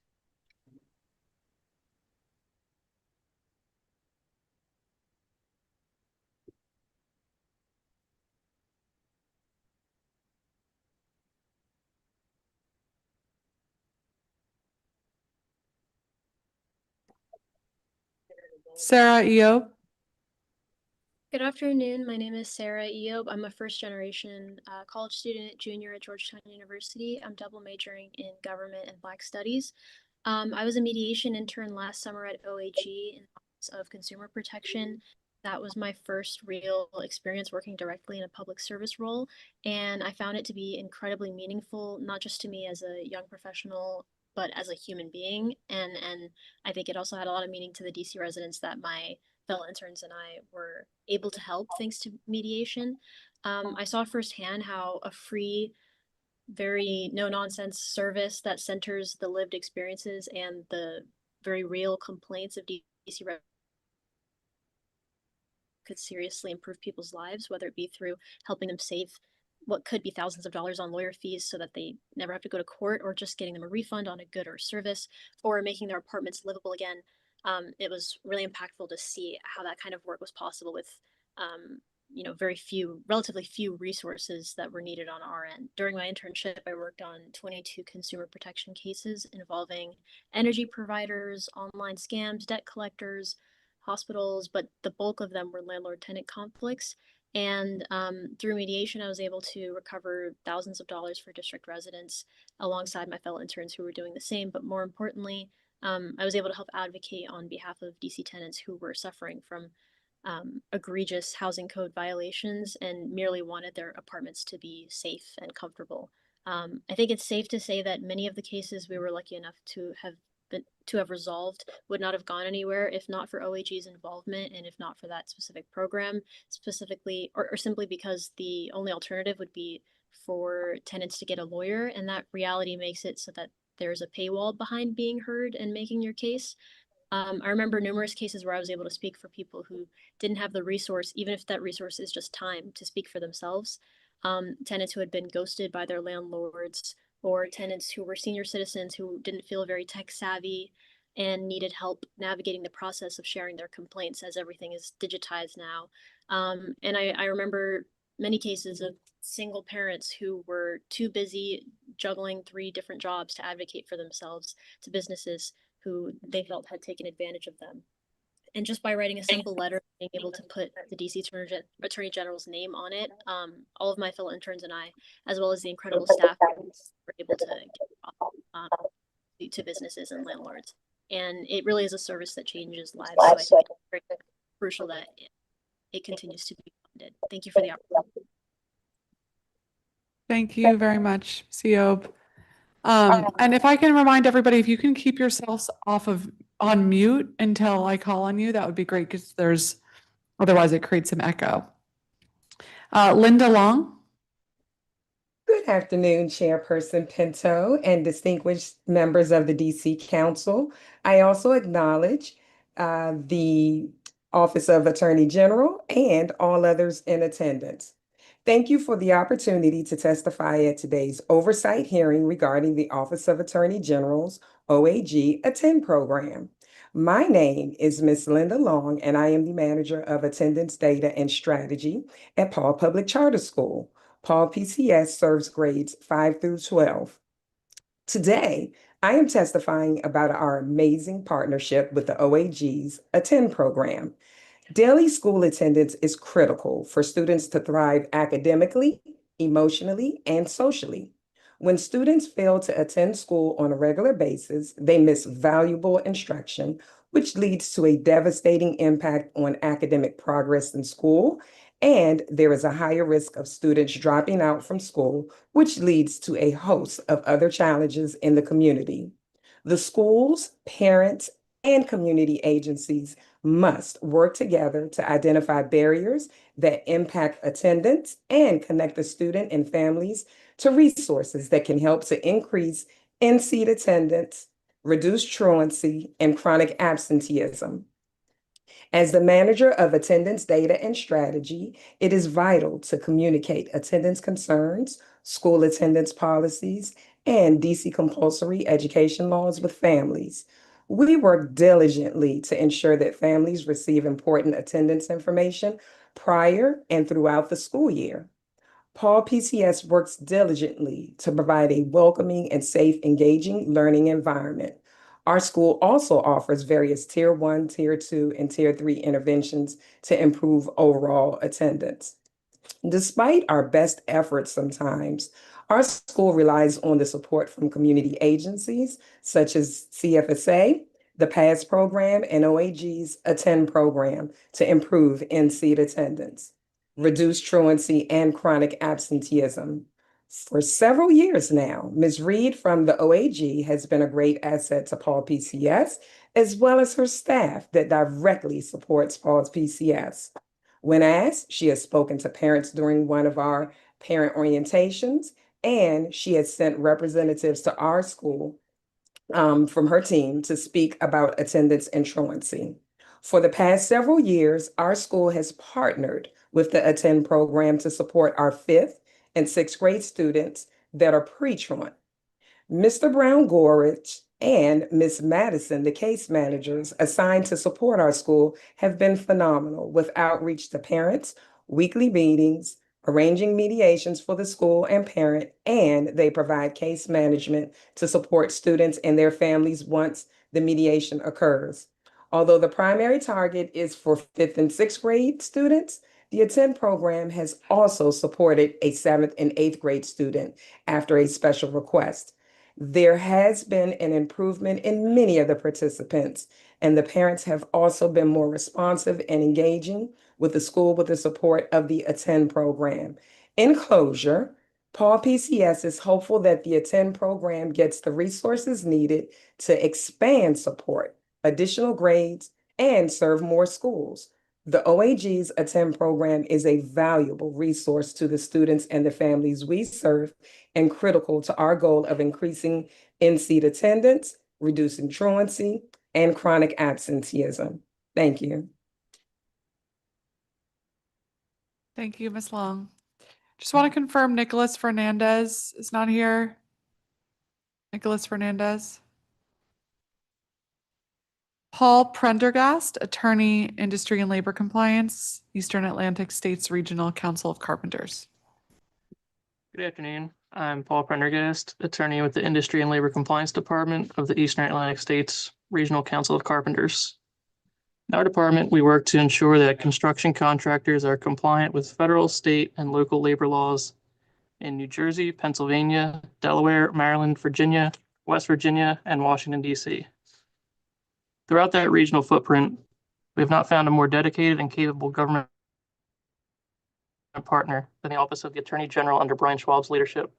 For too long, unscrupulous contractors have plagued the construction industry, misclassifying employees as independent contractors, stealing from workers' wages and benefits, failing to pay taxes, committing workers' compensation fraud, and facilitating unsafe practices on their job sites.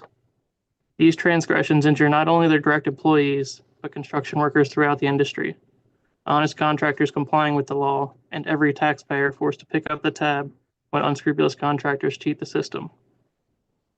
While there are laws in place to prevent contractors from cheating the system, cheating permeates the industry if the government fails to properly enforce those laws.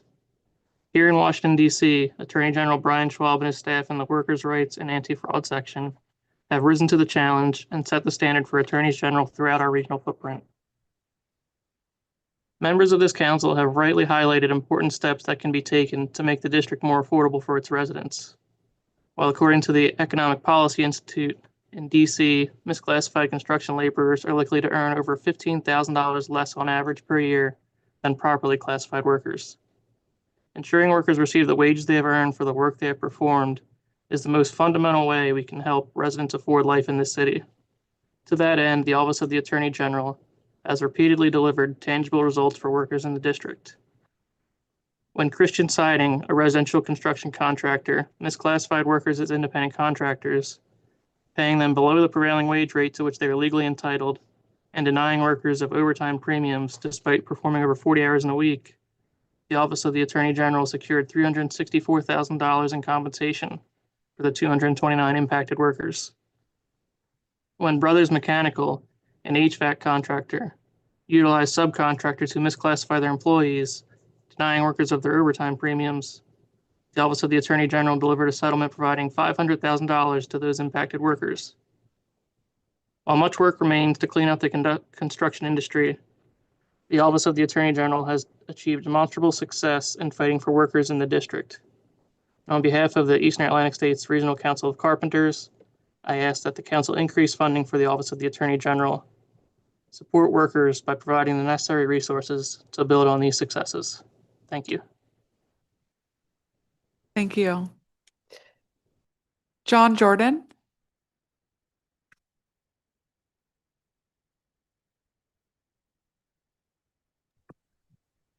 Sorry, technologically disabled. Thank you, Madam Chairwoman. I'm testifying on behalf of the OAG, which helped us resolve a difficult misrepresentation by a business in Georgetown. Mr. Jordan, sorry to interrupt you. It's a little hard to hear. Could you just check to make sure you're not covering the mic on if you're on your phone, sometimes with your hand? Okay, I could be. Is that any better? Okay. Yep, that's much clearer. All right, my fault. Go ahead.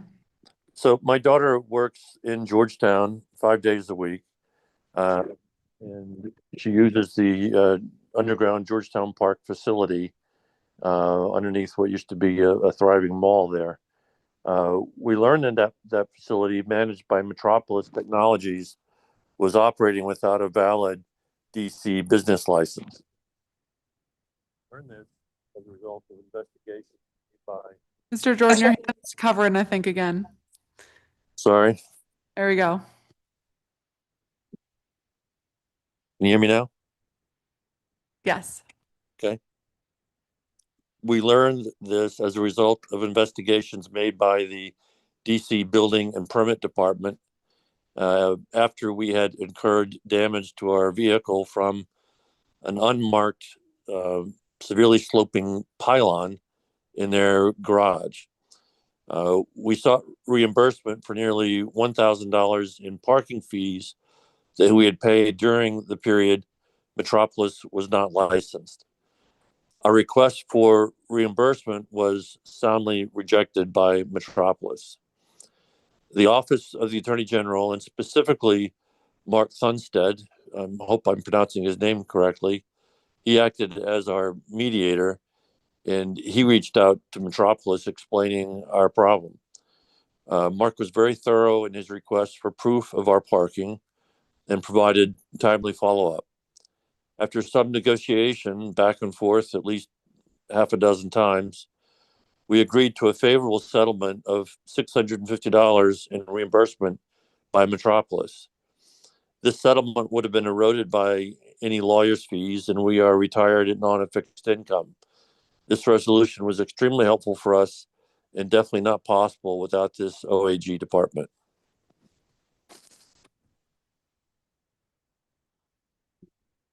Thank you very much. Alex Samuels, are you here?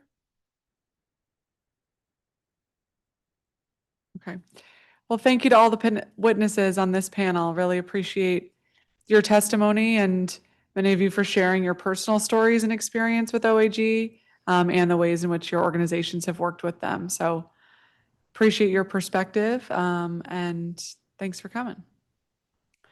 We're going to call our next panel of public witnesses, Fred Soloway, Michaela Deming, Joseph Mills, Alexis Stewart, Abigail Canalejo, Tamora Redman, Barbara Cooper, Kai C., Emma Levine, Max Huffman, Matthew Butler, Trupti Patel, Susan Garza, and Samantha Trumbull.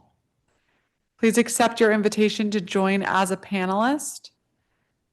And we're going to call you in that order. So we're going to begin with Fred Soloway.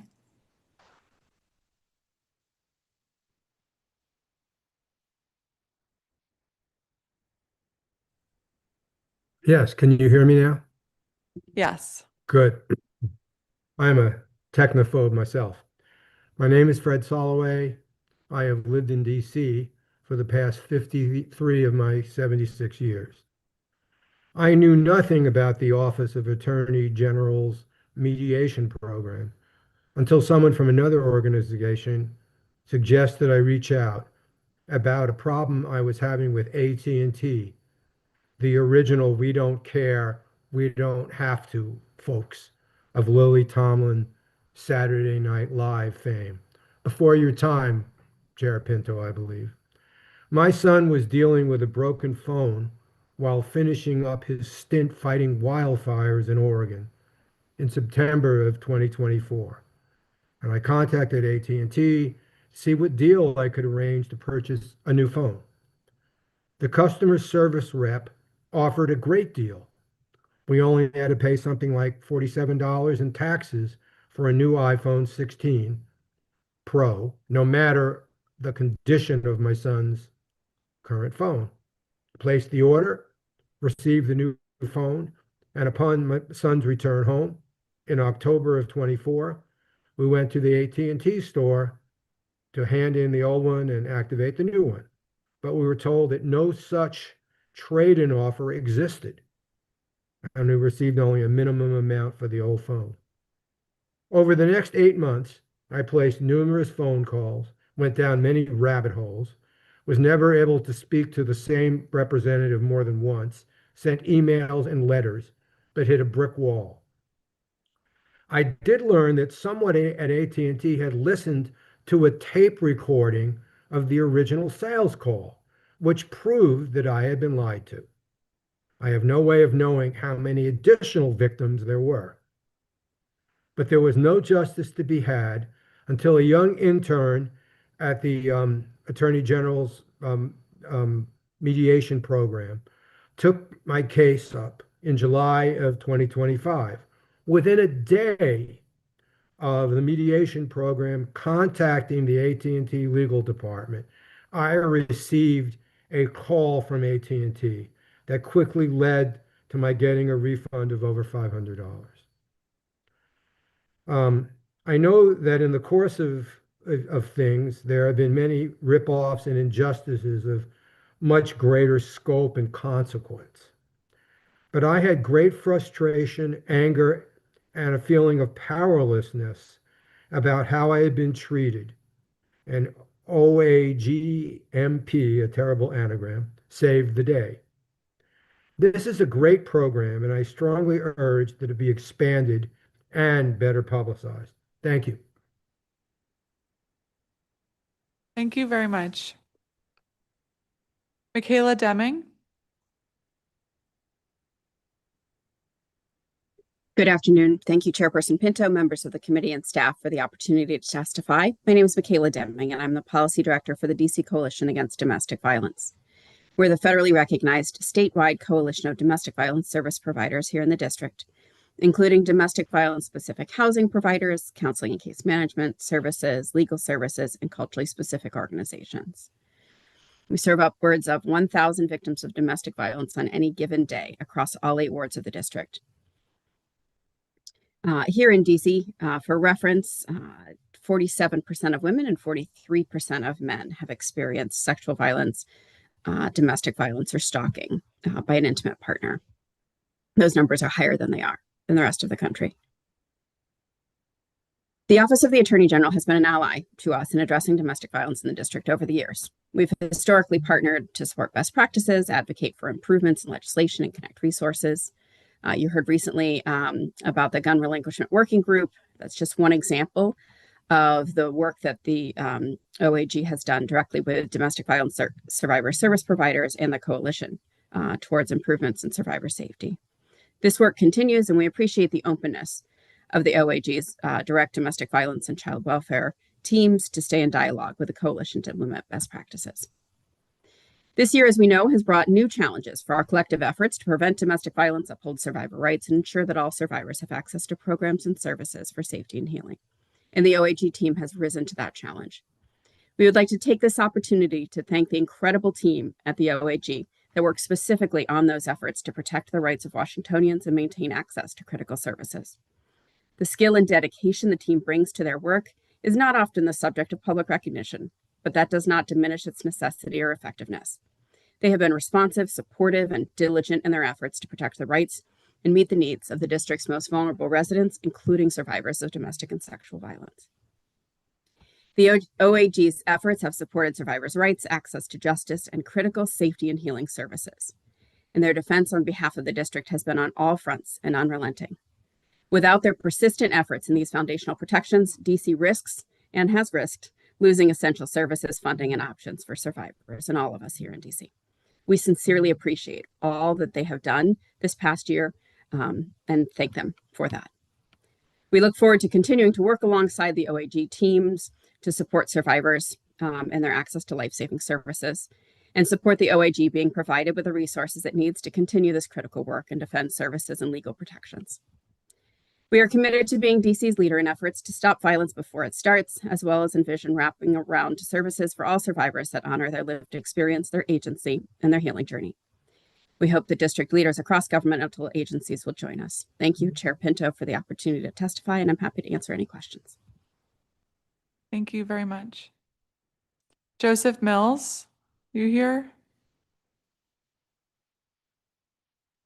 Alexis Stewart. Abigail Canalejo. Tamora Redman. Barbara Yes, here. Oh, I'm sorry, Commissioner. Please go ahead.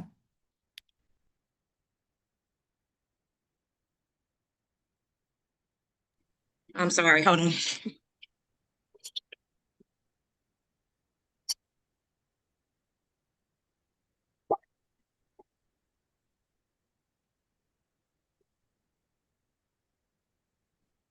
I'm sorry.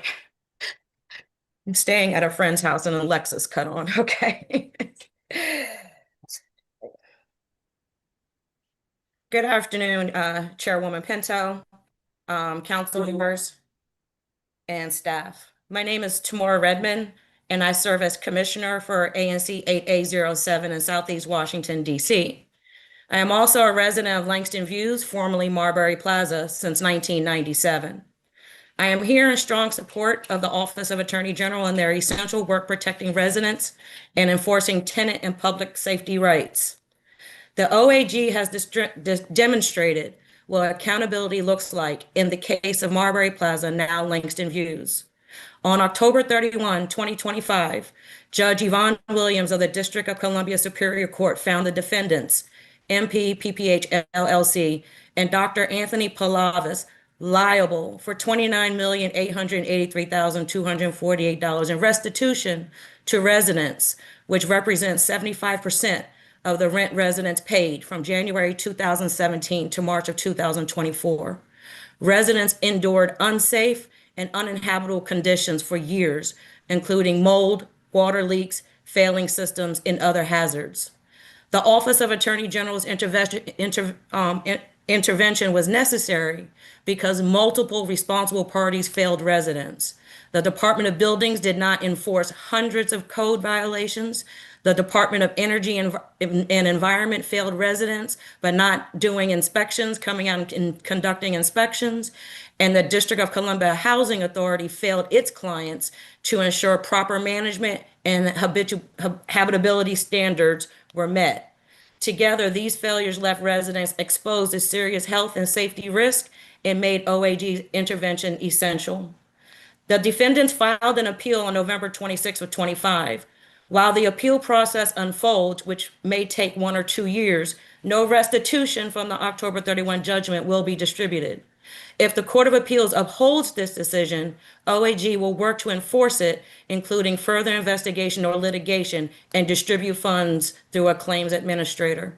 In the meantime, OAG will distribute $1.1 million from Vantage Management, the former property manager who settled, to residents in early 2026. While the corporate defendant is bankrupt, the judgment also applies to Dr. Palavas, the managing member, highlighting why continued council support is essential. Beyond this case, Ward 8 continues to face challenges with vacant lots and abandoned buildings and blighted properties that threaten public safety and neighborhood stability. OAG's oversight, including civil enforcement and legal action, is crucial to holding owners and agencies accountable for protecting residents. Additionally, the current owners, Clear Investments, have not filed any petition for rent adjustment with the Rental Accommodation Division regarding the changes in related services or facilities. Instead, they have threatened residents with new fees historically covered under rent control, creating ongoing uncertainty and potential violations of tenants' rights. This demonstrates that DCOAG's continued enforcement is still needed to ensure that residents are protected from illegal charges and abuse. I am proud to serve this community and proud of the residents who courageously spoke out as well as stood together for justice. As a resident of Langston Views since '97, I have seen firsthand how critical accountability and enforcement are for the health, safety, and dignity of our community. Washingtonians deserve action, not neglect. And the OAG's work is vital in protecting families and enforcing tenant rights and ensuring public safety. I urge the council to continue backing the Office of Attorney General so that justice is fully realized and Ward 8 residents are safeguarded from unsafe housing, illegal fees, and blighted properties. Thank you for your time and attention, and I'm welcome to take any questions. Thank you, Commissioner. Barbara Cooper. Kai C. Emma Levine. Max Huffman. Matthew Butler. Yes, ma'am. Aye, please go ahead. Thank you. Good afternoon, Attorney General, esteemed members of the DC City Council, ladies and gentlemen of the audience. My name is retired Lieutenant Colonel, U.S. Army Special Forces, Matthew Butler. On July 3rd, 2023, my dear friend Nazarat Ahmadyar was murdered by a young man in your city. I met Nazarat in 2009 in Afghanistan, where he served as my interpreter for 2 of my 6 combat deployments. In 2021, I aided Nazarat, his wife, and his children in the escape of Afghanistan after it fell back into Taliban hands. Nazarat came here with nothing but the sheer determination to succeed and live the American dream. In the immediate moments following Nazarat's murder, I wanted vengeance. I was filled with rage, a rage that I had worked hard to rid myself of. But within moments, I knew that vengeance was not what Nazarat would have wanted, and I vowed to walk a higher path. When I spoke at his funeral, I said that I had hoped that who had ever done this would turn their life around and become the type of man that Nazarat was, someone who cared more for others than they cared for themselves, who put family first, and who worked hard to pursue his dreams. I believe my own sentiment enough to reach out to the prosecuting attorney and relay a message to the defense attorney and offer to participate in any way possible. I had no idea that that chain of events would unfold from that offer. Soon, I was connected to Danielle Lockwood and Danny Dixon of Restorative Justice Facilitators with the Office of the Attorney General of the District of Columbia. This would lead me to a face-to-face sit-down with the guilty party last year. I cannot speak for everyone in that room, but what I gained from this experience was undeniable. I was able to heal that wound. I was able to let go of my anger. I was able to see the offender as a human being, a brother and a son. I was able to feel empathy for this young man who took my friend's life. And most of all, there was healing in that room that allowed me to finally forgive him.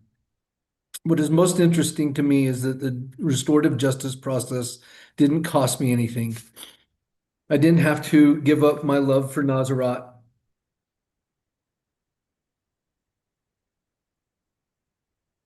I didn't have to betray my friendship or my commitment to continue to care for his family he left behind.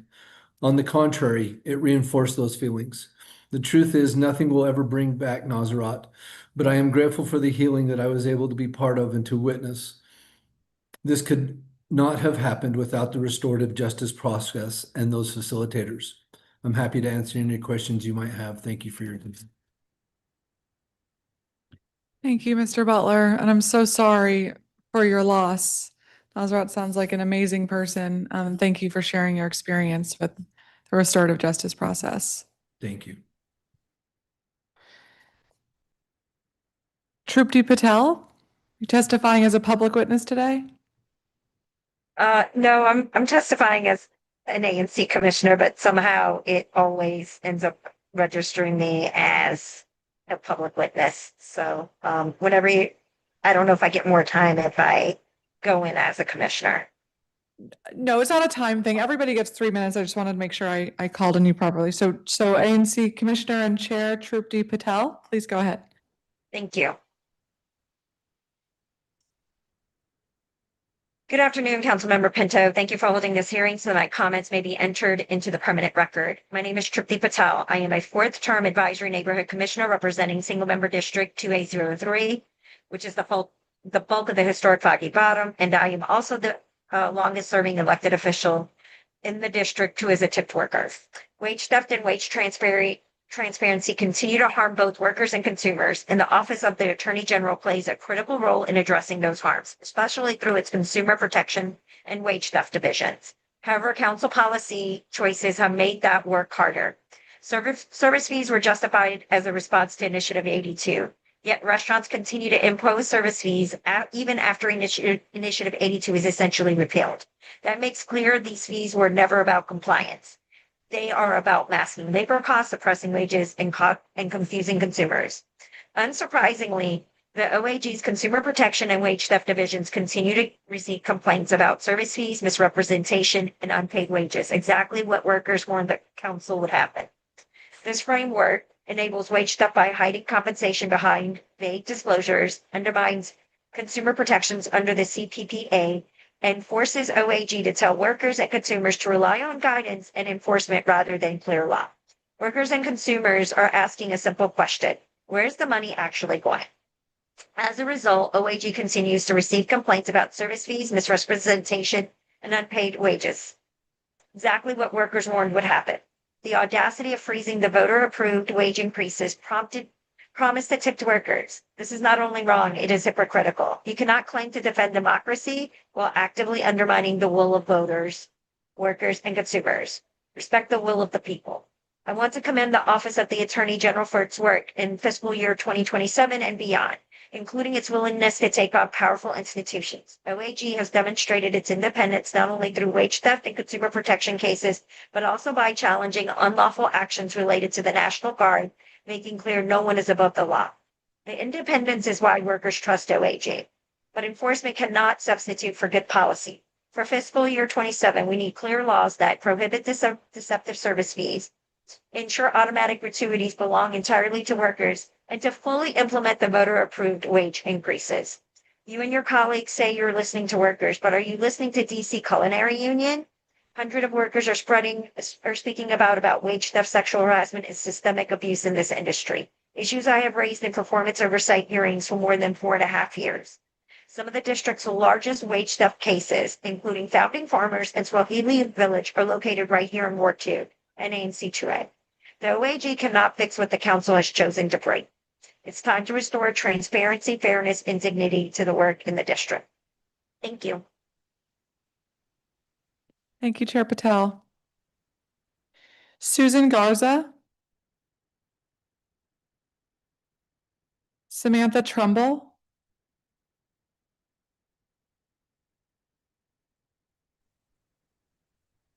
Thank you, Madam Chair. My name is Sam Trumbull, and I'm testifying on behalf of the DC chapter of Families for Safe Streets. Families for Safe Streets is comprised of people who have lost loved ones, been injured, or who care for someone who is injured in traffic violence. Every crash destroys families and tears at the fabric of our communities. These crashes are preventable. These are not accidents, and the problems that cause them have proven solutions. No death or life-altering injury in a traffic crash is acceptable. I know firsthand. My crash, caused by a presumably drunk driver who was on his way home from a football game, broke my leg in 2 places, fractured and displaced my pelvis, broke my thumb, knocked out 3 teeth, and left me physically disabled. If you've ever been in a crash, you know what the back and forth with your insurer over what's covered, what deductibles apply, and what they won't pay. Now imagine doing that from a hospital bed, awake for only a few hours a day, while facing life-altering injuries and enormous medical bills. Solutions to prevent crashes in DC aren't rocket science, but somehow other district agencies are struggling to deliver. DC Families for Safe Streets works hard to support, pass, and fully fund the Strengthening Traffic Enforcement, Education, and Responsibility Amendment Act of 2024, the STEER Act. We want to thank the Council for its instrumental support to save lives through the STEER Act.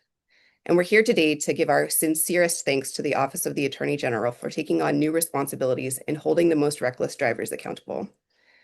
In 2025, the Office of Attorney General pursued 25 drivers.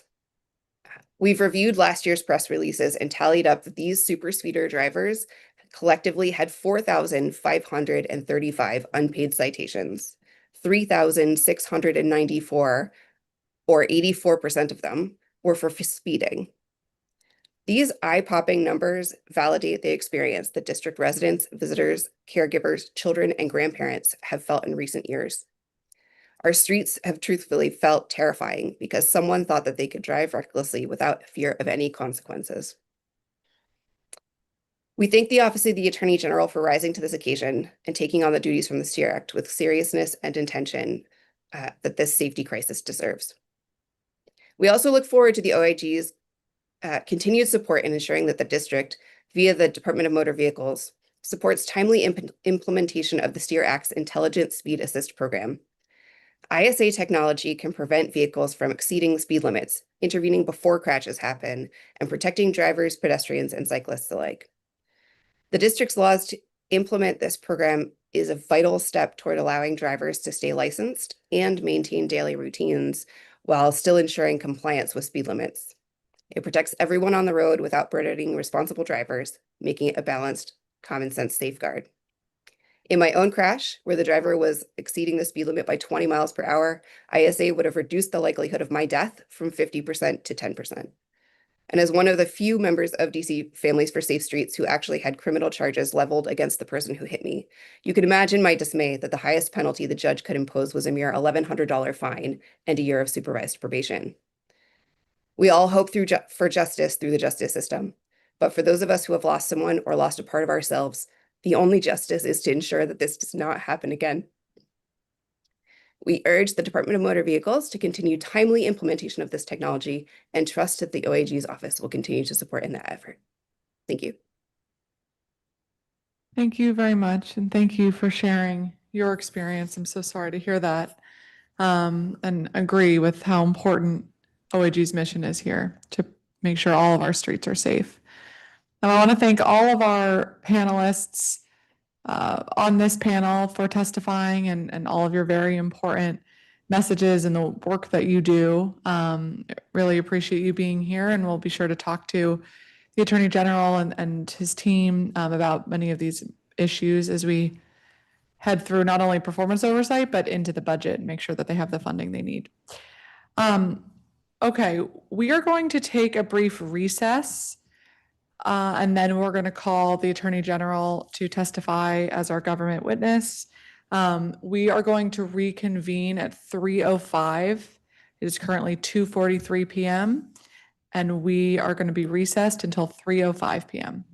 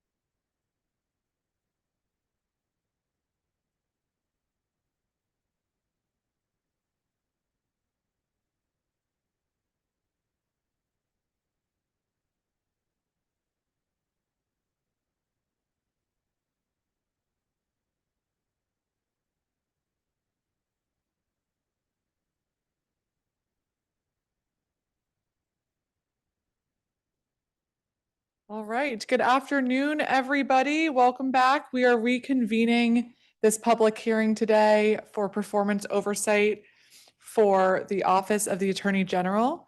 The time is now 3:15 p.m. on Monday, February 9th.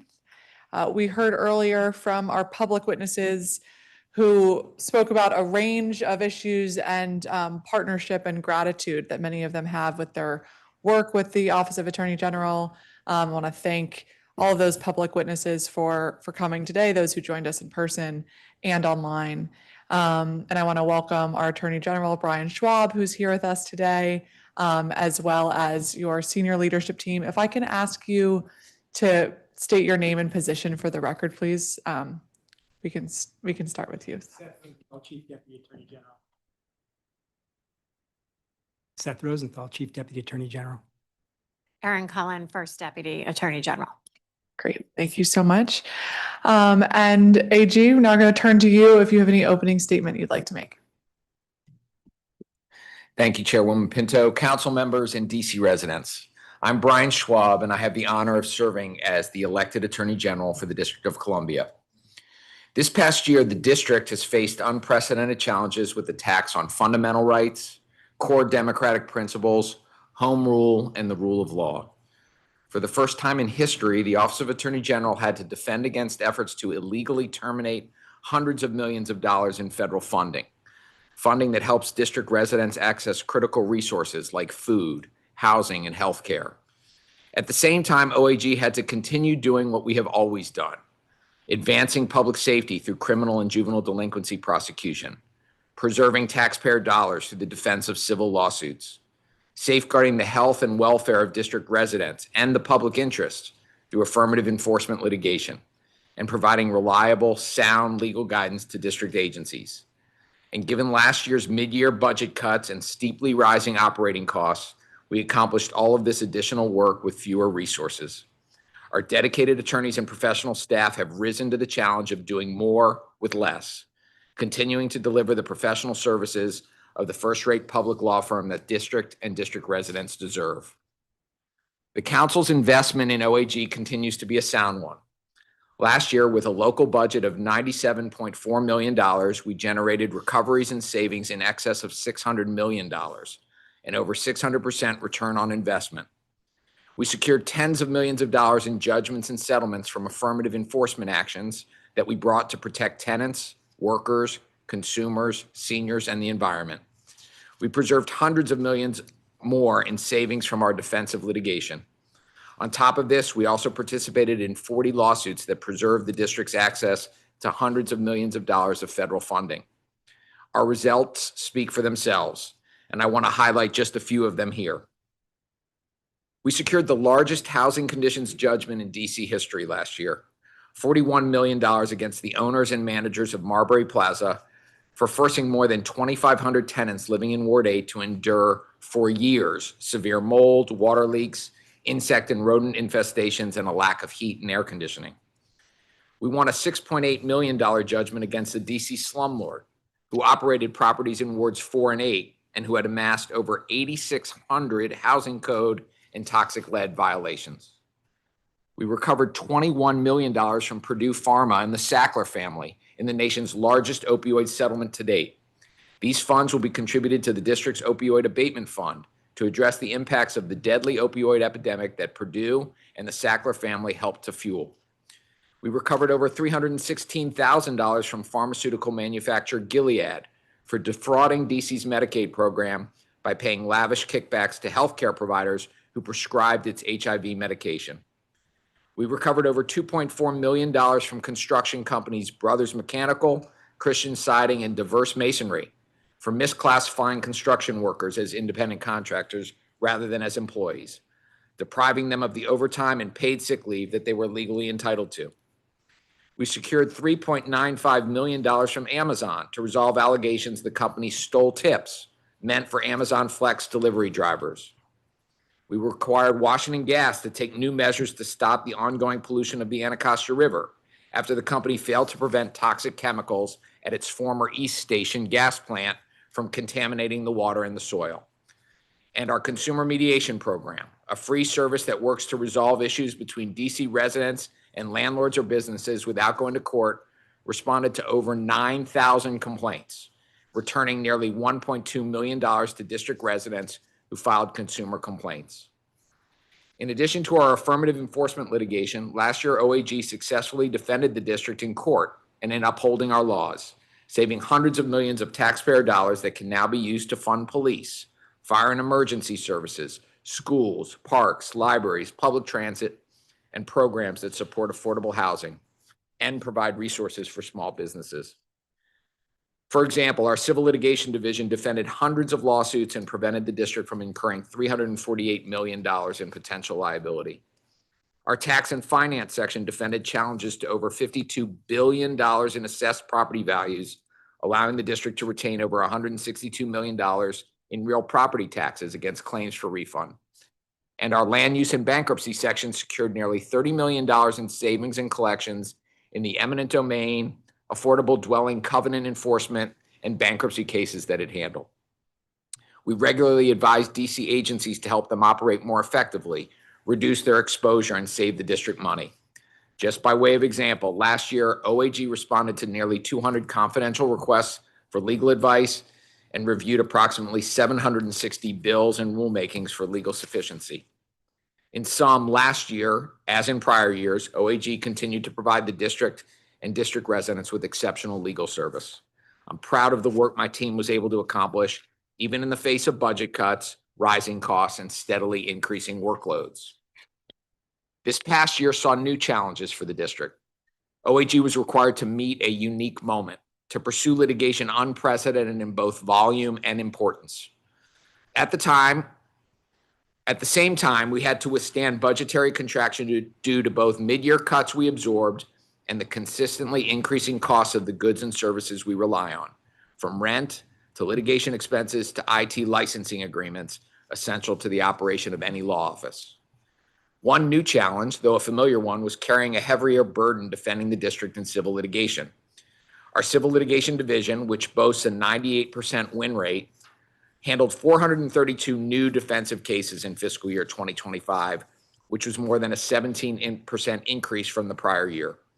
New cases have poured in at such a rapid clip that even with the funding for several additional attorneys that the council provided 2 years ago in fiscal year 24, our line attorneys' caseloads have increased.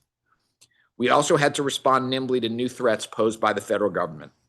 We successfully fought to retain local command and control over our police department, to defend our common sense gun laws, to protect our tax base, to preserve crucial funding appropriated by Congress, and to defend the district against the illegal deployment of the National Guard to police our streets. To take one example, in August of last year, when the federal government attempted a brazen takeover over a local police force, more than a dozen OAG attorneys and staff worked through the night in order to be able to file a complaint and injunction motion the next day. In that case, we argued that the president had overstepped his authority under the Home Rule Act, infringing on the district's right to self-governance and putting the safety of DC residents at risk. In my view, this was the gravest threat to home rule that the district has ever faced, and we succeeded in beating it back. Our police chief remained in command and control over the MPD under the direction of Mayor Bowser. We have been able to accomplish this critical work because of you, the council. You and the council have prudently invested in our human resources. Nearly 80% of our budget supports people, human talent doing the work, human talent committed to providing first-rate legal services, human talent protecting our most vulnerable communities, and returning more money to taxpayers than we spend. It is the office's talented professionals who, in the face of increased workloads, increasing costs, and shrinking resources, have continued to deliver for the district and its residents, making, in my admittedly biased view, the Office of Attorney General the finest public law firm in the country. I firmly believe that the district is the greatest city in the world, but too often the abundant resources we have and the boundless opportunities we provide are not shared fairly among all Washingtonians. There are far too many people in our city who struggle to make ends meet. Every single day at the Office of Attorney General, we are working to combat these inequities, using the law to make DC safer and more affordable for everyone. As part of that essential work, OAG is committed to using every legal tool available to reduce violent crime across the district. As you well know, OAG has limited prosecutorial authority. We are responsible for prosecuting most crimes committed by juveniles, as well as some adult misdemeanors. Adult felonies, which make up the vast majority of violent offenses, are prosecuted by the U.S. Attorney for the District of Columbia, who is appointed by the President and confirmed by the Senate. Effective prosecution plays a critical role in driving down crime and making our communities safer. At OAG, we work to ensure that young people face swift consequences when they break the law. We support victims of crime inside and outside the courtroom, and we make proactive interventions to improve public safety in all our communities. Last year, of the cases brought to us by MPD, we prosecuted over 90% of juvenile homicides, 84% of juvenile carjackings, 83% of violent crime cases, and 85% of juvenile gun possession arrests. These prosecution rates for violent juvenile crime exceed those in most other major urban jurisdictions across the country. At the same time, we use our adult misdemeanor authority to hold dangerous drivers accountable. Last fiscal year, we prosecuted the overwhelming majority of DUIs and reckless driving cases, 98% and 90% respectively. While prosecution is essential to driving down crime, it is by definition a reactive crime reduction strategy. It takes place after a crime has already occurred. Therefore, to make DC safer, we need both prosecution and prevention. That is, we must continue to take proactive measures to stop crime from happening in the first place. Last year, OAG continued to commit substantial resources to achieving this objective. For example, we ran the Attend program, a program that's helping ensure kids show up to school consistently by working with families at 11 schools to improve their children's attendance. We funded Leaders of Tomorrow, a $1.5 million public-private violence prevention grant program that supported high-impact local nonprofits that provide mentorship, academic support, health services, and employment opportunities for DC youth and families. We address criminal activity at properties with a pattern of illegal drug, firearm, or prostitution activities by enforcing the Nuisance Abatement Act. We sought extreme risk protection orders to remove firearms and ammunition from those who pose a danger to themselves or others. We partnered with the Alcoholic Beverage and Cannabis Administration and MPD to shut down illegal cannabis shops operating in DC, closing 100 illegal unlicensed shops in 2025 alone. And we exercised our civil enforcement authority under the STEER Act to hold dangerous drivers accountable. To date, we have brought cases against 25 drivers who have amassed violations totaling $1.5 million in tickets. OAG also works with victims of violent crime to help provide them with critical resources so they can regain a sense of normalcy in their lives. OAG's victim witness specialists provide or refer victims to vital support services, including mental health counseling, housing, medical care, and legal assistance. We also help victims and their families obtain financial compensation for any crime-related expenses through the Crime Victims Compensation Program.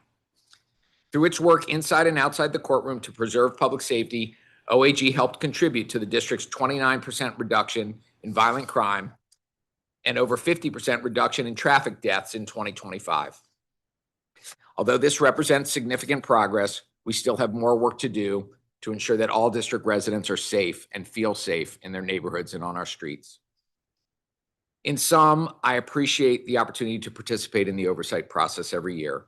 It is a critical aspect of good government that helps ensure taxpayer dollars are spent efficiently and effectively. Bless you. I can say with confidence that OAG continues to provide an excellent return on investment for the district, and I appreciate this committee's continuing support in helping to build and sustain an independent AG office that all of us can rely on and be proud of. Together with my colleagues, Chief Deputy Seth Rosenthal and First Deputy Aaron Cullen, we look forward to answering your questions. Thank you. Great. Well, thank you very much, Attorney General Schwab, and clearly you and your team have had a very busy year, so thank you for all you all are doing. I'd like to swear you all in.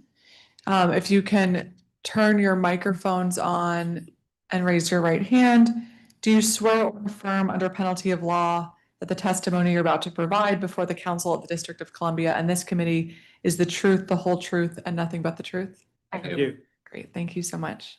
I also want to recognize the exciting yet sad retirement announcement of David Fisher, who's retiring as the Deputy Attorney General of the Commercial Division after 25 years of incredible service and has been just instrumental in some of the city's most transformative deals, from the Frederick Douglass Bridge to the Commanders deal to Capital One Arena, to the building of Nats Park. And personally was an incredible former boss and mentor when I worked at the Attorney General's office.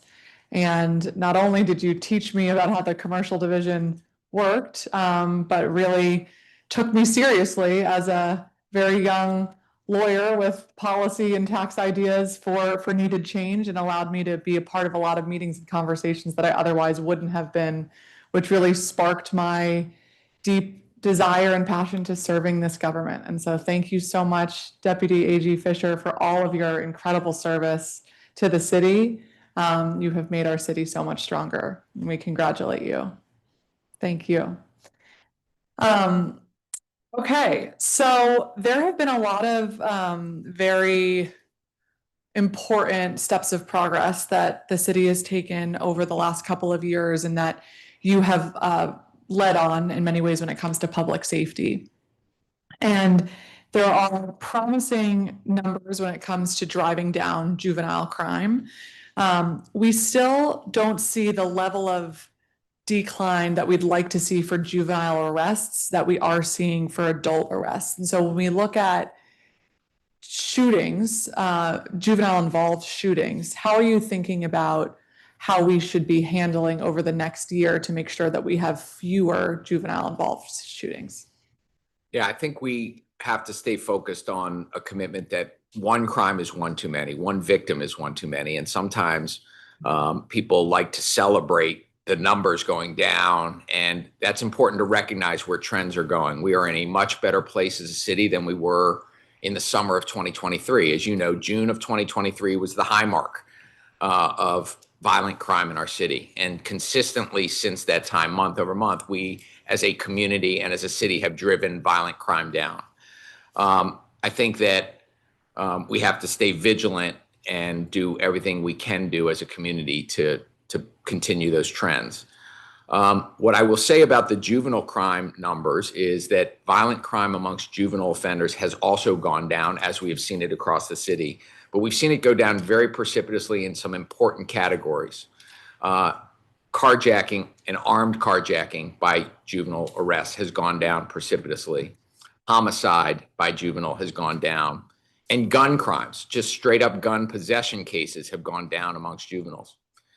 We have seen an uptick, however, in assault cases and robbery cases without a weapon. So when we look at the crime numbers for juveniles, and particularly violent crime for juveniles, I'm focused on the fact that while we have done a good job of driving down violent crime with a gun, which is the most dangerous of violent crime, we still have violent crime in the sense of without a weapon, robbery, and assault cases. And so we want to continue to keep our eyes on that trend and make sure that as we go forward, we're driving that number down too. No crime is acceptable, but I will say that on balance, if there's going to be a violent crime and it's committed with somebody's fists versus a gun, we'd prefer to have it with the fists and keep the guns away from the kids. And I think as a city, we're doing that. So I want the public to understand that juvenile crime, violent crime with respect to the crimes that were of most concern to our community, homicides and armed carjackings, are down precipitously. We have seen a slight uptick in the non-weapon assault and robbery cases. And on the cases that have involved weapons and guns, what strategies do you think are most effective that we should lean more into to make sure that guns aren't getting into the hands of our kids? Well, as you know, and we've talked about it, we're doing everything we can at the Office of Attorney General to deal with illegal guns in our city. We have had an epidemic of illegal guns flowing into the district. We don't manufacture or sell guns in the district, so they come into our city illegally. And in years past, we're fueling way too much gun violence in our city. We are doing our best to defend our reasonable common sense gun laws against legal challenges, including a lawsuit now by the Department of Justice challenging our reasonable gun laws. I have brought lawsuits against gun sellers in Montgomery County that the facts demonstrated they were selling guns to straw sellers to resell, and those guns ended up in crime scenes. We have gone after ghost gun manufacturers who've sold ghost guns on the internet. So we take a comprehensive approach of everything we can do to try to keep guns out of the District of Columbia. We also are prosecuting gun cases. We do not divert gun cases, even gun possession cases. Those cases are not diverted. And so we think that a combination of doing everything we can to keep guns away from the city, defending our gun laws, holding people who are selling guns accountable, and holding youth who have guns accountable is a strategy that is working. There's more work to do, and I think depending on resources and strategies, there could be much more work done to try to keep guns out of our city. You heard some testimony from witnesses. The lawyers in my office are also prosecuting extreme risk protective orders. That's where there's indication that even somebody who is lawfully in possession of a gun might be at risk to themselves or others. And we go to court, we enforce the orders to keep those types of guns out of people's hands when they could be particularly dangerous. So if it's involving guns in our city, we know how important it is to keep the guns out of our city and in the hands of people who will treat them safely.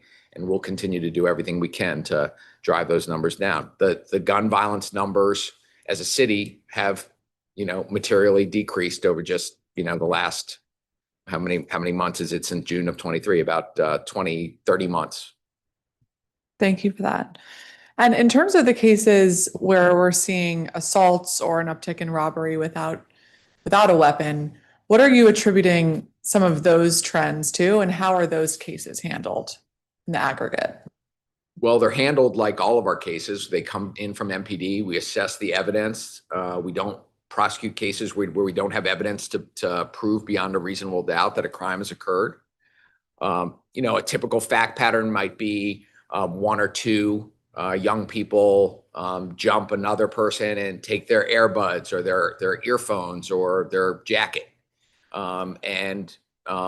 There are all kinds of different fact patterns that occur with that. You hear the stories, and our prosecutors listen, develop a theory of the case and assess what the evidence is, and then prosecute those cases where we have the evidence to do it. I think that I don't want to venture. I don't know that I know why we're seeing more of that, as a community. But I do know that the numbers of those cases have gone up. Thank you. And for those cases that are resulting in a deferred disposition agreement, deferred prosecution agreement, consent decree, we've talked about before the other entities and courts and others that are responsible in following up to determine compliance or non-compliance. And you talked about that in your pre-hearing questions. But do you think that there is a role for the Office of Attorney General to be part of determining if there is compliance or non-compliance, or receiving that information if there's not, in a more holistic way, so that we can better respond to ensure that those agreements are really being followed? Yeah, I think and as we've talked about, is that once we enter into a DDA, and let's use that as the example, because the majority of cases that have a prosecution alternative, and it's very important to know that we're not talking about diversion here. We're talking about prosecution of cases. We're using a DDA in many of those cases. And what the effectiveness of a DDA is that the youth who is the respondent in the matter is effectively pleading guilty to having committed a criminal offense, accepting responsibility. And if the agreement is not complied with, the Office of Attorney General prosecutors don't have to go back and re-prosecute the crime, don't have to re-traumatize witnesses or worry about evidence becoming less persuasive. There has been an establishment of responsibility, and we're getting the young person as quickly as possible into a zone where they're getting services and attention, which we know swift and certain consequences is key when we're talking about youth crime. Then the question is, do they comply with the agreement? And the compliance with the agreement is monitored by court social services and the probation officers. The very same folks that would be monitoring a probation are monitoring compliance with the DDA. And there are times where they are working with the family or the youth to determine whether or not the youth is doing what they need to do. If they determine that the youth is not in compliance, they let our prosecutors know. And that's where our prosecutors then have to make a determination, what do we do with this at this time? And our prosecutors will make a determination. They've not complied with the agreement. We're revoking the agreement. We're now going to go to disposition. We're going to go immediately to a sentencing because, as I said, you don't have to go back and establish guilt. I think that that is the role of the prosecutors, to assess if there's been non-compliance as determined by probation and the folks at Court Social Services. Now it's our job as prosecutors to figure out, what do we do with that? Sometimes a new offense comes in. Sometimes a youth may pick up a new charge while they're on a DDA. We, of course, would know about that. That almost automatically is going to cause a revoking of the DDA that they were on. And then we're moving forward with both the DDA charge that they've already pled guilty to and potentially a new charge. That's the role I think that the OAG has played well and should continue to play. But when we talk about what other agencies should do to make sure kids are getting what they need while they're on DDAs, you and I have talked about this. I think we have to be wary of asking prosecutors and prosecutors' offices to be the social service providers and the program managers for when kids are getting the services that they need to stay on the right path. Thank you. And trying to think of how to ask this without being too granular. So if there are cases that say something broad like school attendance is required, what level of absence generally would trigger a revocation? Yeah, and I don't know that there's a general answer to that. You know, truancy is different than delinquency. And there are many reasons why kids are not in school, miss school, why they experience chronic absenteeism from school. And so we have to be careful about being too broad brushed in what we're looking at. Certainly most, if not all, of the agreements that we enter into, regardless of what it is we need kids to be in school. It's clear they got to go to school. Kids are healthier when they're in school. But there are a whole host of reasons why kids might miss school or miss a pattern of school. And it doesn't necessarily mean that they're committing criminal acts again. So that's the level of judgment that Court Social Services in monitoring the compliance of the agreements exercises. Ideally, we want Court Social Services to help the kids get in school. We don't want a quick revocation of a probation because they're not in school, or a quick ask for us to revoke a DDA because they're not in school, if there were efforts to be made to get them back into school. And we know the criminal justice system, the delinquency system, is not the best way to get kids into school. So there's judgment, there's discretion involved in any determination about whether or not a DDA would be revoked by the prosecutors in the AG's office. Well, I don't want to put words in your mouth, but it sounds kind of like it's not on its own cause for revocation, just not going to school. Is that accurate? I don't know that I don't know. I don't know whether we've had cases brought back to us by Court Social Services that say this child has done nothing wrong except he hasn't gone to school. And we've tried to get him to school. We can't get him to school. And therefore, we are now back asking you to consider revoking the DDA. Right. And I also don't know, sitting here, whether that type of fact pattern, attendance by itself, has resulted in the revocation of a DDA. My general sense is that by itself would not be enough, because when we're dealing with truancy and chronic absenteeism, we as a city have decided we're not using the criminal justice system to compel attendance. Right. And that's not my discretionary decision. That's a decision the council and the city through the JJAG decided back in 2019 was going to be our approach to attendance. But what I'm trying to understand then is, why include it in a DDA agreement? If it's not a basis of revocation, does that not dilute all the other conditions that we are asking to be met? If one of them is just generally meant more as a hope or a guideline as opposed to a condition of the agreement? No, because I think that the vast majority, I don't know what our success rate is. We've answered the questions about the numbers and how far out, but most kids get back in school. They get back into compliance, and they know there's an expectation for them to be in school, and they know they've got adults and probation officers and other people with eyes on them. And I think that helps So no, I don't think it dilutes the terms of the agreement. Just because attendance by itself may not be a basis for triggering a revocation. Okay.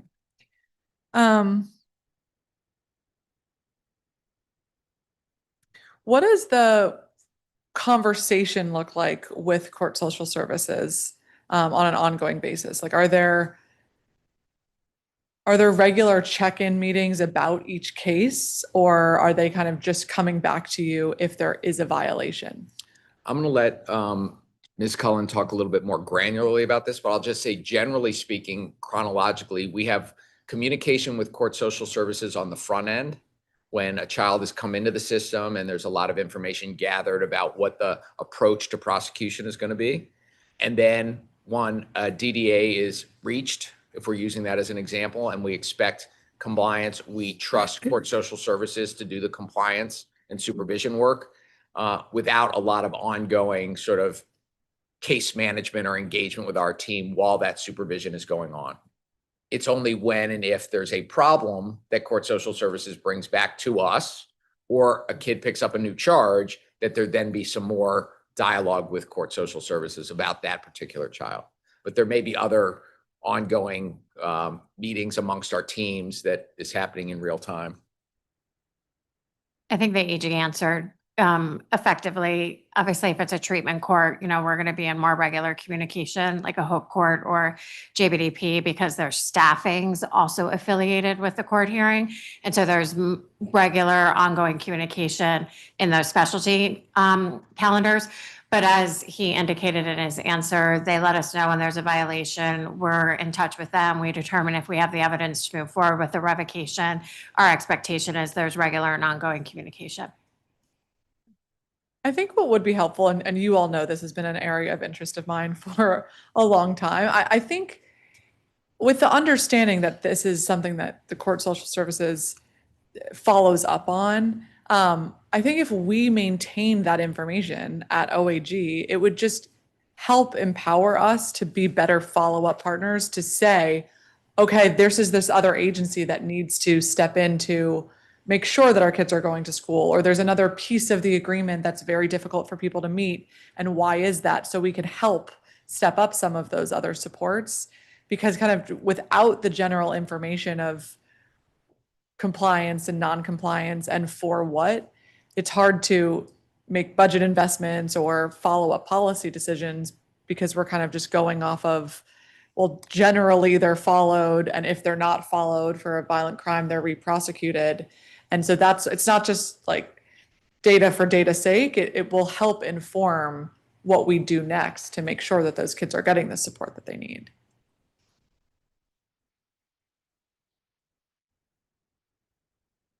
Is there a question? Well, I guess the question is, can we move towards that this spring to start tracking that data? I'm absolutely open to continuing the dialogue with you and with court social services about what we're doing. But court social services has a mission and has staffing and has professionals that are engaged in supervising children. Now, we as a city recognize we've got a challenge because court social services doesn't sit within our government, is not subject to oversight. So we rely on our relationships and our partnership, but it's not all of us under the same umbrella. Anytime you're talking about tracking additional data or following up, there are questions of how are we defining the data, who's monitoring it, who's responsible for it. We get into lots of downstream challenges, which we're involved in a lot of different places right now. And I'm absolutely open to working with you on whether we think we can come up with something that makes sense. We do know, for example, that a lot of times when a DDA is revoked, it's because the young person has picked up another charge, has done something in the delinquency space. And we know about that. And then we can certainly have that information available. We don't need court social services input on that or for them to be tracking data. But whether or not the programs they're sending kids to, whether they're effective, what kind of stickiness they're getting in different places, that's not something that we have visibility into. And I'm not sure that we can legislate our way into the visibility.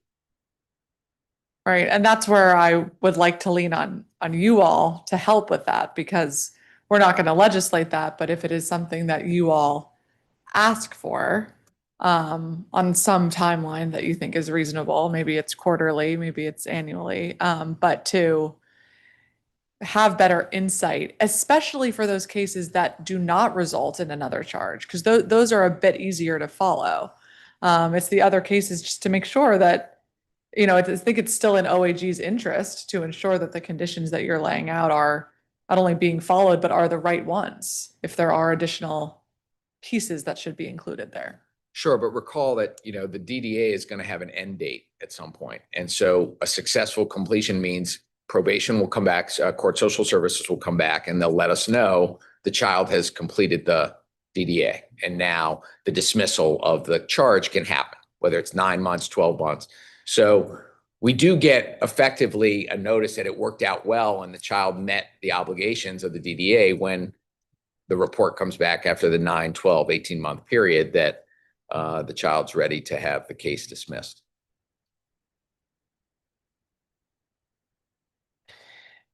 Yeah, I guess what I mean by if it was annual would be to look back and say, over the last year, there were X amount of cases that all the conditions were found to be met, and therefore the case is dismissed, or Yeah.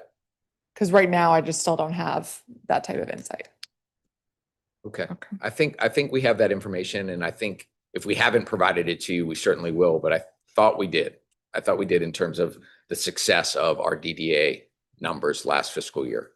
Okay. If you don't have it, let us know. We'll get it to you. Okay. Thank you. Hello.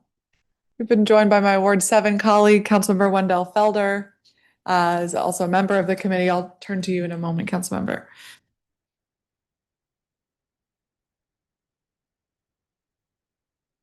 How many cases of educational neglect were referred to OAG over the last year? I'll let Ms. Cullen take that. Thank you. So if I can just take a step back, I want to give you the universe so this number doesn't perhaps sound small to you.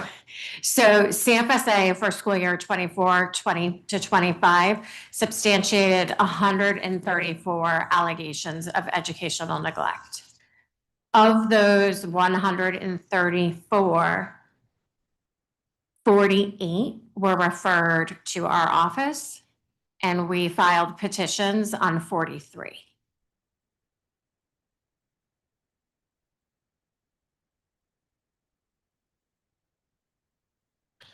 So what's the distinction between the cases of educational neglect versus the ones that were referred to you? CFSA could have made a substantiation and determined they could work with the family on an in-home basis before presenting it to us for actual court involvement. Got it. Okay. And in the 43 cases that you proceeded with and petitioned, I know you can't give me like all the details on all 43, but how generally did those cases look? So I'm using the number 43 to be, that was the main allegation. There could have been another allegation with it, but the educational neglect was significant enough that we proceeded to court. That would then proceed like any other case in terms of developing a case plan for the family to work on. The child is still in the home. There's conditions on the child remaining in the home. And so our attorneys work with the agency to ensure the parent is compliant with the case plan. If we feel like the conditions are getting worse, that the education hasn't resolved by the child being in the home, we hope to not have to do this, but we could move to revoke conditional release or protective supervision, which are the terms we use for the child being in the home with the parent, and then proceed with the child out of the home, then in one of the city's licensed foster homes, and hope that the educational compliance increases when the young person's in the custody of the city. Thank you.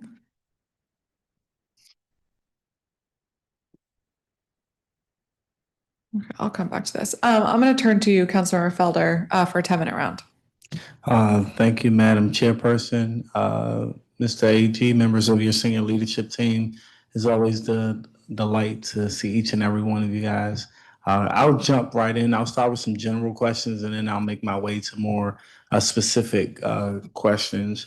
Mr. AG, could you speak to the biggest area of success that your agency has been able to focus on over the last year? Well, Councilmember Felder, thank you for the question, and it's good to see you too. Without being flippant, the short answer is I can't, because we don't have the luxury of picking and choosing what's coming at us as a city. I'm very proud of the body of work that we have had to do, and we have very serious work being done in every one of the operating divisions we have. As I indicated in my opening statement, I'm very, very proud of the work that the team has done defensively, protecting taxpayer dollars for the district. We saw a 17% increase in the number of cases coming in suing the district.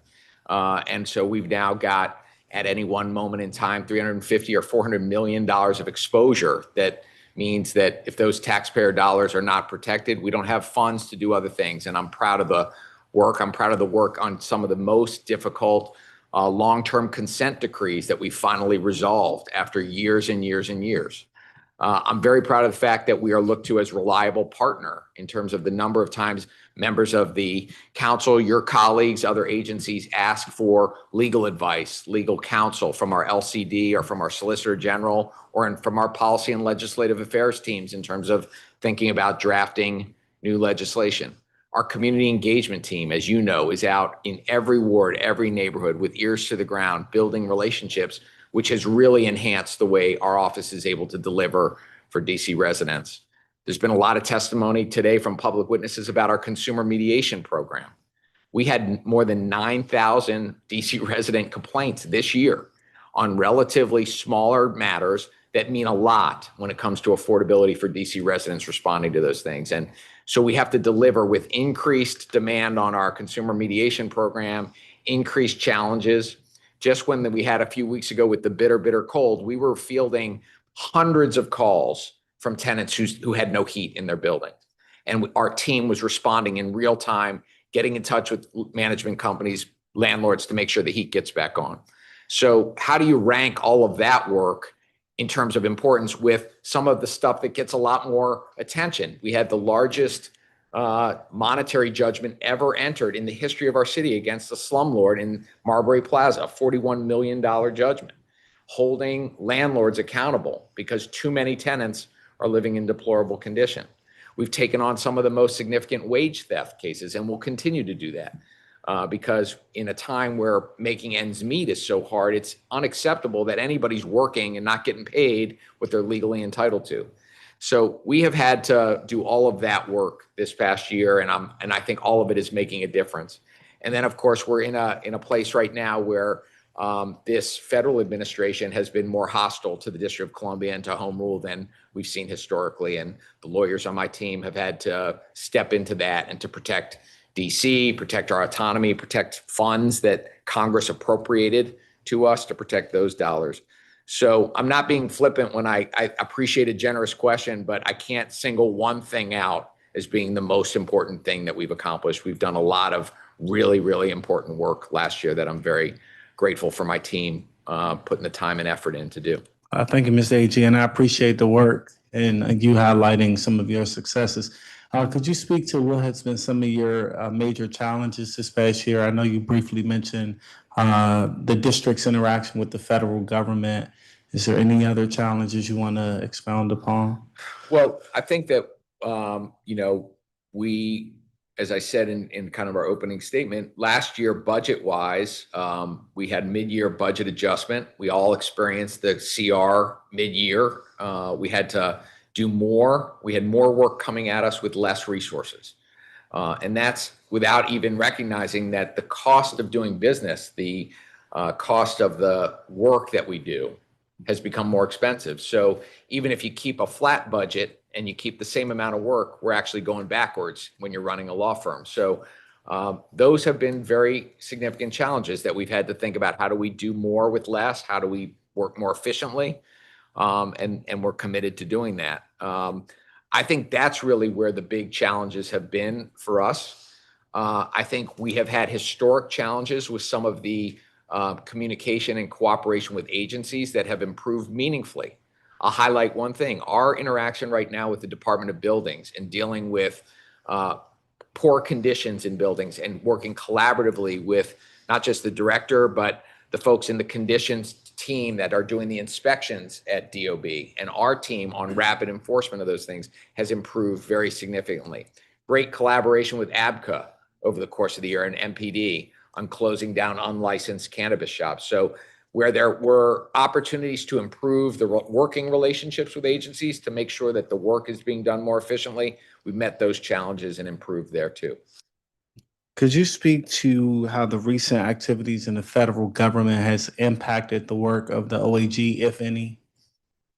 Well, I think one thing to be mindful of is that the district is not unique in the sense that the federal government and this administration has taken positions with respect to funding that the federal government provides to state and local jurisdictions, including the District of Columbia. And in many respects, the executive has taken positions that money that was appropriated by Congress, Article 1 with the power of the purse, that those dollars that had been appropriated to jurisdictions like the district have been either turned off or conditioned. And we and state AGs around the country have had to protect those dollars, whether it's SNAP benefits, whether it's money for federal highway funds that come in, whether it's to support other programs. That has caused there to be an additional amount of work done by the Office of Attorney General to protect the district and to protect district residents. Now, Ms. AG, you spoke about some of the challenges. Could you speak to what you need from this council to assist you in your efforts? Another very generous question. First of all, I want to say the council is a great partner, and we hope we're a good partner back. We see problems from a unique vantage point as the Office of Attorney General. When we see unique things that from our vantage point can help legislators and oversight process at the council be more successful, we're in regular communication. As you know, when council members need constituent service support and you're hearing from your constituents, we have regular lines of communication. So making sure those lines of communication remain open, clear, that's a very important thing for us to be able to do our job. And we very much appreciate the relationship where when we have identified an issue that we think we need help on in terms of enforcing the laws or improving our tools, that we have a receptive audience. We're not here for budget, but you're going to hear me come back and talk to you at budget time. The Office of Attorney General cannot continue to do the extraordinary work we're doing year over year when costs go up. We had a very substantial amount of compensation for our lawyers and our professional staff from collective bargaining agreements that were approved long ago that were just finally authorized without the money to pay people. We have to comply with the law, the Legal Services Act that requires parity between our professionals and the federal lawyers. And we are being asked to do things when the costs of running a law office, the subscriptions we have, our rent, the licenses we need to do our work are all getting more expensive.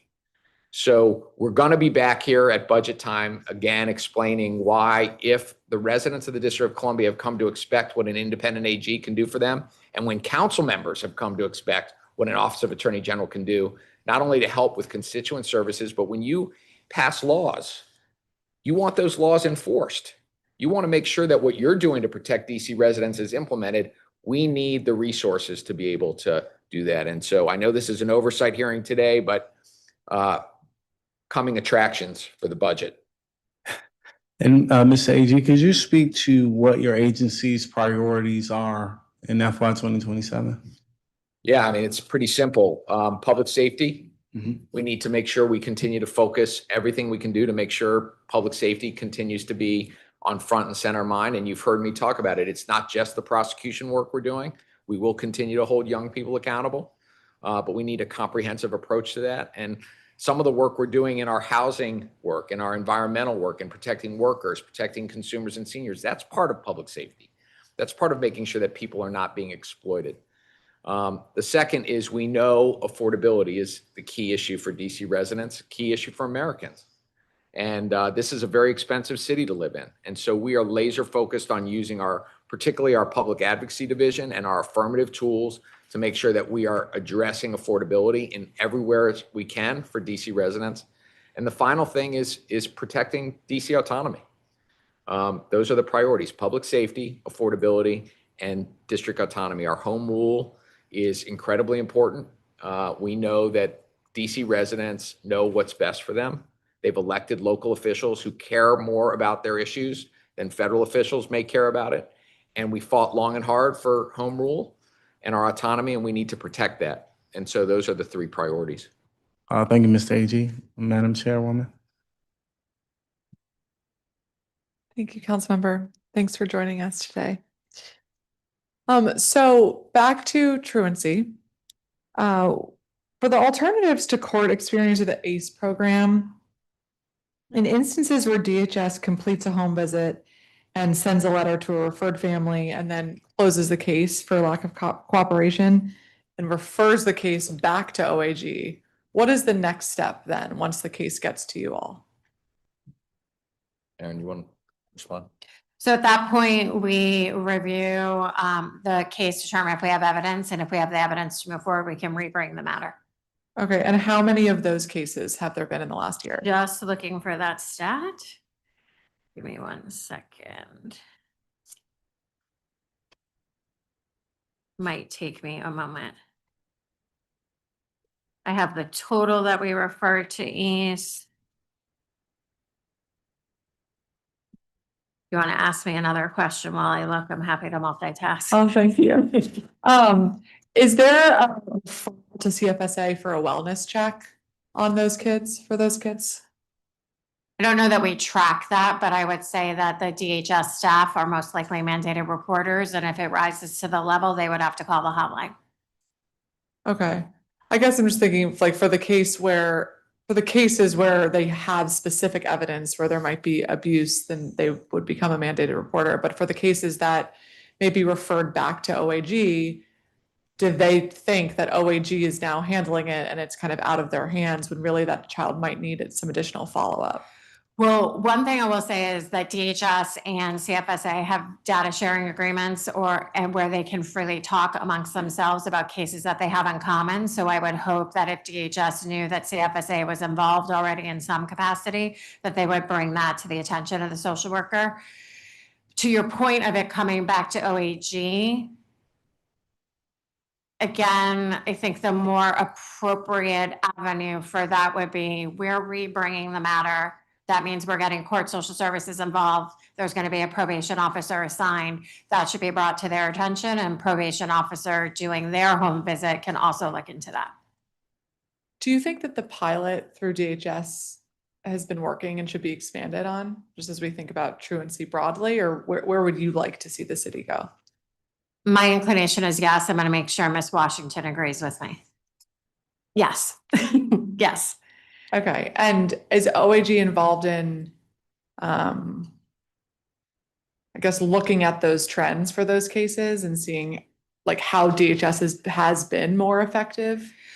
We are members of the Everyday Counts Task Force and have a significant role, I think, in ensuring that the alternatives we support are successful. And so I would imagine our team has been able to have ongoing conversations with DHS about the desire to expand, because at the end of the day, we all want the truancy resolved. And if the program is working without having to court-involve families, either in the juvenile system or in the neglect system, that's the right outcome. Are we tracking to, or has truancy come down in the last year since that pilot began? That might not be data that I have readily available to me. I think what I can tell you is of the ones, well, let me not misspeak and tell you I can do that before looking at my truancy chart. Of the ones we refer, if they have come back to us the next school year, I would have to check with the public safety team to see if we track it at that specific of a level. Okay. Well, then I guess it just leads me to wonder, like, if truancy rates haven't come down, why are we confident that this program is working and is the right one we should be expanding on? Well, I didn't say truancy rates had not come down, so I want to make sure I'm clear about that on the record. I think what we need to do is look at the children and families that come to our attention every school year and provide the services that we have available to us to remedy that. And then if they are presented back to us, determine what we can do to address that within our own office. Okay, are there any other best practices that you've seen, like through your Attend program, that you think should be used as a model to be expanded to other schools across the district? Well, we're very proud of Attend, and if the city would take on the funding that it requires to expand Attend and staff Attend through the executive, we would certainly think that would be a good idea. The importance of a successful program that we have seen is the in-the-moment engagement. It's the in-the-moment connection to services and supporting families where they are. And if the executive had the resources to do that in all schools, I would certainly hope that we would see a great impact and reduction in our truancy numbers. Do you know how much that would take? So it depends on the I mean, I think we will be ready closer to budget to give you a better number on that.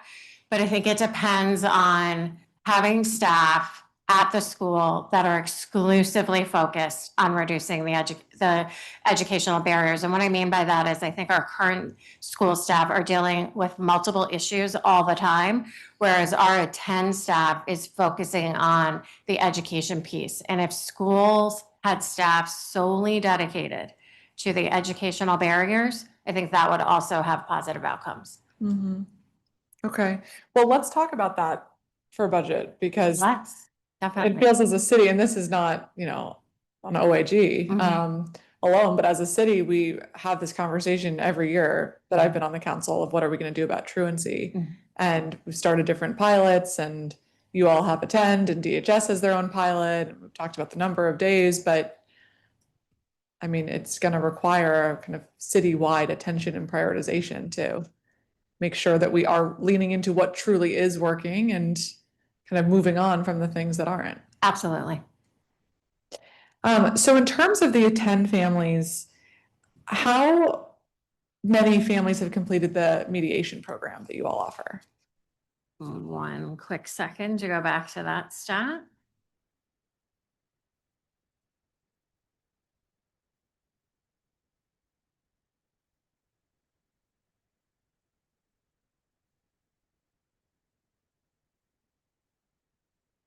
We had, okay.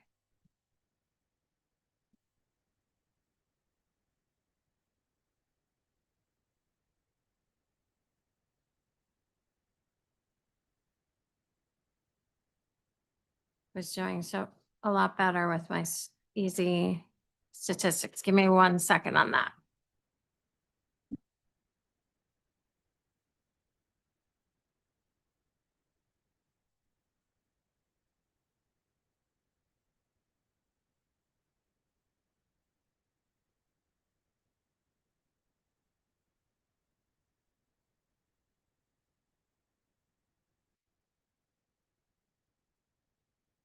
I know we have pointed out earlier that having two committees has been challenging, so I keep looking at your answers and Councilmember Parker's answers, so apologies for the delay.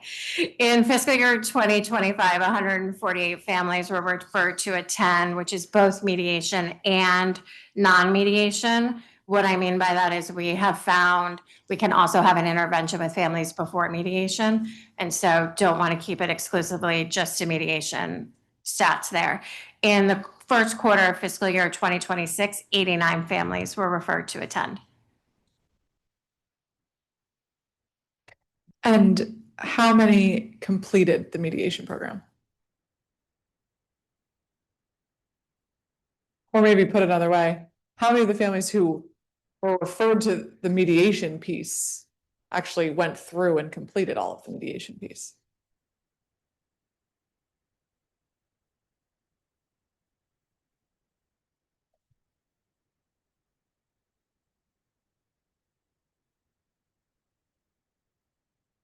Or I could ask it another way. If you don't have it. 2/3, okay. So what happens if a family is referred to mediation and says no? At that point, we can review if there is a need, depending, obviously, these are our 5 to 13 population, so we can determine if, as you had asked earlier, it requires a referral to CFSA, there has to be additional engagement that needs to be done. And does that happen? Our Attend team is in communication with CFSA, yes. Okay, one of the things that you talked about in your pre-hearing responses was that quote, OAG does not track success via a performance matrix. So how do you measure if attend is successful? So we're currently working on a report for the 24-25 school year, so I don't feel that we're in a position for me to give you information at this moment in time in terms of what we view to be successful or unsuccessful. So at this moment, I would say that the family has participated in the mediation, has come to the mediation. And then at that point, it's on the school to continue to follow up to make sure the education attendance remains at the level they want it to be at. Okay, but I get, like, from OAG's perspective, you all have this program. There are a bunch of different ways that people can participate. And we just talked about how it would be a good program to scale up and provide to more, if not all of our schools. But how can we make that determination if we're not tracking basic metrics on its impact? Well, we are tracking some metrics. I just don't have the finished data to speak about that at this moment in time. Understood. So if you don't have that, that's okay, but just conceptually. Of course. How do you, what do you think the most important metrics are to weigh if someone's coming to mediation, if they're actually going to school after they complete the mediation, and how we're seeing that? Well, I think one of the key things that our team does when they're engaging both with the school and with the families is identifying the root cause of what is the obstacle to coming to school, and then trying to either refer to services or the school can resolve that on their own to get the child back to school. Obviously, at the end of the day, success would be that you haven't seen a dip in attendance, that you continue to have resolved the attendance barrier. And I think that's different family to family. And so without any additional data, I can't give you a more conclusive answer. But for us, it's that we are making contact with the family, that the family is responsive to the intervention, and the education is improving.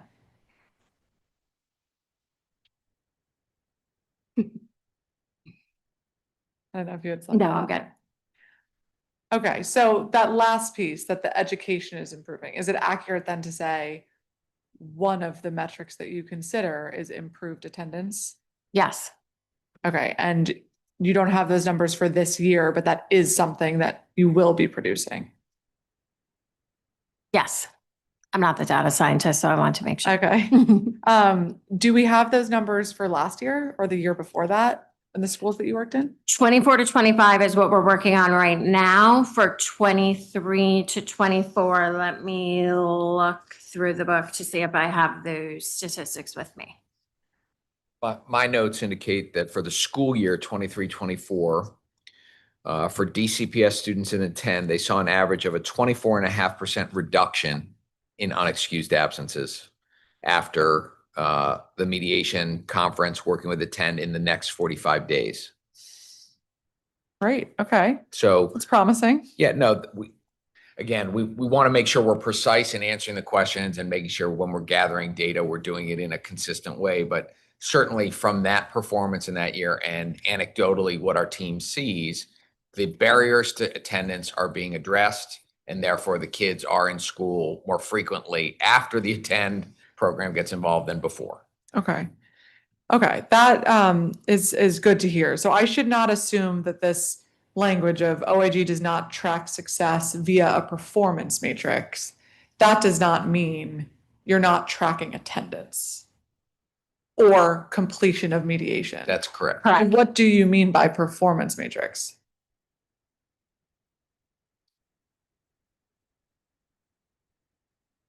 Because that was my intention in the question, was just like, are we looking at the success of mediation, actually attending mediation if you're referred, and then coming to school?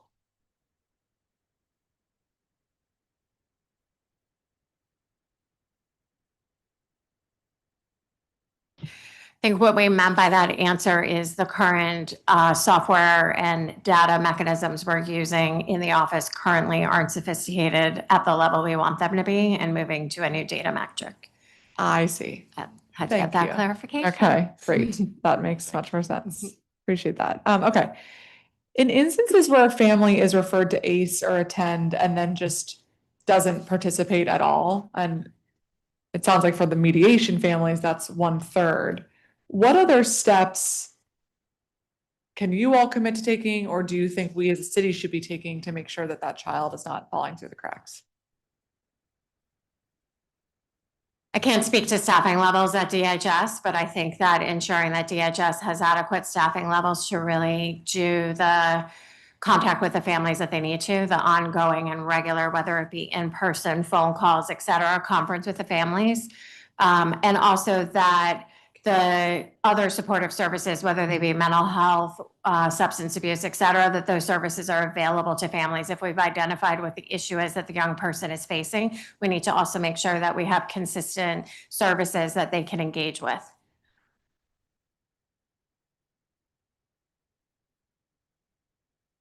Okay. Thank you. Sorry, I went a little bit over time there. Please go ahead, Councilor Felder, for another round. Thank you, Madam Chairperson. Ms. AG, picking up where I left off, you mentioned your agency's successes, challenges, and priorities.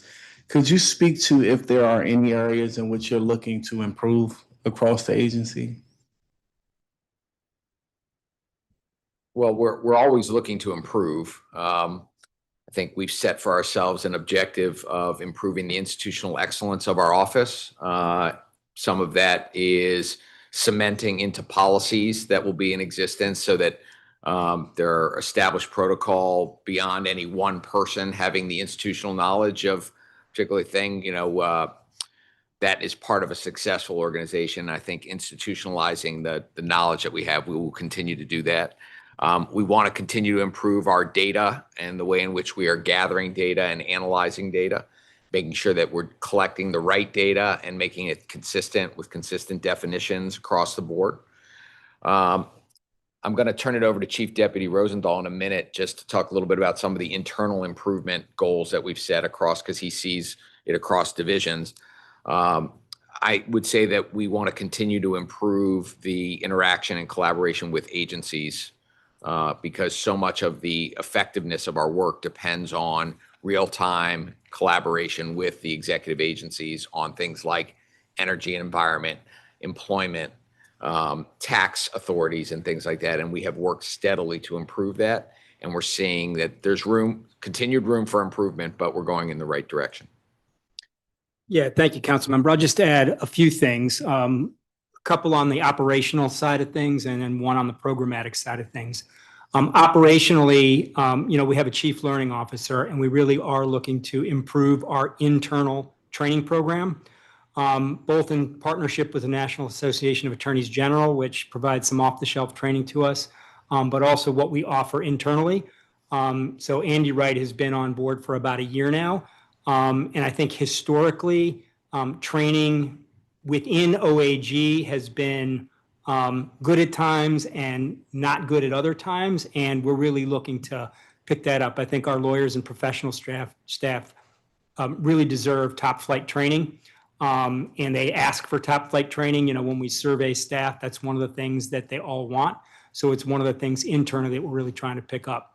Another thing, and this sort of dovetails with training, is on the HR front. I think that we have a bunch of managers here with us today, and I think our managers also really would like training on how to manage performance, how to discipline folks, how to get the most out of their staff. And so that's another thing that we're really looking to pick up this year, and our Chief Human Resources Officer is working hard on that. So that's on the operational side of things. Just a couple things. Then programmatically, AG Schwab spoke about this a little earlier, but last year we started an initiative focused on housing protection and affordability.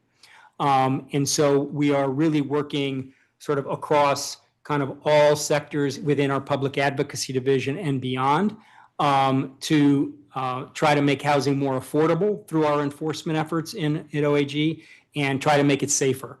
And so among the other things we did, AG Schwab spoke before about improving our relationship with the Department of Buildings.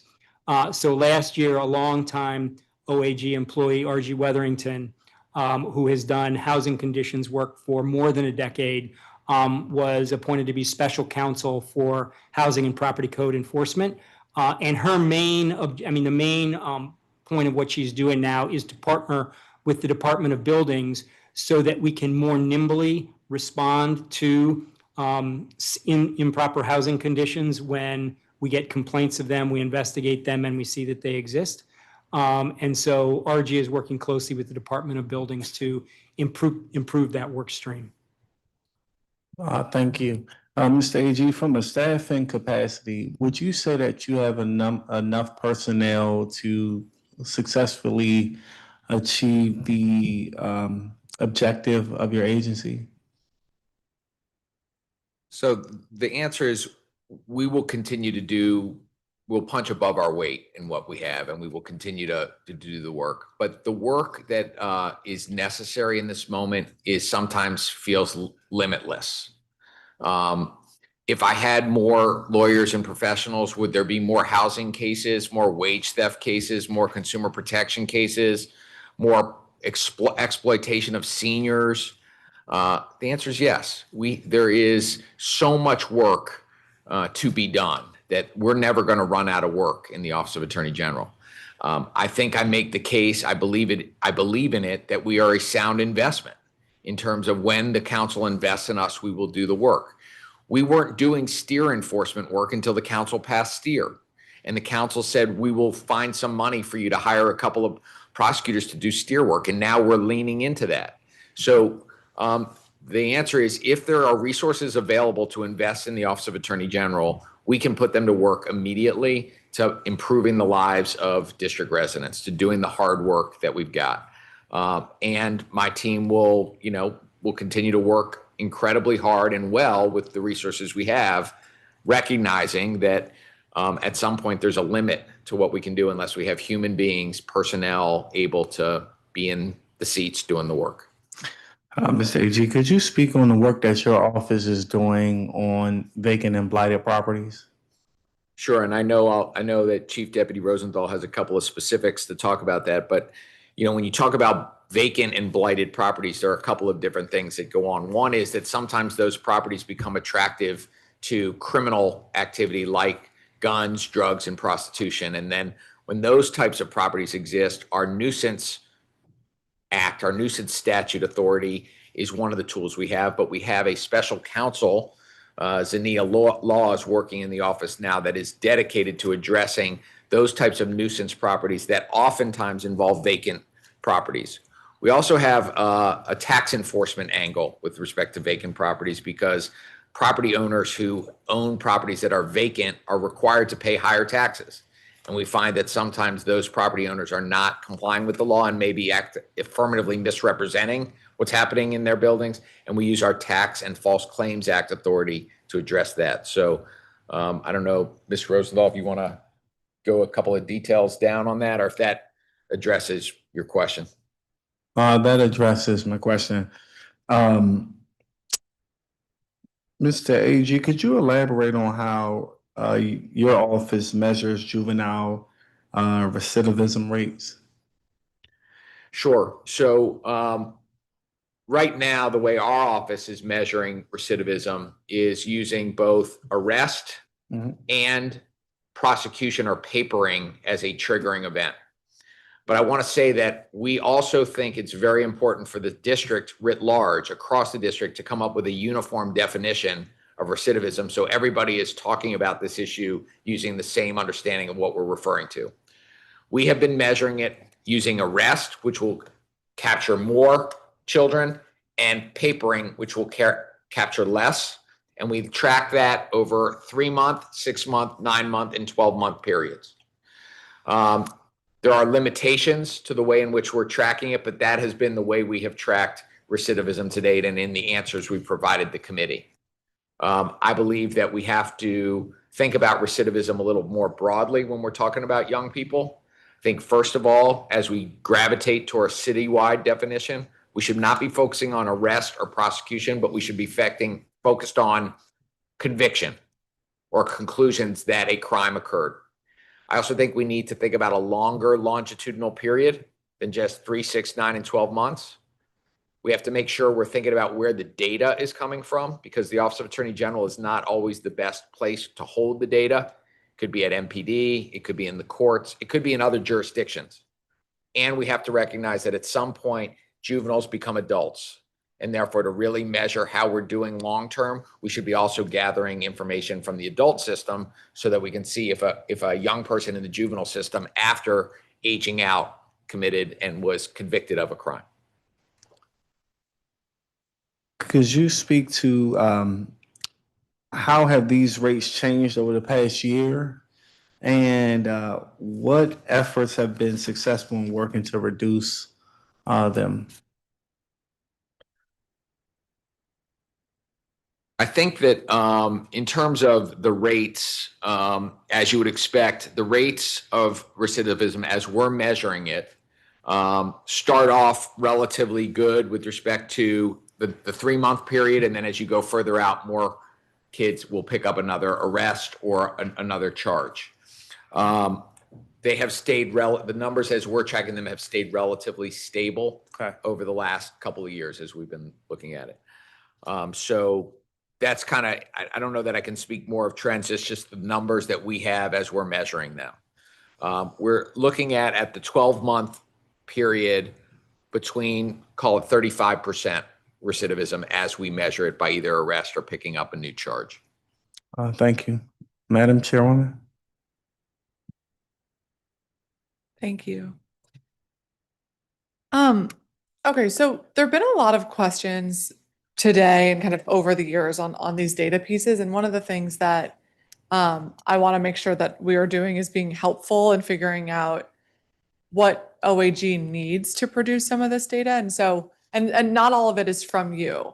So I guess first, what data do you all need from other agencies or the courts to kind of make some of these requests more feasible?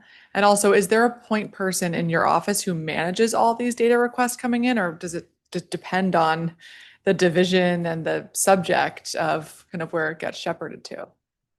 At the moment, I think it's going to depend on the subject matter and the information we're trying to gather.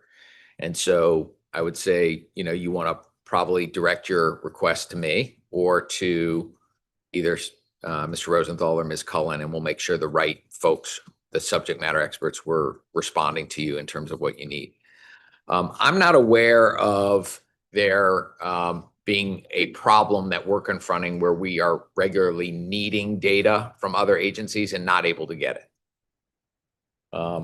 I think we have good relationships with partners across the system. And if there's a particular need for data about something, we have relationships or ways of gathering data. So I'm not hearing at my level that we're consistently not getting data, but let me ask both Mr. Rosenthal and Ms. Cullen if there are things in your respective divisions where we're having trouble getting data that we need. Not that I can think of in the divisions I work with, but I'm going to look back at some of my deputies to see. And one of the areas that I'm thinking about actually comes from a hearing you were just at earlier today with DYRS. Like, is DYRS sharing with you all information that you need about young people who are being released back into the community? Yes, and thank you to your committee and your leadership on that. We were having a problem in prior years without getting information back from DYRS when the level of secure detention changed. For example, a young person coming back from New Beginnings into the community. And since this fiscal year, we have a better communication system in place. DYRS is providing that information to us, and we're appreciative of that. That has been an improvement in the way in which important information has come back from DYRS to our team. Okay, great. Thank you. I'm happy to hear that. And then in terms of the civil litigation division, one of the other issues that we were looking at for the youth records bill that we're moving soon is around the CLD not being able to access district juvenile records as a matter of legal right when you're defending district agencies. Can you say a little bit more about that? Sure. So right now, under the juvenile confidentiality laws, even when the lawyers in my office are defending DYRS and those records might be relevant to a particular civil case or producible in discovery because they've been requested, the law doesn't allow us to immediately get those documents from the agency. So we have to go to court.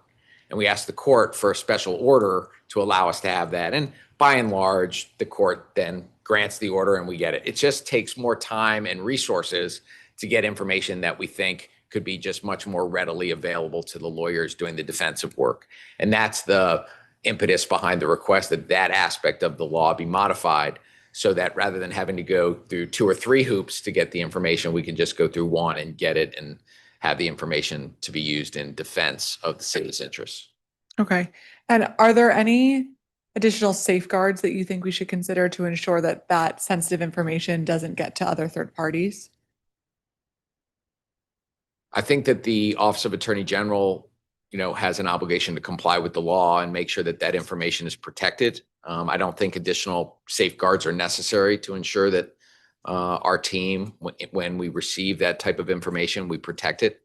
I know from experience in this dynamic that our team is very vigilant about protecting juvenile confidential information, sometimes to the chagrin of other actors in the system.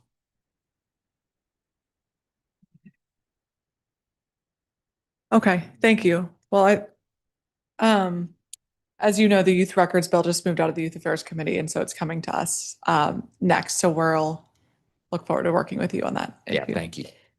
One of the areas around assaults and homicides that I'm very worried about is in the domestic violence space. And your office has done a lot of important work around the extreme risk protection orders and ramping up education there, and ensuring that people can be kept safe. Have you seen other concerning trends as it relates to ERPO education or accessibility since the Supreme Court changes?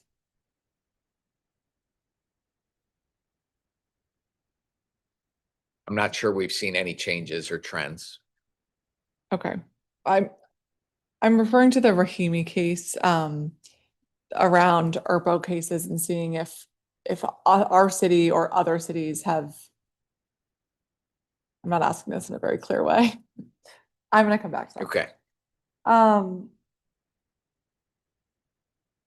Okay, civil protection orders. I have a note that you all took 47 cases and advised 17 petitioners for civil protection orders based off of the referral list of the city's domestic violence intake centers. How many cases were you not able to prosecute because you also represented the petitioner? Is that a large portion of the cases? I'm going to let, while Ms. Collins looking for the exact number, the general answer is no, because we're pretty careful recognizing that if we're representing the petitioner at the front end, we are conflicted out from bringing the contempt matter or holding somebody enforceable for violating. And so our practice has been to try to lean into the back end work where somebody has violated an order as opposed to being on the front end seeking the petition. So I think the majority of our cases will be enforcing CPOs or ERPOs, not obtaining them in the first instance. I shouldn't lump ERPOs into that. ERPOs are different. We do go and seek those.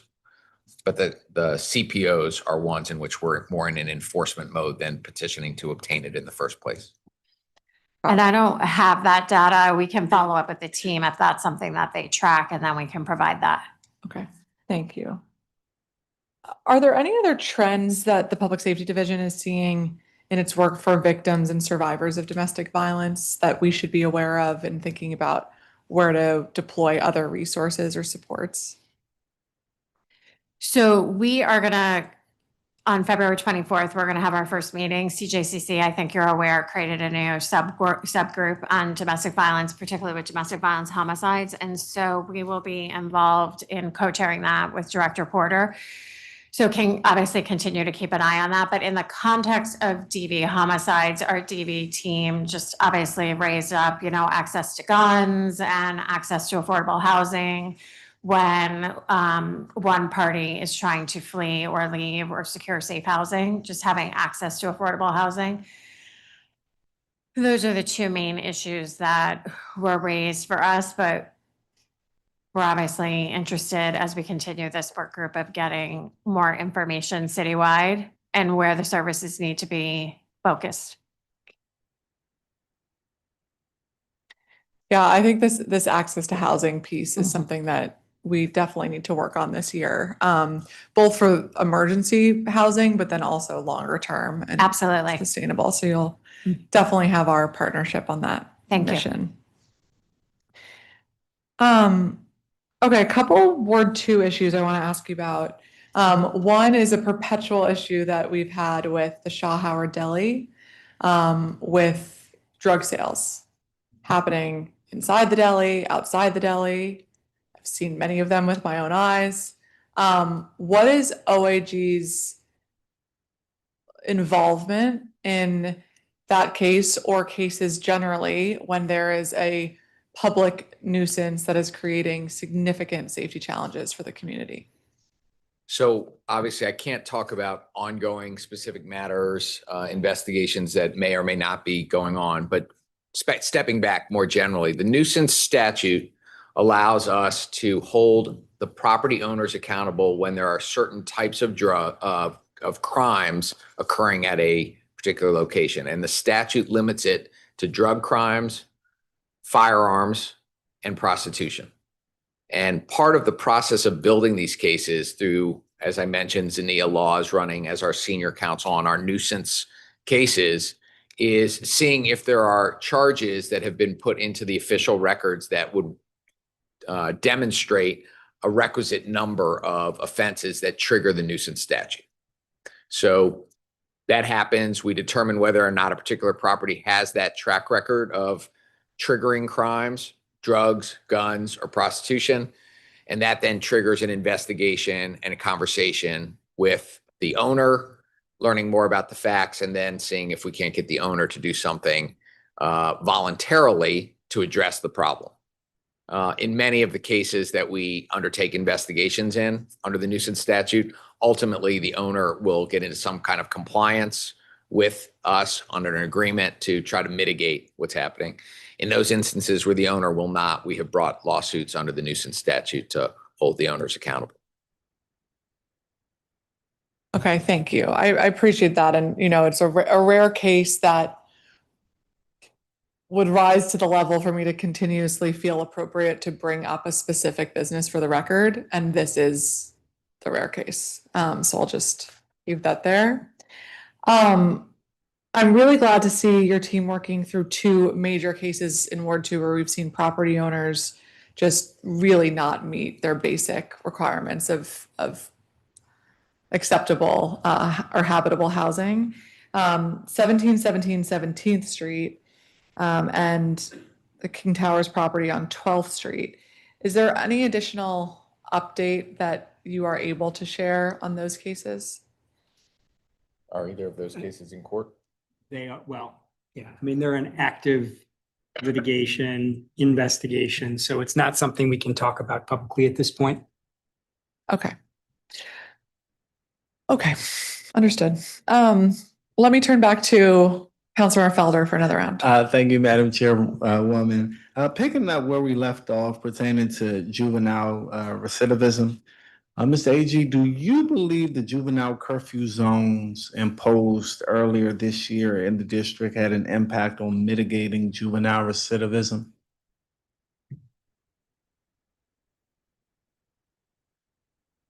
I don't know that I have any evidence that I've seen that would support that conclusion. Okay. I think it's important for the public, for the council to understand that even after the curfews were enacted and put in place, our office has not seen MPD arresting young people for violations of curfew. So when you're asking us from our prosecutorial lens, what are we seeing about the curfew and the interaction? We're not seeing MPD arresting young people for curfew violation. Shifting gears to Ward 7 specific questions, could you speak to what has your agency's engagement in Ward 7 looked like over the past year? Sure. We've been active in all 8 wards, but I will say that particularly for the the wards east of the river, I would say Ward 5 as well, we have seen an intensity of need for legal action, legal attention, investigation, and we have leaned into that. Certainly, when you think about environmental work, the work we're doing with the Anacostia River has huge impact on residents who live in Ward 7. All of the environmental work that works on clean water, where we're concerned about stormwater flow into the Anacostia River, the Kenilworth Gardens recently, the wetlands case involving a developer who had done serious damage to wetlands that obviously protects the environment and protects the river, have been important cases for us. And as you know, we also have a pending lawsuit against the federal government to get the Anacostia River clean again. We have been very active in our consumer protection cases, particularly with respect to seniors living in Ward 7. Our Curbio case involved holding a renovation company that was holding itself out as a company that could be hired to make homes more valuable right before they were sold, turning out that they were taking advantage of the homeowners, many of whom were seniors in Ward 7. I think we had 37 separate contracts in Ward 7 that Curbio had entered into, and we had a very substantial lawsuit and settlement with Curbio involved taking advantage of senior homeowners in Ward 7. Recently brought a lawsuit against a company called Athena Bitcoin, which was using Bitcoin ATMs as a vehicle for taking advantage of seniors. Some of those Bitcoin ATMs are in Ward 7. They're across the city. Two very important matters brought recently involving vaping, kids involved in vaping and flavored cigarettes. We had an investigation and settlement with 7-Eleven, including the two 7-Elevens located in Ward 7 that were violating a settlement agreement about electric cigarette, flavored cigarette sales to kids and within a certain amount of radius from schools. And we held those vendors and sellers of flavored cigarettes accountable. And as I think you know, we've worked very closely with you in your office on the Minnesota Avenue corridor, where we've been dealing with nuisance properties, vacant properties, engaging with your office and the business community to try to address some persistent problems. We have been aggressively pursuing one of the most notorious slumlords in our city, who owns multiple properties in Ward 7 in active litigation. I think both the Minnesota Commons and Minnesota Avenue property and Bennington Apartments are both properties that have been a major focus of our housing enforcement work. So really across the portfolio, whether it's consumer protection, whether it's environmental protection, whether it's housing work, I think we have been vigilant and active in all 8 wards, including your ward, Ward 7. Thank you, Mr. AG. Could you speak to, if any, some of the Ward 7 Tenant Association meetings that your office perhaps attended? I don't know that I can tell you the specific ones, Fine. except that I know we have been in many, and I know that our community engagement team is in regular communication with tenant associations, ANCs, other civic associations and community associations, where we're invited to come and listen, where we're invited to come and make a presentation. And we try to be as many of those meetings as we can, at least on an annual basis. How has the Attend initiative impacted truancy rates at Sousa Middle School and the other schools across the district that are part of that program? So we had mentioned earlier that we're still working on our overall report for school year 24 to 25. But I will double check to see if I can give you exact rates for that school. My guess is the answer is no, I do not have that information to give to you. Thank you. When you get it, if you can send it over to my office, that would be wonderful. Absolutely. Last question, Mr. AG, is in this work, especially during a time like this, you really got to want to do it. Could you share what you're most proud of being the AG for the last, 4 years? 3+ years.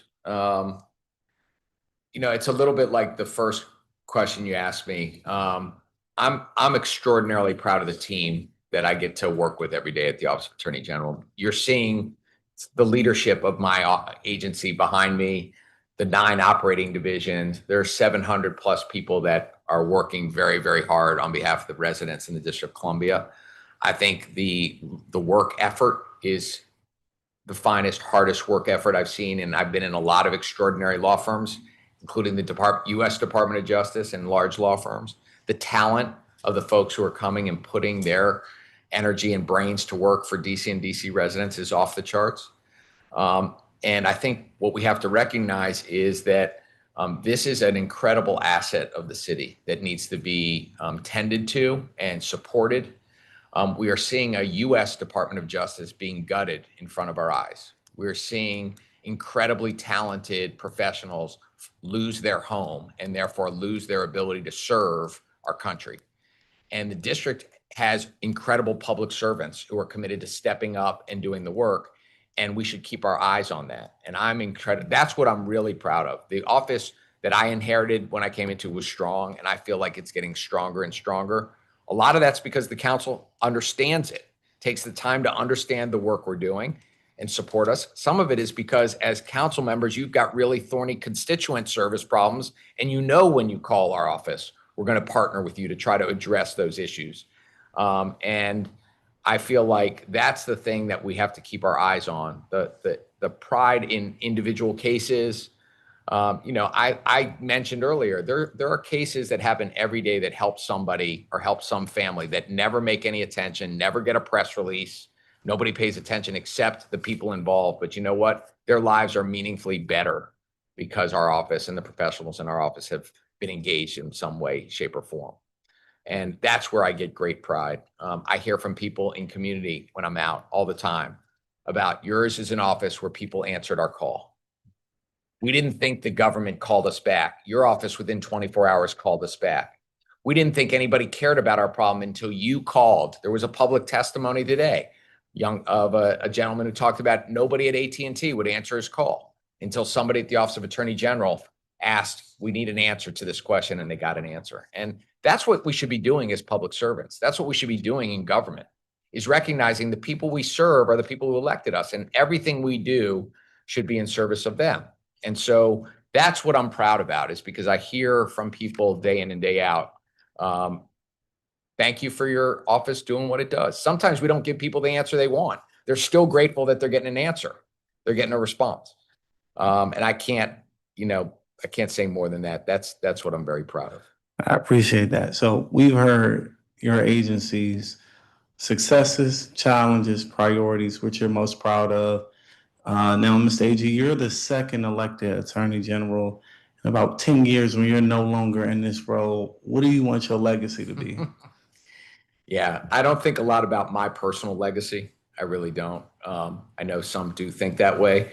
My team has heard me say it. The institutional excellence of our office has to get better and better so that it won't matter who the Attorney General is.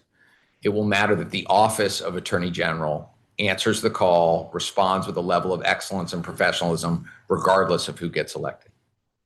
You're such a AG. With that, thank you, Mr. AG. It's always a pleasure. And Madam Chairperson?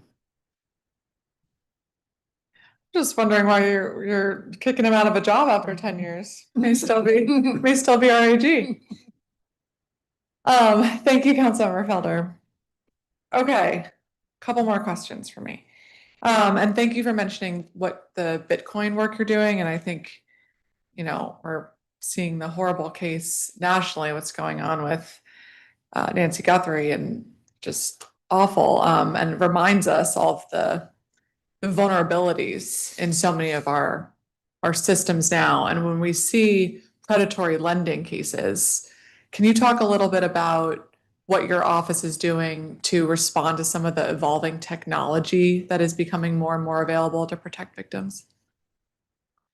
Yeah, I mean, unfortunately, with technology rapidly improving and growing and a devious mind, which too many folks have, you literally have limitless opportunities to take advantage of people.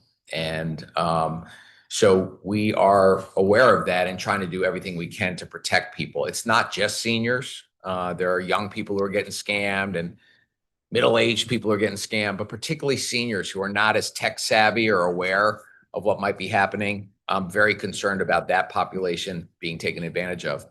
What have we done? Well, we've held bad actors accountable when they've used technology in ways that break the law. Our RealPage lawsuit is an example of that. It's a antitrust case, but it's an antitrust case where the use of an algorithm and a tech company to allow competitors in the residential real estate market to share confidential information and collude with one another is being facilitated through technology. The Athena Bitcoin is an example of where technology is being used to facilitate taking advantage of people. So we want to use our tools, traditional tools, whether they're consumer protection or antitrust, to lean into that space.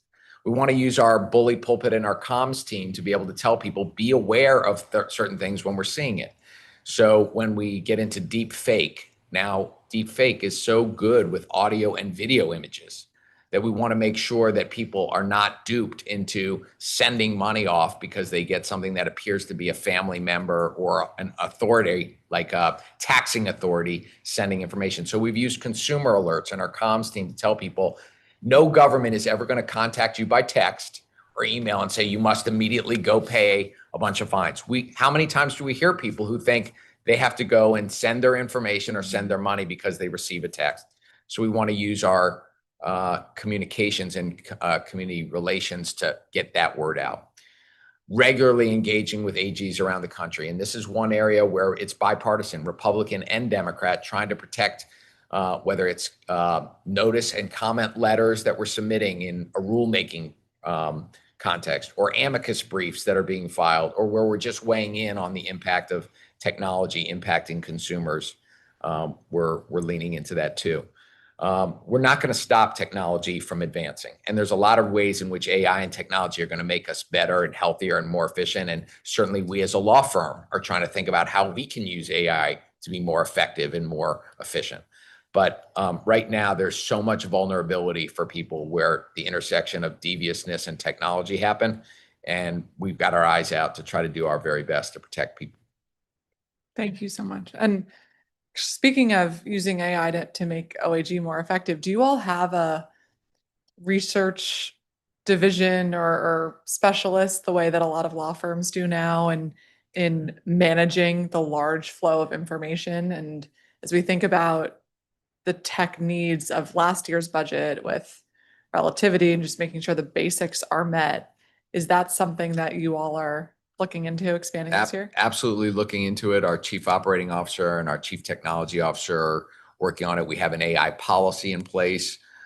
We don't have the resources to have independent research teams that are leveraging all of the data. We do have data scientists, and we will continue. This is a place where we want to continue to grow the power of our office.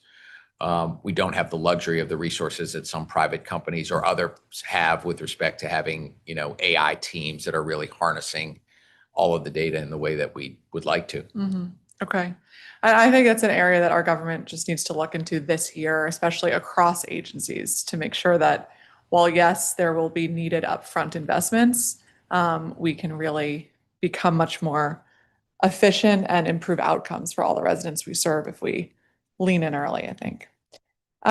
You talked a little bit about the STEER Act and your office's success in bringing forward some of those cases and leading to safer streets. Is that an area that you're expecting to expand upon this year and be able to bring more cases, or you think we'll be kind of tracking at the level that you're at now? I would like to be able to expand the work because we're at the tip of the iceberg in terms of working with central collections and the number of cases of scofflaw drivers that are out there. We're also becoming more efficient, and I think we'll be able to handle cases more quickly. And we're also litigating some of the first impression issues that will come up in terms of going from complaint to judgment to enrolling judgment in other jurisdictions and collecting. So I think over time, we're going to be able to become more efficient, which will allow us to handle more cases. If the city is committed to really engaging in this, a substantial investment in the lawyers and paralegals prosecuting these cases would be, I think, well spent. And I'm pretty confident that at a minimum around budget time, I'm going to talk to you about having a dedicated paralegal to help us really leverage the STEER work. Great. Thank you so much. So one of the issues that I continue to be worried about is around wage theft. And it's really amazing to see your office over the last several years expand upon and bring more of these important cases. You successfully brought a case against Amazon for cheating workers out of tips. How are you all monitoring third-party delivery companies and other perhaps non-traditional employers to make sure that workers aren't being cheated? And then for all the types of cases in your wage theft division, how do you think about public education for those cases to ensure that other bad actors or would be or could be bad actors are seeing that and saying, okay, they're really taking this seriously. Maybe I better do the right thing. Well, I don't know that we per se monitor particular industries. We make it clear that we want people to give us complaints and tips. We put a lot of information out to the public about how to reach us, and we have worker tip lines in both English and Spanish. And we ask people when they have tips on potential wage theft cases or employment issues that may violate our laws to let us know. We do a lot of investigation. We do receive the tips and listen to them and act on them. And we've made clear that our priorities are in not just the construction industry, but the gig economy that you reference, healthcare, hospitality, and restaurants. And so we let the public know that those are industries and areas that we'd like to hear from them. Investigation and prosecution of cases is one way we handle this work. We certainly try to communicate out to the public when we've had significant settlements to let people know that we're holding people accountable across different industries. It hasn't just been the construction industry cases and the multi-million-dollar cases. We've had white collar offices where office workers have not been paid what they're due. We've had hospitals, we've had healthcare providers where there have been issues about making sure that the laws are being complied with. And so we try to use our communications team to let people know there's a deterrent effect when people know they're going to be held accountable. We also have new laws that the council passes where we're engaged in education. And we want, for example, with the Wage Transparency Act that the council passed, or some of the laws around anti-compete agreements or trap agreements that have come into play. We want public to know what they are so that they can comply with the law, and ideally be in compliance without an investigation having to be undertaken. One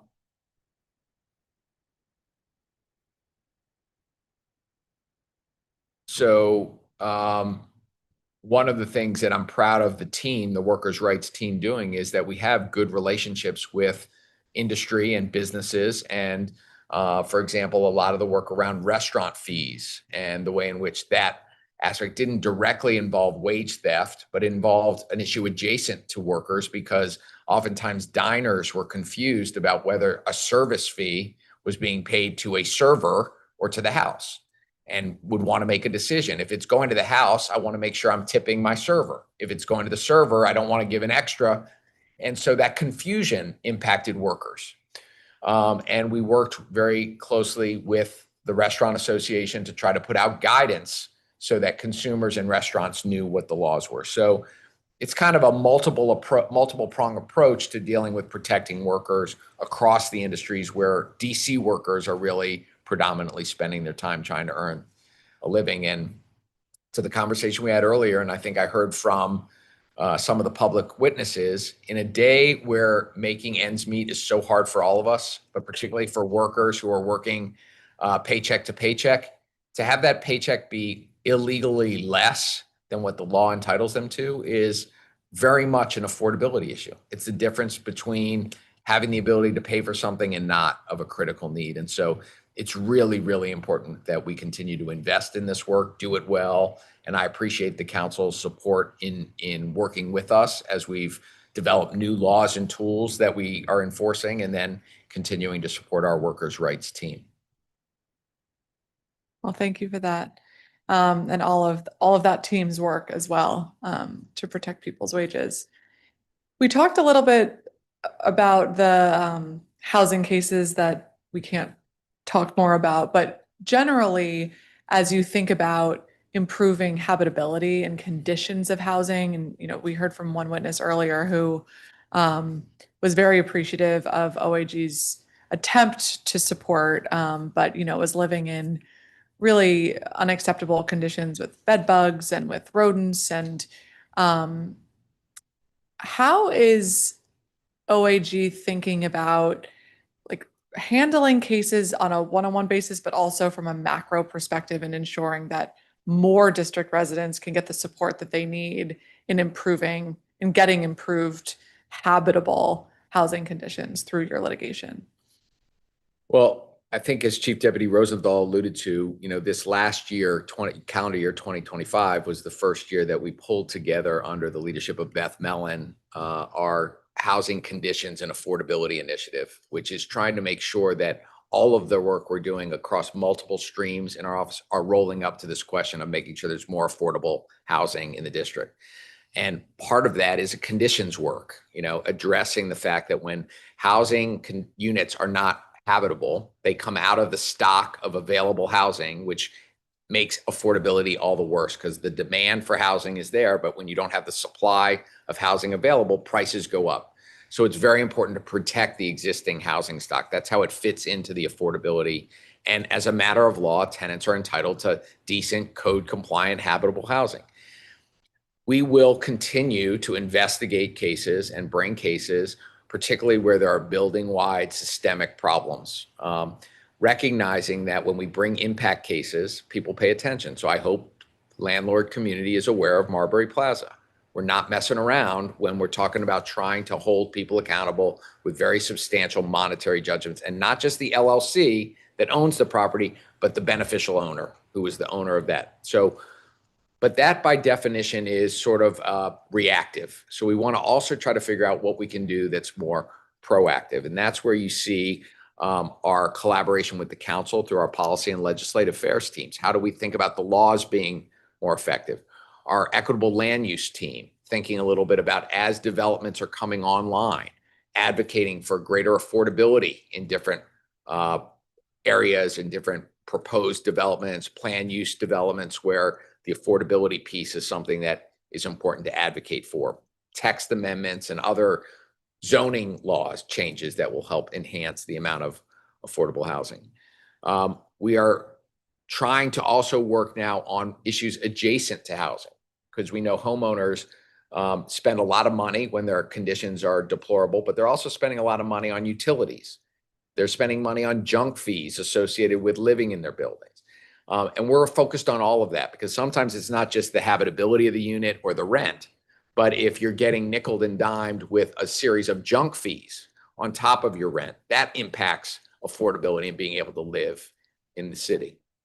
And of course, the rates associated with utilities, gas and electricity. We are advocating at the PSC to make sure that where we can advocate for rates, being mindful that the rate payers are our constituents and our residents, and we're hearing from them how expensive electricity and gas and water are moving forward. So all of that now rolls up under Beth's leadership and then ultimately up to Chief Deputy Rosenthal in terms of how we're thinking about leveraging all of the different places where our lawyers and professionals are engaged, seeing patterns. And one of the great benefits of that is community engagement is much smarter and better comprehensively about knowing what's going on. And it allows us to engage with stakeholders, the landlord community, the affordable housing community, the court, others who are also stakeholders in this.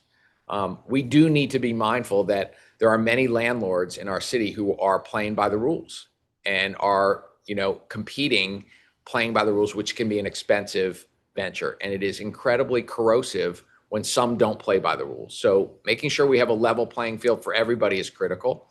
And also recognizing that landlords are entitled to get paid rent. And if they don't get paid rent, or they can't have quick access to court proceedings, then that has a cascading effect on the conditions of the housing. So we have worked with the Superior Court Chief Judge to talk a little bit about how can we think about supporting the landlord-tenant branch on non-payment cases.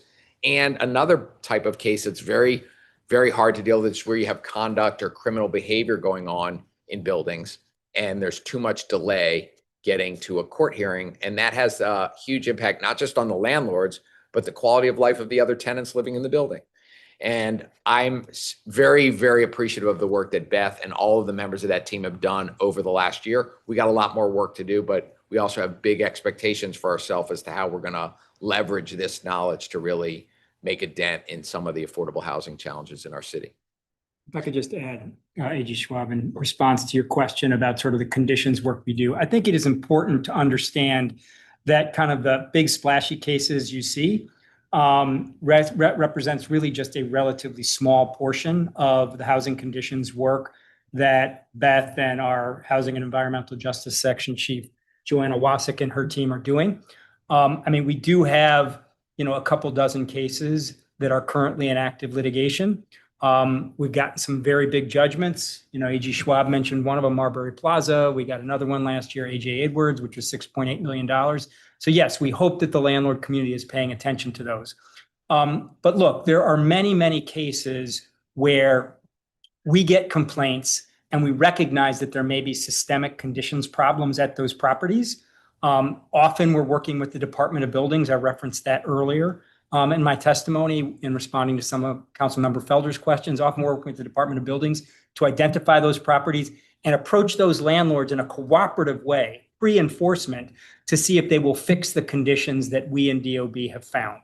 And more often than not, that happens. That's not making the press, right? But it is the work that we are doing to get at systemically bad conditions at relatively large properties.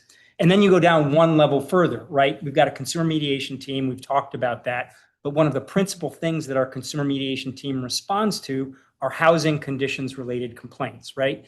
In the 15 months between the start of FY25 and the end of 25, so from October 1st, 2024 through December 31st, 2025, our consumer mediation team received over 1,300 housing conditions related complaints and resolved those. Now, we don't keep track of the money that is ultimately returned to or saved by tenants who make those complaints. But the vast majority of those complaints were resolved by our consumer mediation team. And look, the obvious objective here is not just to resolve those consumer mediation complaints and to get relief to those consumers, but it's also to send a message to the landlords. Look, if this keeps happening, you're going to keep getting calls from Emily Barth and her team to try to resolve these problems. So yeah, it may seem like a one-off because there are so many of these complaints, but the idea is like OAG is going to respond. And do you really want OAG to be responding when, this tenant is having a security deposit problem, or this tenant doesn't have heat or doesn't have air conditioning or has mold? Something, whatever the case may be. So, there are all kinds of different levels by which we're responding to housing conditions complaints. And when you're talking about the big impact cases that you know about and you read about, that's really just a small portion of the work that our housing conditions team is doing. Mm-hmm. Well, thank you for that. And yeah, the work, as you highlight, is comprehensive and can kind of be addressed from a bunch of different angles. So we really appreciate your focus on that. And I will just say, on the violence in the property issue, I continue to believe, as I know you do, that everybody has a right to be safe in their home, and that includes safe conditions and not having mold or, rodents run through your unit. And it also includes being safe from harassment or attack from your neighbor. And, the council made some changes to our housing policy, environment, and ecosystem with the Rental Act earlier this year. But this was an area that I disagreed with my colleagues on where we landed when it came to violence being perpetrated in units. And so I'll just put that out there for our continued work together, because I think that's an area that needs some additional legislative action. So you mentioned DOB. Is there a certain threshold level of violations that a property can have with DOB that then would automatically trigger OAG's involvement? Or is it kind of a case-by-case basis?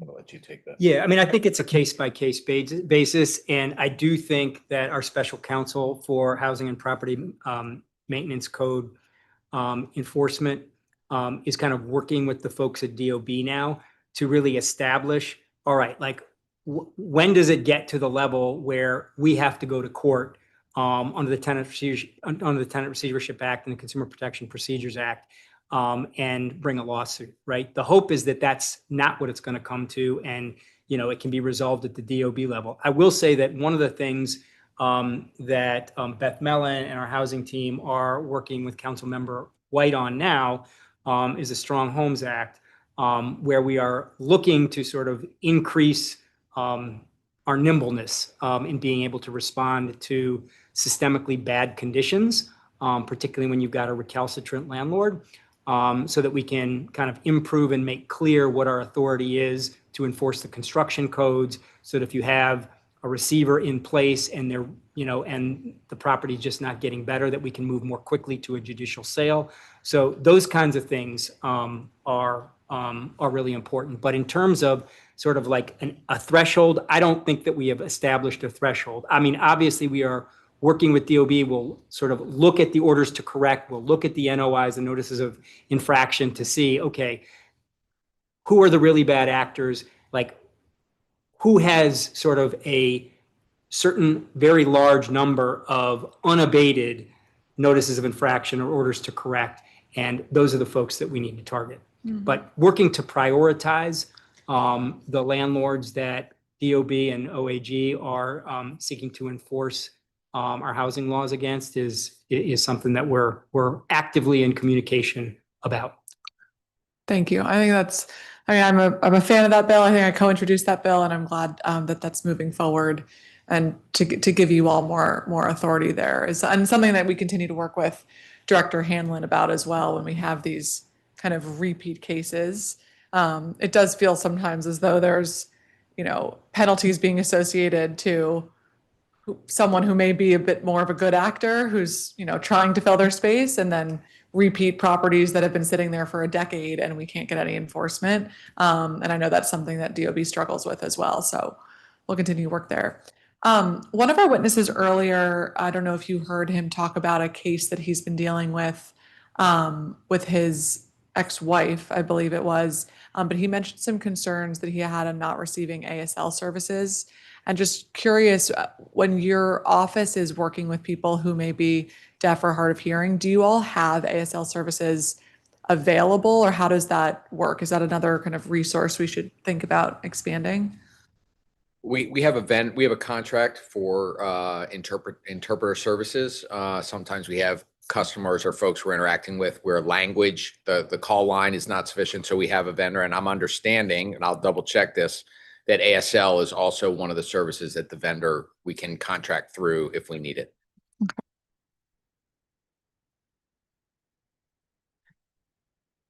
Okay. I won't ask you specifics on the record, but we also heard from two witnesses who talked about allegations of bullying that they've received. So we'll follow up after. But those were concerning allegations, of course, but look forward to discussing that with you off the record.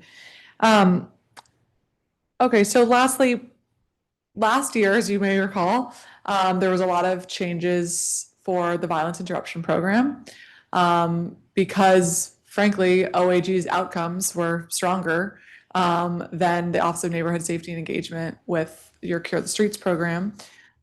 We proposed eliminating the Office of Neighborhood Safety and Engagement, putting violence interruption in the Attorney General's office.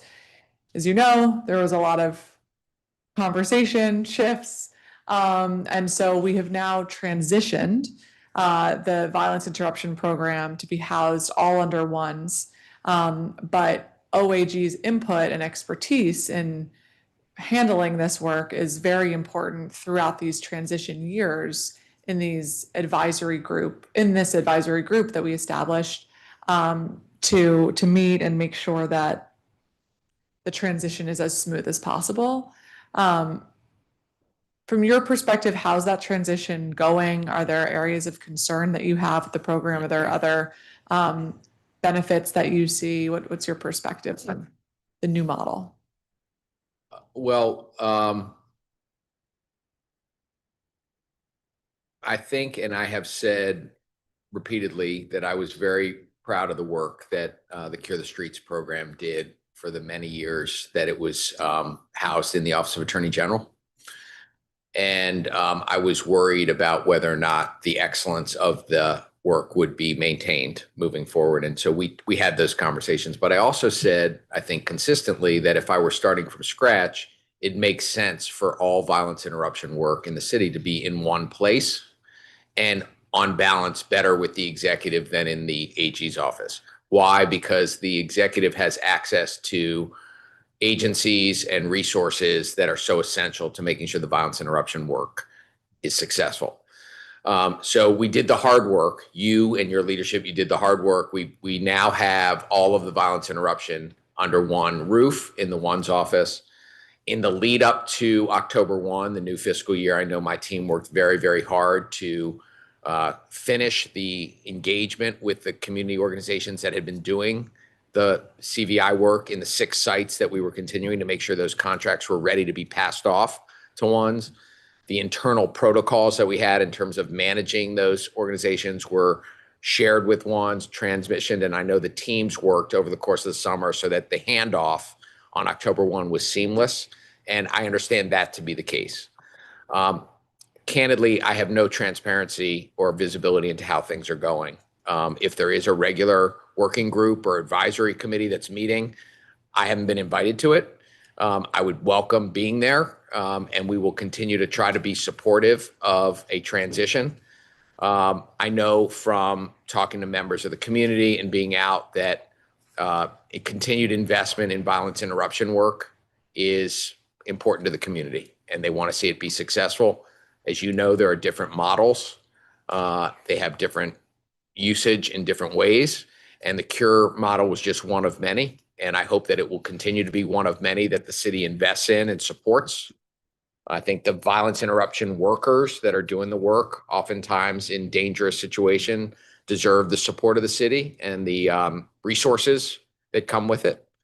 And so you have my word that we will continue to do whatever we can to support the success of violence interruption work in our city. And where I or my team can be of value to it, we will do it. Great. Well, thank you for that and all of your work in helping stand that up. And then with the transition, we, that advisory group, transitional group, you are invited to. Oh, and we good. required that in the language before we passed the budget. And you get a representative as well. It was Gabby until she left, and I think it's now Michelle. Okay, good. So Have there been meetings already? yes, and those meetings happen once a month. Good. And I am also at all those meetings. Okay. But we should make sure that Michelle is getting all the information that she needs. And if she's not, we can follow up with the agency too, because really that transitional work is so important for probably at least 2 years to make sure that all of the lessons learned are not lost in the transition. And that was a big part of the agreement from the budget process. From your vantage point, are you comfortable with how the transition and ones is doing now with the transition of the CURE programs into ones? I think that I am happy that there seems to be a transition in thinking that we have to have a strict adherence to a model. And we have to select sites based off of the highest prevalence of shooting. And that may mean and will mean we're not selecting sites based off of wards.